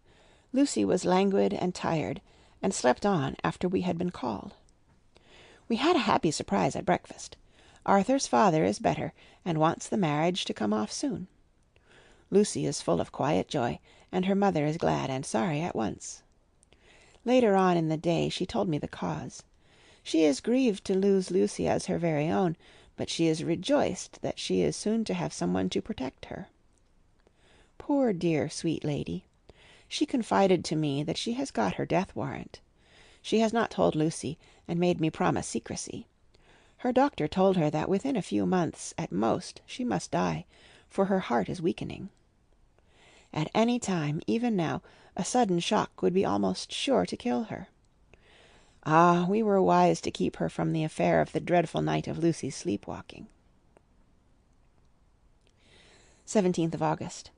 No diary for 2 whole days. I have not had the heart to write. Some sort of shadowy pall seems to be coming over our happiness. No news from Jonathan, and Lucy seems to be growing weaker, whilst her mother's hours are numbering to a close. I do not understand Lucy's fading away as she is doing. She eats well and sleeps well, and enjoys the fresh air, but all the time the roses in her cheeks are fading, and she gets weaker and more languid day by day. At night I hear her gasping as if for air. I keep the key of our door always fastened to my wrist at night, but she gets up and walks about the room, and sits at the open window. Last night I found her leaning out when I woke up, and when I tried to wake her I could not. She was in a faint. When I managed to restore her she was as weak as water, and cried silently between long painful struggles for breath. When I asked her how she came to be at the window, she shook her head and turned away. I trust her feeling ill may not be from that unlucky prick of the safety-pin. I looked at her throat just now as she lay asleep, and the tiny wounds seem not to have healed. They are still open, and, if anything, larger than before, and the edges of them are faintly white. They are like little white dots with red centers.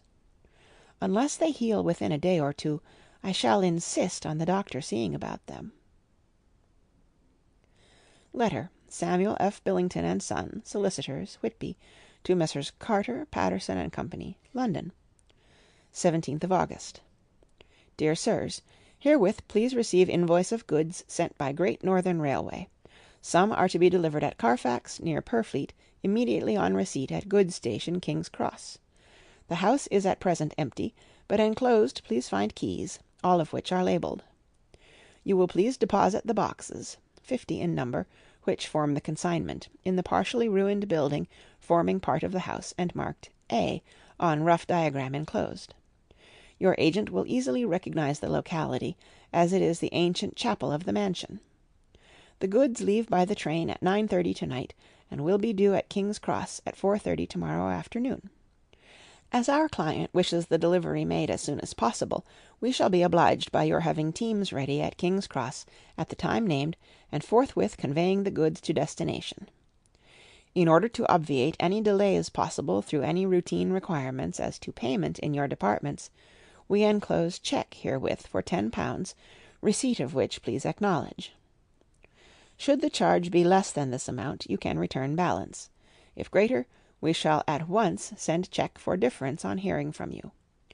You are to leave the keys, on coming away, in the main hall of the house, where the proprietor may get them on his entering the house by means of his duplicate key.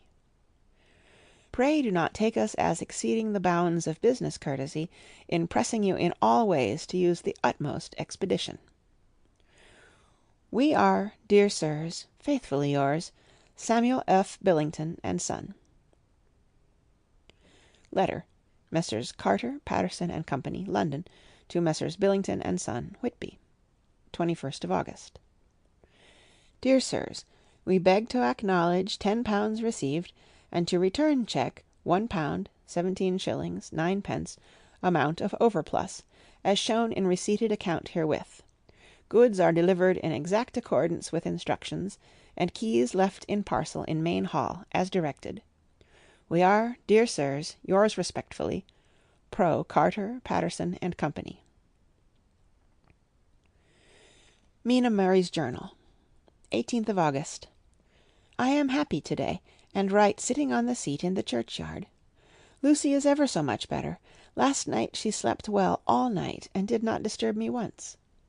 The roses seem coming back already to her cheeks, though she is still sadly pale and wan-looking. If she were in any way anemic I could understand it, but she is not. She is in gay spirits, and full of life and cheerfulness.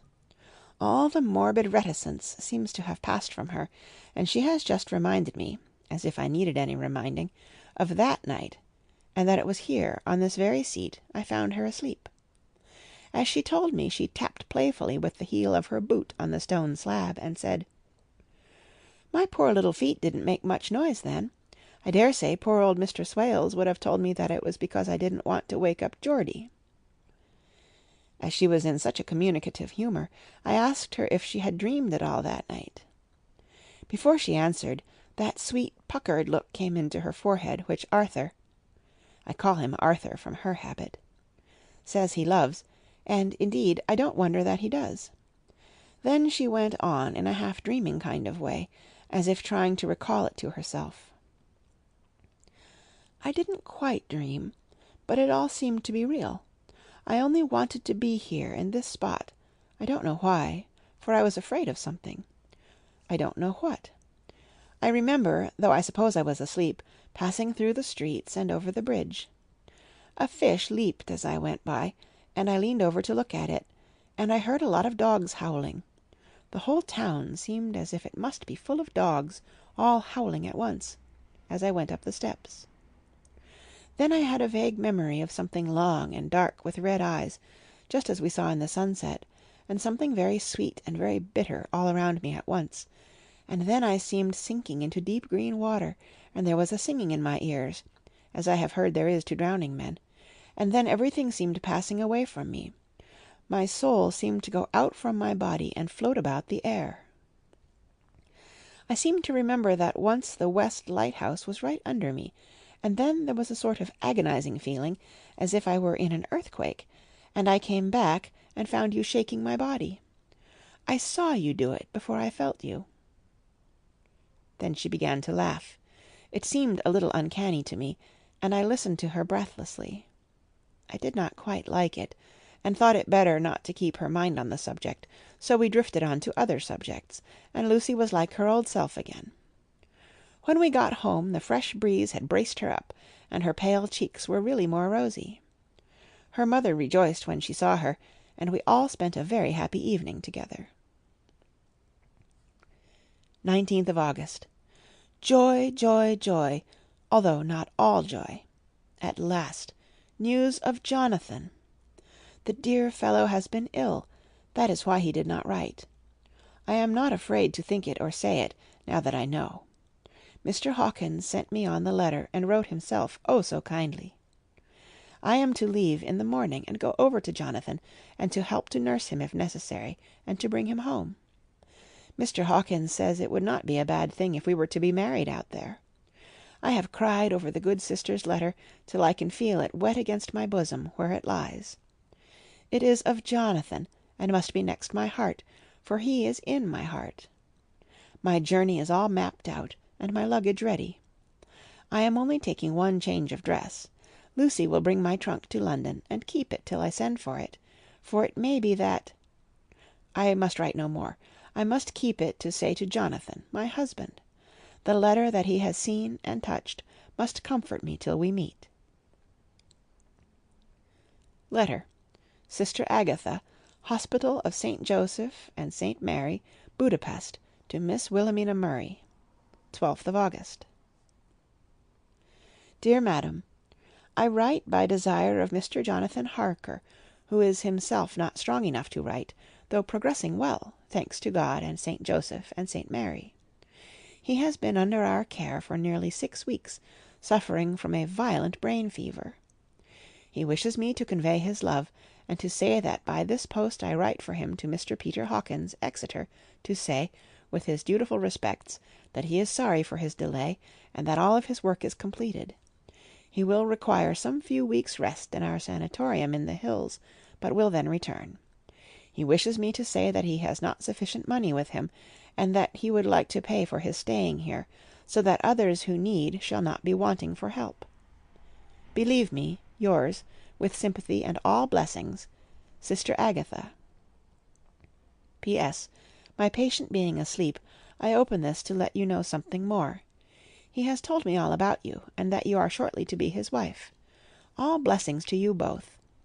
He has had some fearful shock, so says our doctor, and in his delirium his ravings have been dreadful, of wolves and poison and blood, of ghosts and demons, and I fear to say of what. Be careful with him always, that there may be nothing to excite him of this kind for a long time to come. The traces of such an illness as his do not lightly die away. We should have written long ago, but we knew nothing of his friends, and there was on him nothing that anyone could understand. He came in the train from Klausenburg, and the guard was told by the station-master there that he rushed into the station shouting for a ticket for home. Seeing from his violent demeanour that he was English, they gave him a ticket for the furthest station on the way thither that the train reached. Be assured that he is well cared for. He has won all hearts by his sweetness and gentleness. He is truly getting on well, and I have no doubt will in a few weeks be all himself. But be careful of him for safety's sake. There are, I pray God and St. Joseph and St. Mary, many, many happy years for you both. Dr. Seward's Diary, 19th of August. Strange and sudden change in Renfield last night. About 8 o'clock he began to get excited and sniff about as a dog does when setting. The attendant was struck by his manner, and knowing my interest in him, encouraged him to talk. He is usually respectful to the attendant, and at times servile, but to-night, the man tells me, he was quite haughty. Would not condescend to talk with him at all. All he would say was, "I don't want to talk to you. You don't count now. The master is at hand." The attendant thinks it is some sudden form of religious mania which has seized him. If so, we must look out for squalls, for a strong man with homicidal and religious mania at once might be dangerous. The combination is a dreadful one. At 9 o'clock I visited him myself. His attitude to me was the same as that to the attendant. In his sublime self-feeling, the difference between myself and the attendant seemed to him as nothing. It looks like religious mania, and he will soon think that he himself is God. These infinitesimal distinctions between man and man are too paltry for an omnipotent being. How these madmen give themselves away! The real God taketh heed lest a sparrow fall, but the God created from human vanity sees no difference between an eagle and a sparrow. Oh, if men only knew! For half an hour or more Renfield kept getting excited in greater and greater degree. I did not pretend to be watching him, but I kept strict observation all the same. All at once that shifty look came into his eyes, which we always see when a madman has seized an idea, and with it the shifty movement of the head and back, which asylum attendants come to know so well. He became quite quiet, and went and sat on the edge of his bed resignedly, and looked into space with lackluster eyes. I thought I would find out if his apathy were real or only assumed, and tried to lead him to talk of his pets, a theme which had never failed to excite his attention. At first he made no reply, but at length said testily, "Bother them all. I don't care a pin about them." "What?" I said. "You don't mean to tell me you don't care about spiders?" Spiders, at present, are his hobby, and the notebook is filling up with columns of small figures. To this he answered enigmatically, "The bride-maidens rejoice their eyes that wait the coming of the bride, but when the bride draweth nigh, then the maidens shine not to the eyes that are filled." He would not explain himself, but remained obstinately seated on his bed all the time I remained with him. I am weary tonight, and low in spirits. I cannot but think of Lucy, and how different things might have been. If I don't sleep at once, chloral, the modern Morpheus. C2HCl3O, H2O. I must be careful not to let it grow into a habit. No, I shall take none tonight. I have thought of Lucy, and I shall not dishonor her by mixing the two. If need be, tonight shall be sleepless. Later. Glad I made the resolution, gladder that I kept to it. I had lain tossing about, and had heard the clock strike only twice, when the night watchman came to me, sent up from the ward, to say that Renfield had escaped. I threw on my clothes and ran down at once. My patient is too dangerous a person to be roaming about. Those ideas of his might work out dangerously with strangers. The attendant was waiting for me. He said he had seen him not 10 minutes before, seemingly asleep in his bed, when he had looked through the observation trap in the door. His attention was called by the sound of the window being wrenched out. He ran back and saw his feet disappear through the window, and had at once sent up for me. He was only in his night-gear, and cannot be far off. The attendant thought it would be more useful to watch where he should go than to follow him, as he might lose sight of him whilst getting out of the building by the door. He is a bulky man, and couldn't get through the window. I am thin, so with his aid I got out, but feet foremost, and as we were only a few feet above the ground, landed unhurt. The attendant told me the patient had gone to the left, and had taken a straight line, so I ran as quickly as I could. As I got through the belt of trees, I saw a white figure scale the high wall which separates our grounds from those of the deserted house. I ran back at once, told the watchman to get 3 or 4 men immediately and follow me into the grounds of Carfax, in case our friend might be dangerous. I got a ladder myself, and crossing the wall, dropped down on the other side. I could see Renfield's figure just disappearing behind the angle of the house, so I ran after him. On the far side of the house I found him pressed close against the old iron-bound oak door of the chapel. He was talking, apparently to someone, but I was afraid to go near enough to hear what he was saying, lest I might frighten him, and he should run off. Chasing an errant swarm of bees is nothing to following a naked lunatic when the fit of escaping is upon him. After a few minutes, however, I could see that he did not take note of anything around him, and so ventured to draw nearer to him, the more so as my men had now crossed the wall and were closing him in. I heard him say, "I am here to do your bidding, master. I am your slave, and you will reward me, for I shall be faithful. I have worshipped you long and afar off. Now that you are near, I await your commands, and you will not pass me by, will you, dear master, in your distribution of good things?" He is a selfish old beggar, anyhow. He thinks of the loaves and fishes even when he believes he is in a real presence. His manias make a startling combination. When we closed in on him he fought like a tiger. He is immensely strong, for he was more like a wild beast than a man. I never saw a lunatic in such a paroxysm of rage before, and I hope I shall not again. It is a mercy that we have found out his strength and his danger in good time. With strength and determination like his, he might have done wild work before he was caged. He is safe now, at any rate. Jack Sheppard himself couldn't get free from the strait-waistcoat that keeps him restrained, and he's chained to the wall in the padded room. His cries are at times awful, but the silences that follow are more deadly still, for he means murder in every turn and movement. Just now he spoke coherent words for the first time. "I shall be patient, master. It is coming, coming, coming." So I took the hint, and came to. I was too excited to sleep, but this diary has quieted me, and I feel I shall get some sleep tonight. Chapter 9. Letter, Mina Harker to Lucy Westenra, Budapest, 24th of August. My dearest Lucy, I know you will be anxious to hear all that has happened since we parted at the railway station at Whitby. Well, my dear, I got to Hull all right, and caught the boat to Hamburg, and then the train on here. I feel that I can hardly recall anything of the journey, except that I knew I was coming to Jonathan, and that as I should have to do some nursing, I had better get all the sleep I could. I found my dear one, oh, so thin and pale and weak-looking. All the resolution has gone out of his dear eyes, and that quiet dignity which I told you was in his face has vanished. He is only a wreck of himself, and he does not remember anything that has happened to him for a long time past. At least, he wants me to believe so, and I shall never ask. He has had some terrible shock, and I fear it might tax his poor brain if he were to try to recall it. Sister Agatha, who is a good creature and a born nurse, tells me that he raved of dreadful things whilst he was off his head.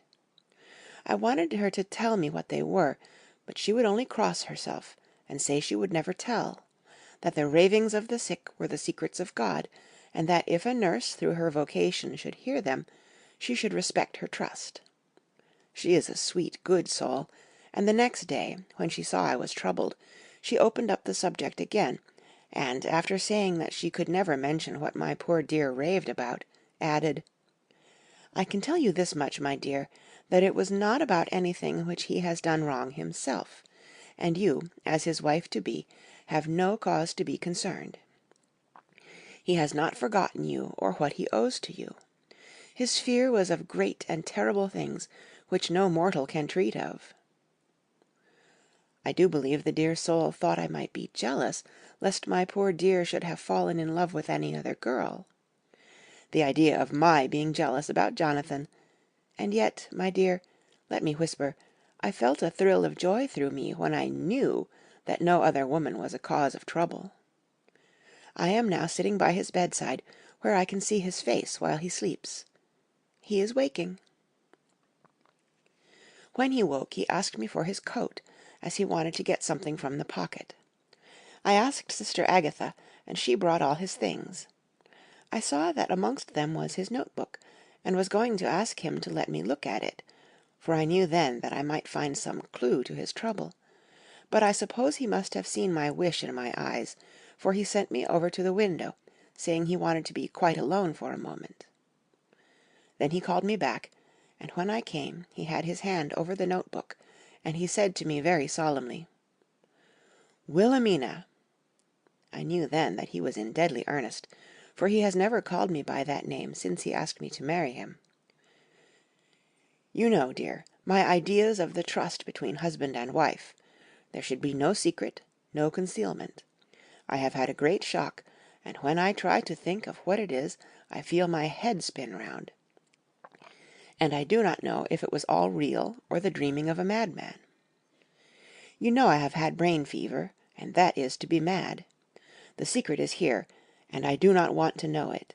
I want to take up my life here, with our marriage." For, my dear, we had decided to be married as soon as the formalities were complete. "Are you willing, Wilhelmina, to share my ignorance? Here is the book. Take it and keep it. Read it if you will, but never let me know. Unless, indeed, some solemn duty should come upon me to go back to the bitter hours, asleep or awake, sane or mad, recorded here." He fell back exhausted, and I put the book under his pillow and kissed him.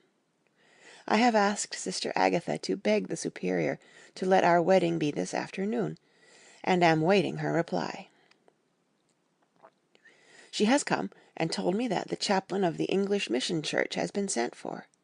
We are to be married in an hour, or as soon after as Jonathan awakes. Lucy, the time has come and gone. I feel very solemn, but very, very happy. Jonathan woke a little after the hour, and all was ready, and he sat up in bed, propped up with pillows. He answered his "I will," firmly and strongly. I could hardly speak. My heart was so full that even those words seemed to choke me. The dear sisters were so kind. Please God, I shall never, never forget them, nor the grave and sweet responsibilities I have taken upon me.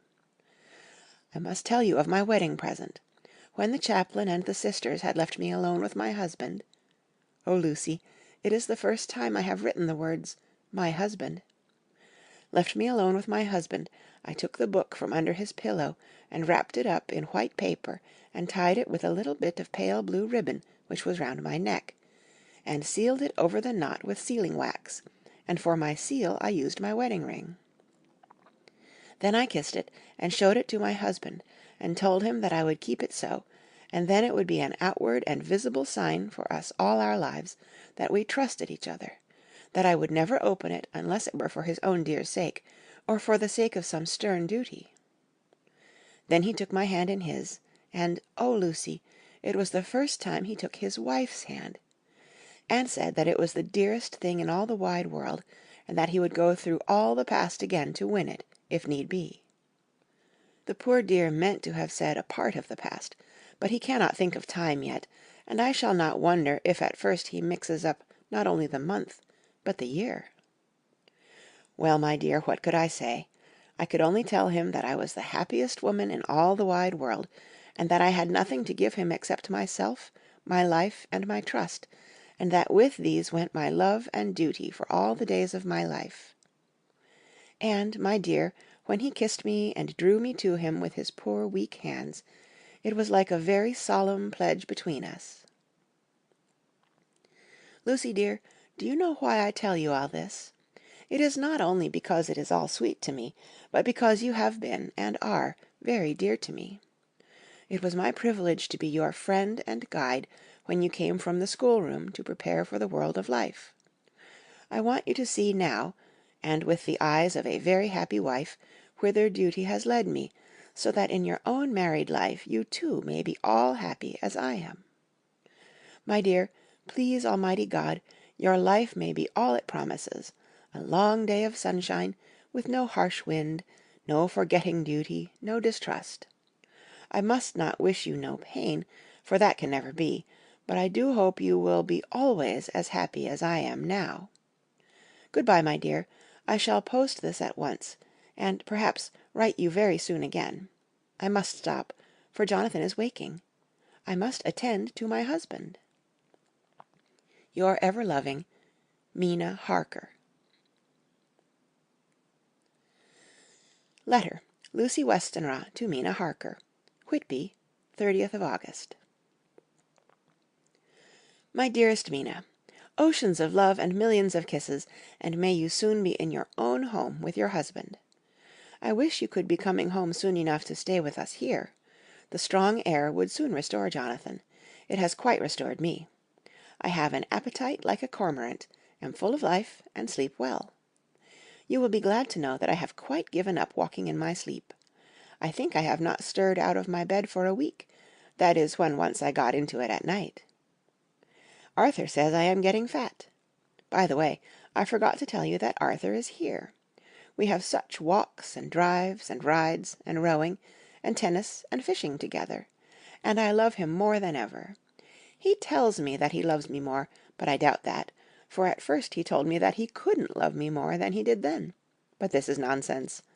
There he is, calling to me, so no more just at present, from your loving Lucy. P.S. Mother sends her love. She seems better, poor dear. P.P.S. We are to be married on the 28th of September. Dr. Seward's Diary, 20th of August. The case of Renfield grows even more interesting. He has now so far quieted that there are spells of cessation from his passion. For the first week after his attack he was perpetually violent. Then one night, just as the moon rose, he grew quiet, and kept murmuring to himself, "Now I can wait. Now I can wait." The attendant came to tell me, so I ran down at once to have a look at him.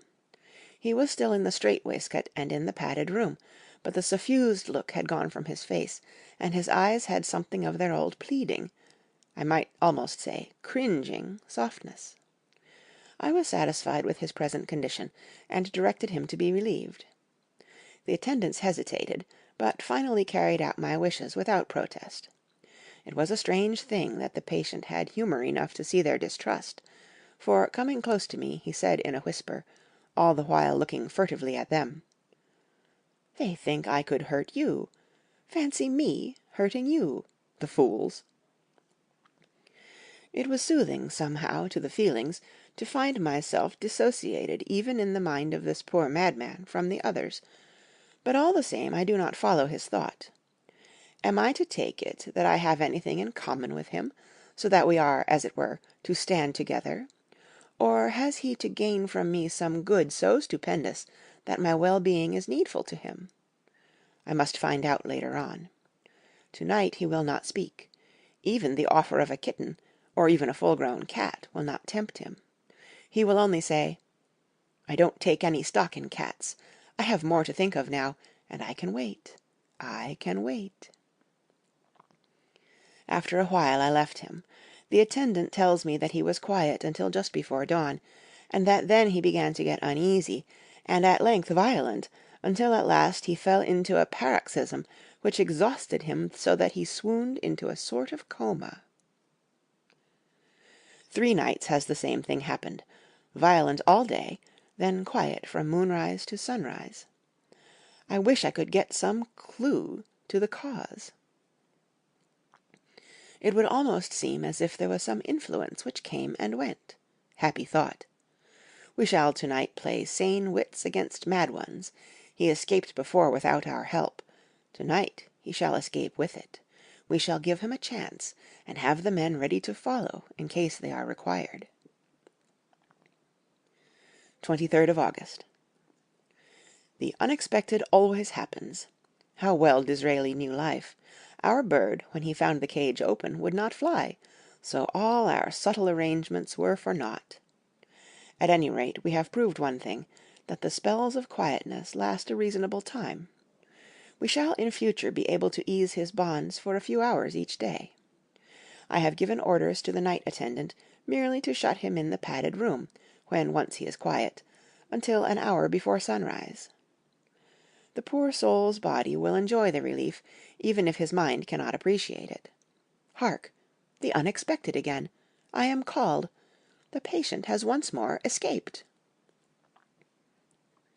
Later. Another night adventure. Renfield artfully waited until the attendant was entering the room to inspect. Then he dashed out past him and flew down the passage. I sent word for the attendants to follow. Again he went into the grounds of the deserted house, and we found him in the same place, pressed against the old chapel door. When he saw me he became furious, and had not the attendant seized him in time, he would have tried to kill me. As we were holding him, a strange thing happened. He suddenly redoubled his efforts, and then as suddenly grew calm. I looked round instinctively, but could see nothing. Then I caught the patient's eye, and followed it, but could trace nothing, as it looked into the moonlit sky, except a big bat, which was flapping its silent and ghostly way to the west. Bats usually wheel and flit about, but this one seemed to go straight on, as if it knew where it was bound for, or had some intention of its own. The patient grew calmer every instant, and presently said, "You needn't tie me. I shall go quietly." Without trouble we came back to the house. I feel there is something ominous in his calm, and shall not forget this night. Lucy Westenra's Diary. Hillingham, 24th of August.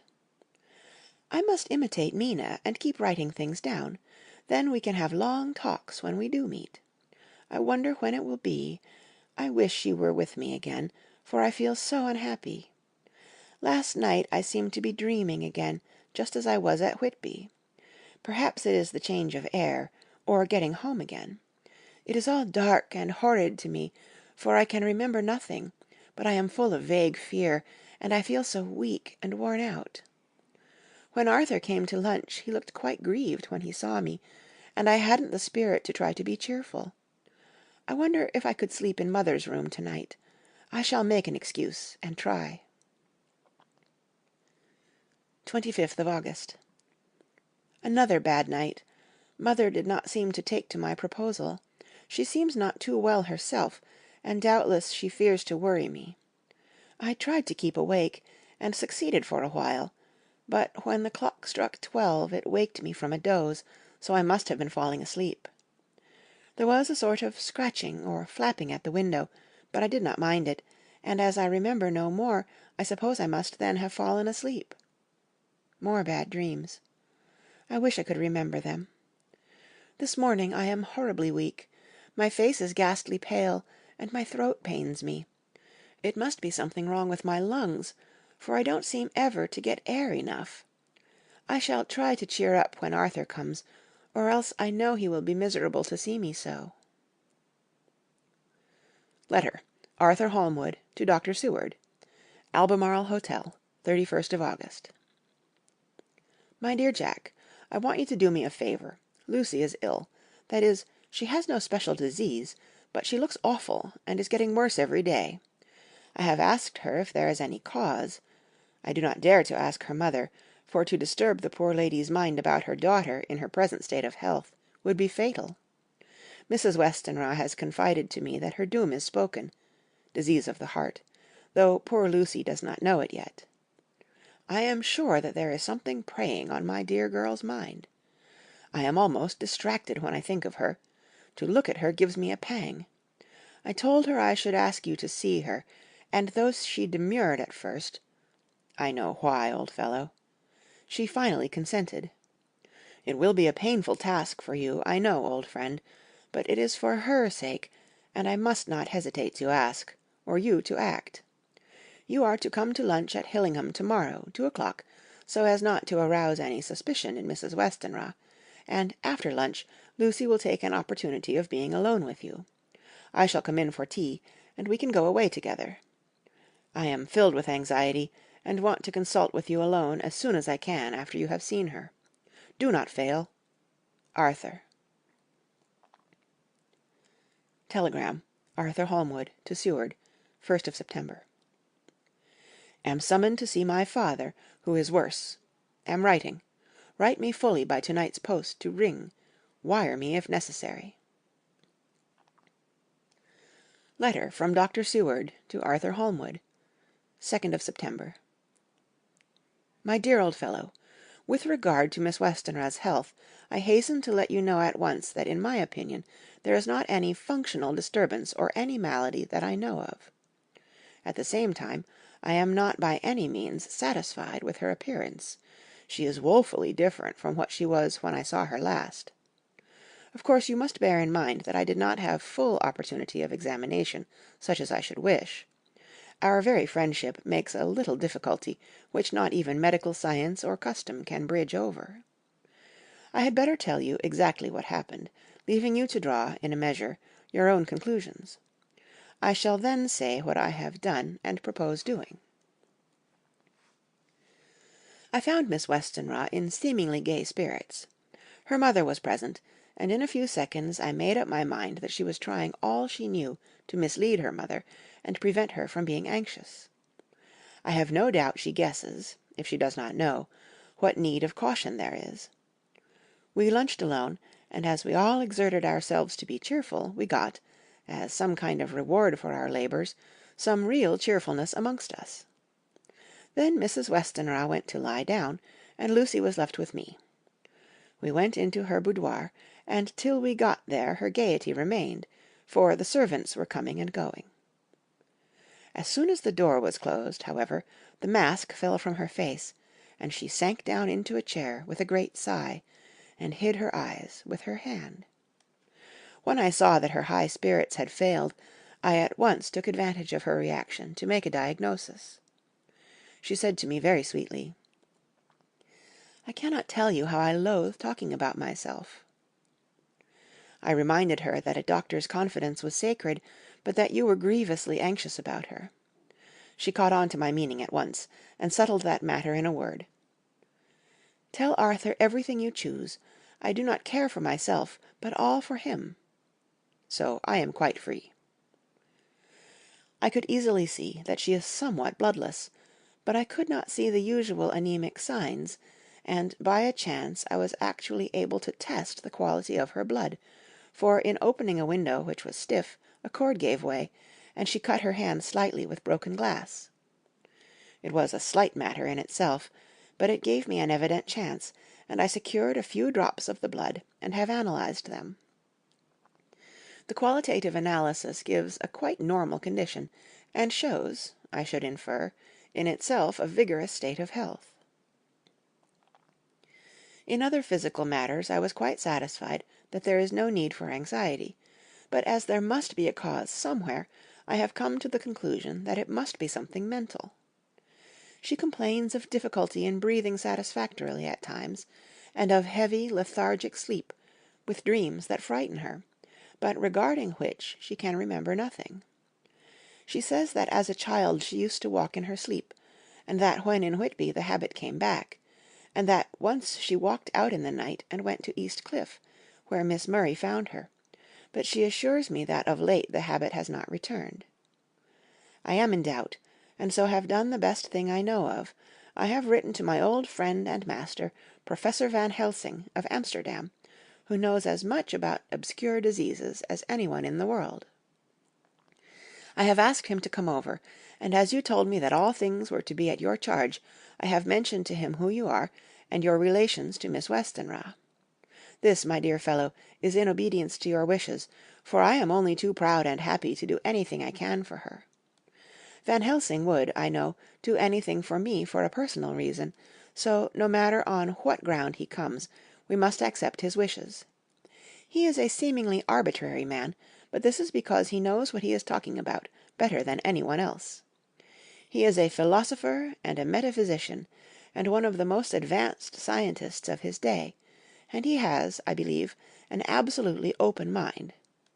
This, with an iron nerve, a temper of the ice brook, an indomitable resolution, self-command, and toleration exalted from virtues to blessings, and the kindliest, truest heart that beats. These form his equipment for the noble work that he is doing for mankind. Work both in theory and practice, for his views are as wide as his all-embracing sympathy. I tell you these facts that you may know why I have such confidence in him. I have asked him to come at once.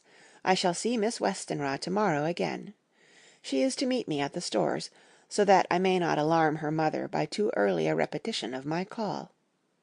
Yours always, John Seward. Letter.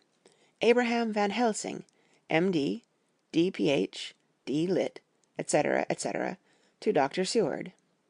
2nd of September.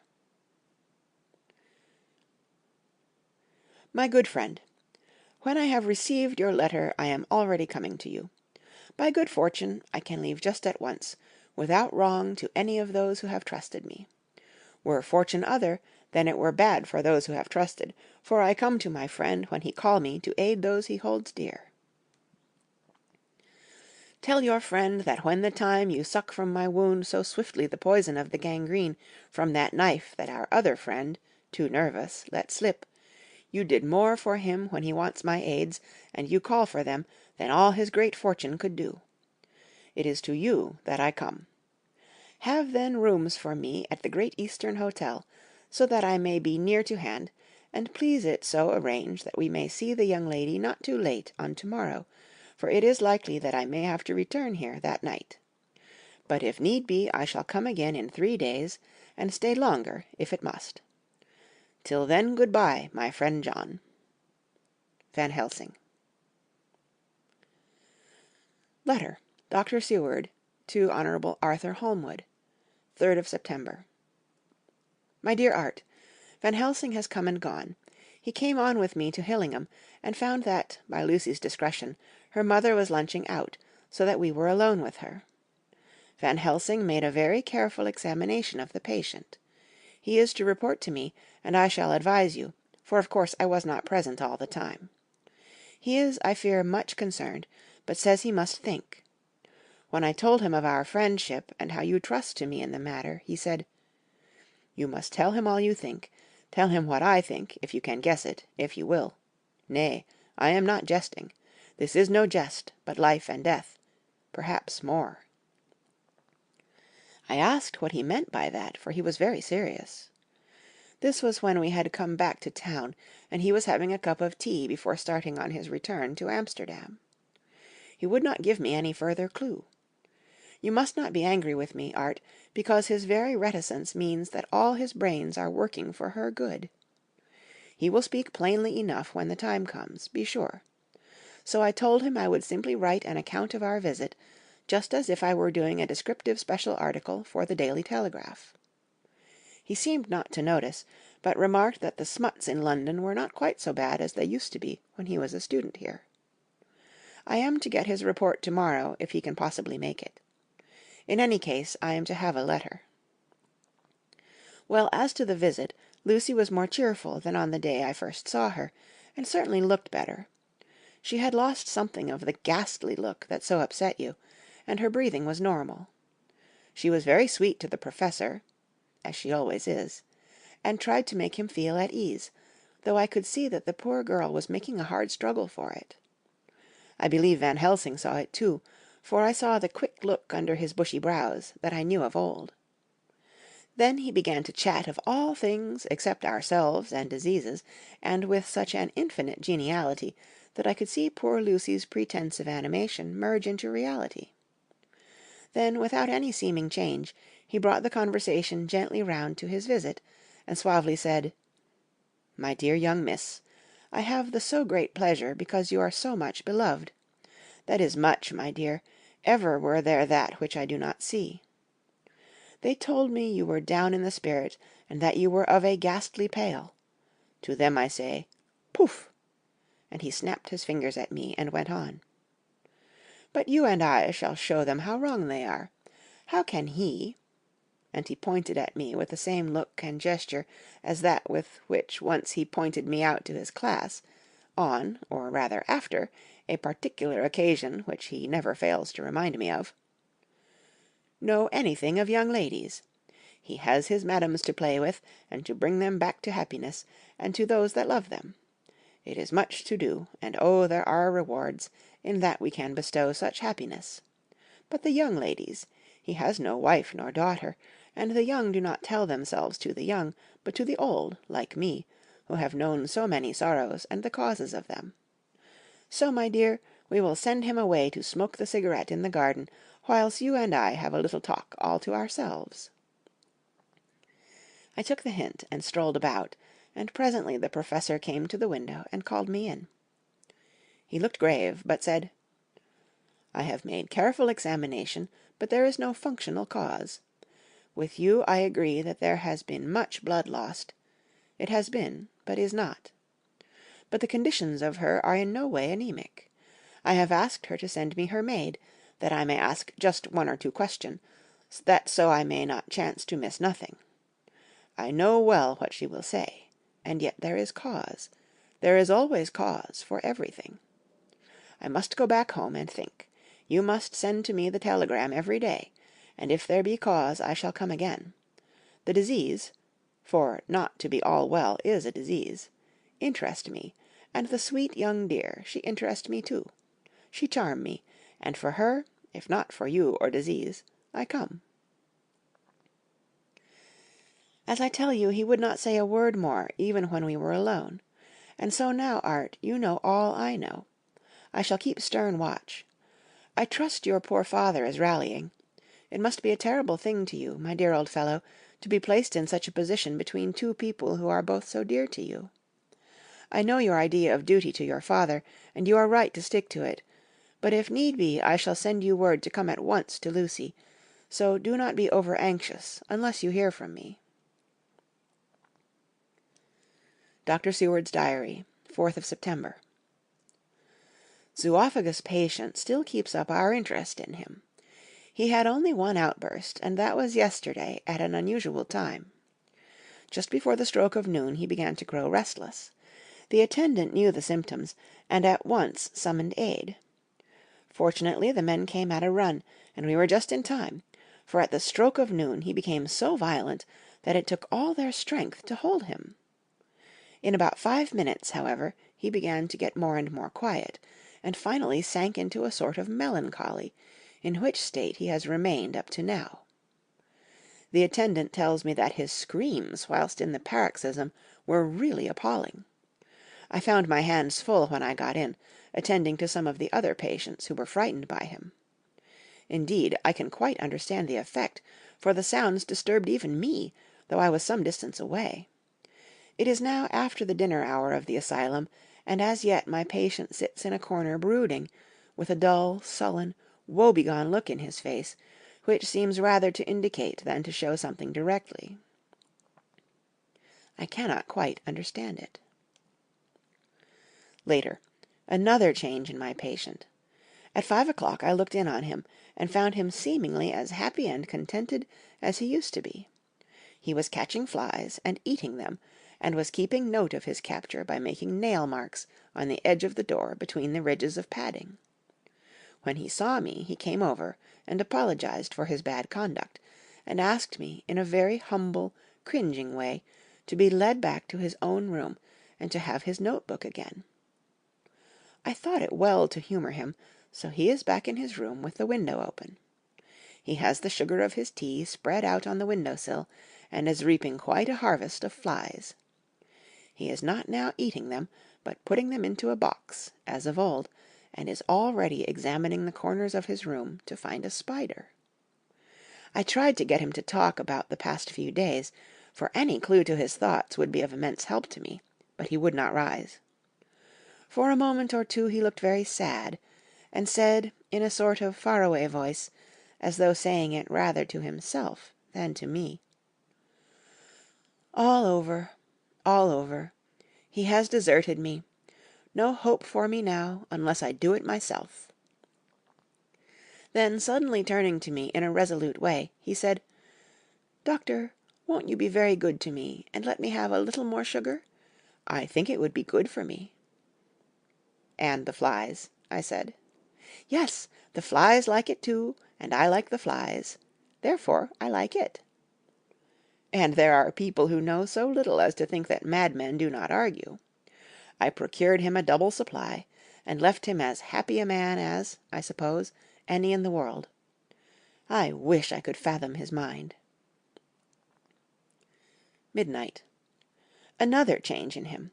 I had been to see Miss Westenra, whom I found much better, and had just returned, and was standing at our own gate looking at the sunset, when once more I heard him yelling. As his room is on this side of the house, I could hear it better than in the morning. It was a shock to me to turn from the wonderful smoky beauty of a sunset over London, with its lurid lights and inky shadows, and all the marvellous tints that come on foul clouds even as on foul water, and to realize all the grim sternness of my own cold stone building, with its wealth of breathing misery, and my own desolate heart to endure it all. I reached him just as the sun was going down, and from his window saw the red disk sink. As it sank, he became less and less frenzied, and just as it dipped, he slid from the hands that held him, an inert mass, on the floor.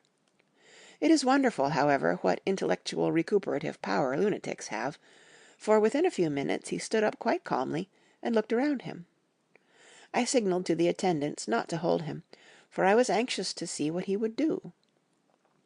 He went straight over to the window and brushed out the crumbs of sugar. Then he took his fly box and emptied it outside, and threw away the box. Then he shut the window, and crossing over sat down on his bed. All this surprised me, so I asked him, "Are you not going to keep flies any more?" "No," said he, "I am sick of all that rubbish." He certainly is a wonderfully interesting study. I wish I could get some glimpse of his mind, or of the cause of his sudden passion.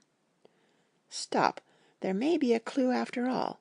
If we can find why to-day his paroxysms came on at high noon and at sunset. Can it be that there is a malign influence of the sun at periods which affects certain natures, as at times the moon does others? We shall see. Telegram, Seward, London, to Van Helsing, Amsterdam. 4th of September. Patient still better today. Telegram, Seward, London, to Van Helsing, Amsterdam. 5th of September. Patient greatly improved. Good appetite. Sleeps naturally. Good spirits. Color coming back. Telegram, Seward, London, to Van Helsing, Amsterdam. 6th of September. Terrible change for the worse. Come at once. Do not lose an hour. I hold over telegram to Holmwood,